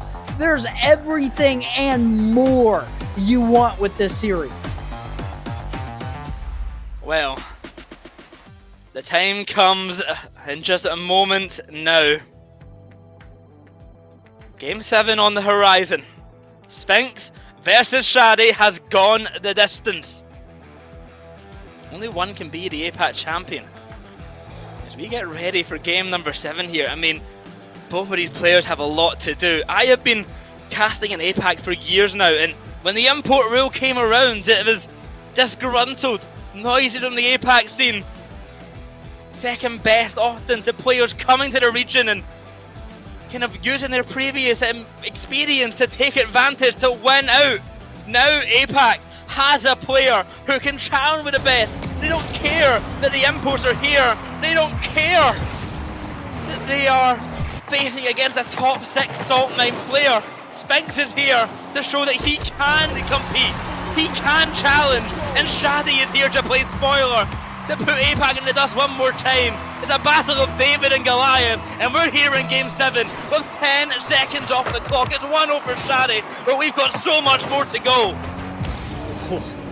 Weird sequence there off the kickoff. Sphinx delays, wins it, but then spins out on his wave dash. It has been not an ideal start. Sphinx has conceded one to Shadi, and all 3 Sphinx game wins have included him scoring first, an air dribble bump attempt that Shadi avoids, but doesn't stay keen on that one. Sphinx flip over the top of Shadi, who plays this over to the far wall. Sphinx can't really do a whole lot with this. He's not fond of his position, I'm sure. Only 2 pennies, 2 small pads in the tank, and not much to do in that corner. Good backflip save. Can he get to that full boost? No, and that means Shadi will cash in a second. That full boost steal is so pivotal for Shadi's success here, Just beating Sphinx to it, just getting the goal in time. It's a 2-0 start. Sphinx has struggled to make these comebacks in the early game, has struggled to deal with the early pressure. This is his last chance to do so. If he wants to be the best, he has got to have that resolve. He has got to have that comeback potential. He has got to take control of the game. Round the back wall into centre it will go. He misses out in the bump, and the boost stolen by Shadi. Into the midfield, Sphinx is quick to turn. Bumped out the way once again. Shadi hunting for that corner boost, but demoed. Shot by Sphinx, that should be a goal. Shadi can't make it on the respawn, and he brings it back within 1. That one ladled into the back of Shadi's net. It's relatively easy to do so once that demo is found, as long as you have the pace to beat the respawn. But Shadi, kickoff strats coming up here with the delayed look, and that avoiding that bump has cost Sphinx the full boost. He does cash in the demo, and the shot from Shadi. Roams off the post. Karam, sorry, excuse me. Sphinx, flip reset. I thought he was going for did he not get the flip? I didn't even see a wave dash on the tail end of that play. Was a good look, but Sphinx couldn't execute mechanically, as now has to retreat and address this attempt by Shadi. The jump is a little bit too slow, and he gets beat out by Shadi's flip reset. It's a good goal there by Shadi to extend his lead to 2 once more. It's a close game with Sphinx on the back foot, and even closer now with a kick-off goal on his side. Game 7, Champions Field, and these players are giving us an absolute show. 3 minutes to go, Quanzek. 1 goal separates them so far. And the Sphinx looks for another goal. We could find an equaliser. But Shadi, he's been so good at denying so many times. And this will maybe be another. But Sphinx from the heaven will make a save.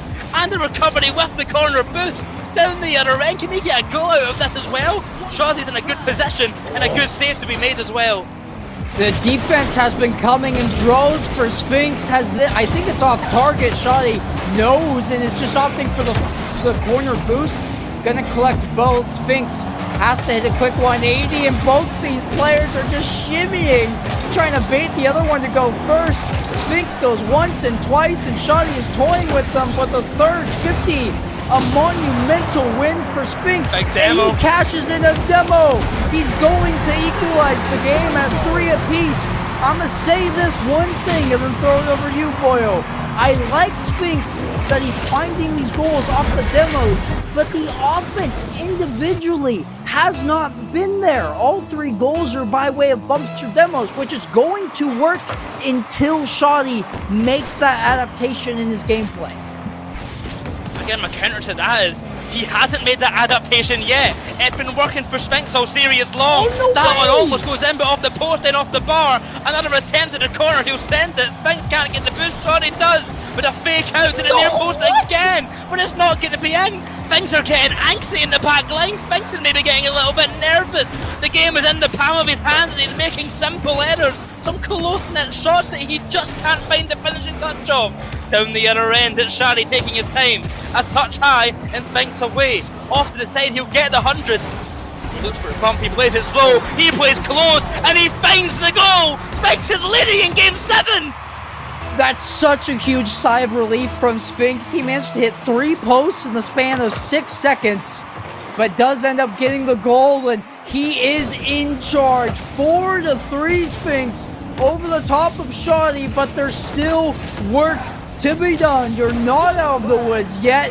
That may help if Shoddy didn't get the save. Full boost for Sphinx, but he loses possession of the ball on the sidewall. Gonna play this back to his own corner, and both, I thought Shoddy was letting go of this, but he's gonna chase across Sphinx's crease and grab the opposite corner boost so he can stay glued into this play. 50 win by Sphinx over the top of Shoddy. He's gonna cut and find the save. Flip early for the full boost, but he bails, thinking Sphinx had a shot attempt. Another hard 50, and Sphinx is bullied. Bumped a couple of times. He's back in time though, Boyo, and neither one of these players is giving an inch. Sphinx on the attack. One more chance to try and take the lead even further. But I go for Shadi, and Sphinx knows it. He'll walk this one in. It's 4-4. 23 seconds left. A scenario we've been in Quanzek so many times before. But Sphinx is here. He's not the future of APAC, he is the present. He is what APAC is now. And if APAC wants to win their tournament, he has got to do it now. A bump on Shadi puts him in position for a goal. He's up 5-4. There's 16 seconds left. The kickoff has to go well for Sphinx here. Time is not on his side. He has got to do it now. No other time but now. A win for Shadi on kickoff is not ideal, but the demo? The control. Quanzek, this is his chance.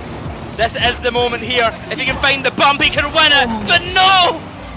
Shadi wins it. Hold on. The ball stays high, but to the ground it falls.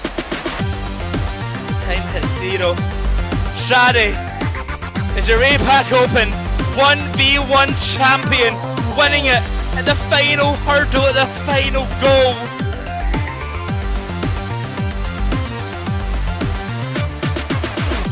I'm here. I'm here. My heart is not though, Boyo. I am slumped in my chair.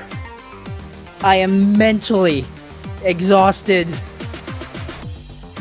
My stomach has sunken. What a series. The APAC Brave, the Malaysian and Sphinx fought strong and hard, but Shoddy, the 1v1 savant, holds on to come in the clutch in game number 7. And the only thing separating these two players is a couple of posts in, what, 3 seconds? That's it. The only difference. And Sphinx forced to game 7, one where outside of APAC, a lot of people would have considered him the underdog, but ultimately Shoddy will walk away your 1v1 APAC champion for the Birmingham Major, and it's well earned. He does deserve his flowers. He does deserve his flowers indeed, but what a close final affair coming just to a kick-off goal for Shadi. At 5-4 scoreline, Sphinx's final attempt not finding the back of net. But, I mean, a huge win for Shadi here. I'm going to be honest, I want to focus on what's important to me and what's important to this stream right here and to everyone watching. What a performance from Sphinx. He may have lost at the very end here in Game 7. Just one goal between them. But this is a game which was so close and so impressive. We're going to bring back HailMonkeyman here to talk about this one, because what a final that was, going all the way to Game 7. I mean, Monkeyman, huge congrats to Shadi. But I think as APAC fans here, and I'm sure everyone in chat agrees, how proud and how excited we are from what Sphinx just showed us today. Really brought the fight to him. Honestly, too scared to play in Mina. He comes across the line and he has to take a fight to be able to bring it straight into the arms of Sphinx, and he met him well. Final 15 seconds, Sphinx at the goal line was looking for a 50-50 maybe to secure that ultimate win, and then that ended up being a key mistake on the flip, got tied up, and then you had that one key mishap. They went nose to nose at the midfield line, and that turned into a goal the other direction. That is heartache, just like what Quanzek was talking about. The mental strain to make the choices, to make the ideas across the entirety of this game, to get the series, to make it into a Game 7, and then you have two key moments that turn it around. You had a 4-3 that then goes 5-4. Oh, you know what? It is a bright future, and honestly, be it victory, be it heartache of loss, he's got something that he is now going to be just living large to work on further going to the Birmingham Major, and that is so promising for what we're going to see with Luminosity. Man. Oh, I mean, Quanzek, I want to turn things in its heads here. We're all feeling a bit sad as APAC fans or what happened to Sphinx, Yes. but Yes. I mean, we've got to give the credit. Shadi was incredible all tournament long, and I mean, there's a reason he got top 6 of that Salt Mine EU. There's a reason that coming into this, he was seen as the favourite. He showed it on the pitch. He was calm and comfortable till the very last moment, and he showed why he's so good at 1v1. So we've got to talk about how good he was. Yeah, 100%. Obviously, we're deflated on the APAC stream. Our sweet, beautiful king has lost in Game 7. But Shadi played well. There's a reason he is that strong of a player. And going up against APAC's best, where Sphinx genuinely, outside of a couple minutes, looked like he was in top form. Shadi, composed, disciplined throughout the entire time, able to adapt to the changes that Sphinx was making, always executing on shots, and he has, over the course of not just today, but GSL, yesterday, Swiss stage, looked like far and away the better player when you collect all of the days into one unison grade. But man, what a series. That's an instant classic in my mind, and congrats to you, Shadi, because it is well earned. I want to make a quick call out to someone here as well, because we saw Sphinx just go to Game 7, one goal away, again, as we said several times, top 6 in Salt Mine EU. Now, a little birdie has told me that Sphinx is going to Birmingham. Johnny boy, get another tournament going, get Sphinx in some show matches if he's up for it. Get him in against some of the EU players. This guy has what it takes. Get him in the low ping, in EU, playing against some of these EU players who are playing in these Salt Mine tournaments, because Sphinx is good enough. He can compete. So let's see him do so in these situations. Get him there when he's in Birmingham. I want to see Sphinx show how good he is to the international stage. We know he's going to do that at the major. Let's see how good he is individually as well. No, why not? You know what? There's definitely a reason to be able to kind of tout the talent and talk about him. He definitely has performed here very well the last couple of years as he's been able to join the RLCS. I want to see that happen. You know what? It doesn't matter if there's big losses and some minimal dubs. show that the competition level has elevated. APAC has had to survive all of different walks of life. They have so many people that play across the Ethernet boundary. They have so much great value that comes out of how they play against different types of competition. And those that have survived, that are at this pinnacle right now, have been able to really change the game, not just for the region, but for themselves, and they've seen some upgrades. We're going to see some highlights coming across the entirety of this grand final as well from you guys. And I mean, it was a show, by the way. Great job to both of you coming on to the desk and then going out there and just kind of leaving it all behind. I know that you're just mentally washed, but you know what? It was a great show overall. I've been catching my breath. To the players for giving it a great match to cast. Yes, I mean, yeah. I'm sure you agree, Quanzek. We were given an absolute treat there. A 7-game series all the way to the final whistle there. I mean, we're going to have a quick look at some highlights very, very soon from that grand final, but I mean, the whole tournament long has had some great ups and downs. Started off with a Game 7, ending with a Game 7 as well. Was that the only Game 7 we had all playoffs? I think we started and ended with Game 7, both with APAC players in them. One winning, one losing, unfortunately, at the end. But, I mean, what a tournament, what a weekend this has been. Yeah. I mean, Quanzek, you got to join us on the desk. I'm first off elated that you got to be here in the first place. Second off, thank you. Got to see the entirety of APAC kind of in its 1v1 feature. I mean, I'm hoping that this actually gets brought into Major. I know that South America and Europe, this is their weekend as well. How you feeling about finally, maybe on to another season, getting to see APAC with a 1v1 chair at the table? You think that's a possible future, especially if we get those show matches really sung well with Sphinx? My answer, more than anything, is it should be. The proof is right in front of you with this series. Why would you not want to put this center stage? I mean, we have just had a banger of a series, so much so that I have been collecting my breath this entire desk segment. I mean, it's so flustered after the phenomenal Game 7 series that we just witnessed, and it should be a mainstay, not just at the majors, but for all of the regions, because you have these individuals who can make waves and show that there is growth, not just skill-wise, but individually as well. I mean, Sphinx, everybody who knows him is going to shower him in praise with the individual that he is, and I'm glad that that man is finally getting his flowers, and I'd love to see him in some EU 1v1s when he's in Birmingham. That would be a phenomenal treat. Oh, I mean, for sure. I mean, we're going to see him at least in Birmingham in the 3v3, so for all who are a fan of Sphinx from watching this, make sure you tune into the Birmingham Major. Him, Sosa, and Catalysm over on Luminosity will be participating, of course, in the RLCS Major. Let's have a quick look at some highlights from that series, because both players were absolutely shooting. Shadi starts it off with a bang, of course, but I mean, the mechanics from both of these guys, they were pulling out some incredible shots. Sphinx with the aggression as well, the bumps and demos. I don't think, to be honest, Shadi ever really figured out how to deal with it. Not entirely, and that's why he had to play so, I think, much more uncomfortable than what is usual. And the few times that things got away from Sphinx, it was just him kind of being overt in the way he plays. But, I mean, that's kind of in his arsenal, leaving it all out there. I feel like some of that was matched by Risk and the way that he likes to kind of go up against Sphinx and the way he brings it.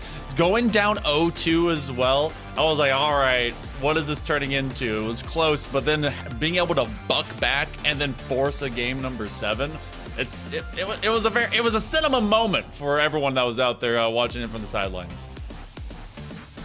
Definitely heart and perseverance on the side of Sphinx. I mean, everybody was believing in the chat. Our heartstrings were being pulled on in the booth and went the distance, Shadi. Ultimately, probably just the veteran status, being able to keep a level head through all 7 games. The Sphinx came out a bit nervous. Definitely didn't finish that way, but had earned himself a 2-game deficit to begin things, as you said, Monkey, and ultimately in the best of 7 through a couple of overtimes in this series as well. Shadi reigning supreme, reigning victorious, and winning when it mattered most. I mean, his shot placement, we see it so often, was so good. Like, even when Sphinx is in net sometimes and making these miraculous saves, Shoddy out of nowhere will just put a ball in the most unsavable position possible. Top corner, bottom right, bottom left, etc. It's just the exact spot that Spinks can't make. And that was a consistent factor throughout a lot of the series where his shooting was so good, and I think fundamentally he played a better game than Spinks, and that is what led him to the victory. I think Spinks was probably the better mechanical player overall, but the general fundamentals here was what excels Shadi and really pushed him to the top. I can't wait to see how this generally just kind of resonates across the region. We've seen already that there has been a galvanization from the Japanese side. They're getting all of their content creators in line. They're trying to find some level of spirit to be brought to back to the game, and that's 100%. Really revitalized their 3v3 side of things. In the 1v1, obviously Sphinx is kind of a cut above for everyone that is here, and then I mean, it has to continue kind of pushing that echelon for not just the popularity of it, but the one for more competition. It was so close. That nose bump, that kiss right there was the kiss of death. Shoddy ultimately put it into him from that midfield line, and that was your goal, winning it all. Shoddy will take it. As they will wear the crown, they'll snatch it from the head of Sphinx. But Malaysia be proud, APAC be proud, and everyone got to see a heck of a competition this awesome weekend. And Boyo, I mean, glad to be able to have you back, dude. I love having everyone that was here this weekend on the desk, and as well as everyone that just got to witness it all. Oh no, I've absolutely loved being here. It's been a great time. I also want to note you mentioned about the Japanese audience kind of rising so much in recent time. I want to give a huge shout out to Cocken in particular. Yeah. From the Japanese scene, he has been the driving force, and APAC in general, the driving force since I've been around in APAC. He has been always casting the Japanese stream. He had all working so hard. He had been making such a big push to get Japan on the map, like Rocket League on the map, in Japan, pushing the players to get involved with the content creators, helping these tournaments happen. So, of course, it's not directly coming just from him, but the effort that he has put in is a huge reason why Japan is growing. Looking to the future, though, we have got the World Championship coming in September 12 to 14 in Lyon. You can try and get tickets. They might be sold out. You can try and find some if you can, because they are falling off the shelves right now. Everyone wants to go to Lyon for very good reason, don't they, Quanzek? Oh, 100%. It's long awaited. France should have its own region in all likelihood at some point, because there's such a insane amount of talent that comes from that region, and they will get home field advantage, quote unquote, for the World Championship happening in Lyon d'Essine, and should be very fun scenes. Man, I think I finally caught my breath and got back level, and all I'm gonna say before I finish that point is to pick up the tickets for Birmingham down below, scan that QR code. But genuinely, a scene-altering split for APAC here. And, of course, we have mentioned the Worlds, we have mentioned Birmingham, we have not forgot about Rally, so make sure 20th to 29th of June at the Lenovo Centre, get your tickets. And see who'll be in Split 2. Will it be Sphinx again over in Luminosity? Will there be a new team come up? Will Elevate bounce back in the 3v3 side? Who knows? But get your tickets. Go support APAC there as well. Because fine, well, they deserve it. But, I mean, before we end off, guys, I want to give a quick thing of course, where can people find you? And any last words kind of closing out this 1v1 segment? I mean, you guys can see me right where you've been seeing me the entirety of this entire weekend, as well as all the previous weekends. _Monkeyman, and of course, had a lot of love over to the Tesseract gang that have been able to put on the entire production. Over to our dude Inferno, who is literally yelling in our ears right now. So a lot of love to you. He might be giggling and smiling on this side. Quanzek, what's up, dude? Final thoughts. Yeah, Quanzek everywhere is where you can find me. Super thankful for Tesseract for the opportunity. Hail, was lovely having you on the desk. You and I have come full circle with this weekend in the casting past, and Boyo, a mainstay here in APAC. I'm glad that you are back, my friend. It has been a pleasure, and I'm so thankful for the opportunity. Well, with all that said, you can find me at Boyoroyo RL everywhere. I want to thank everyone who came to watch. The APAC region would not be what it is without you. The region as a whole has been through ups, it's been through downs. We've had some great moments. We've had some sad ones. I remember them all, like Detonator making the major back in the day, the kind of first imports coming in and demoralising the region, the growth of APAC getting wins at the major, beating G1, beating KCP. We've now got Luminosity, this next top Sphinx, as this next big player. We've got players like Risk rising up. We've got players from the Maldives kind of finally having this big step in nation out of nowhere, booming in gameplay and really starting to make strides in this region. This is APAC, this is it growing here, and it's all thanks to you watching. I know so many players are here right now, so keep doing what you're doing. We're all thankful for it. It gives us a job at the end of the day. With that said, have a great rest of your day, great rest of your night, great afternoon, whatever time it is. It has been a fantastic time being here. And with that, goodbye.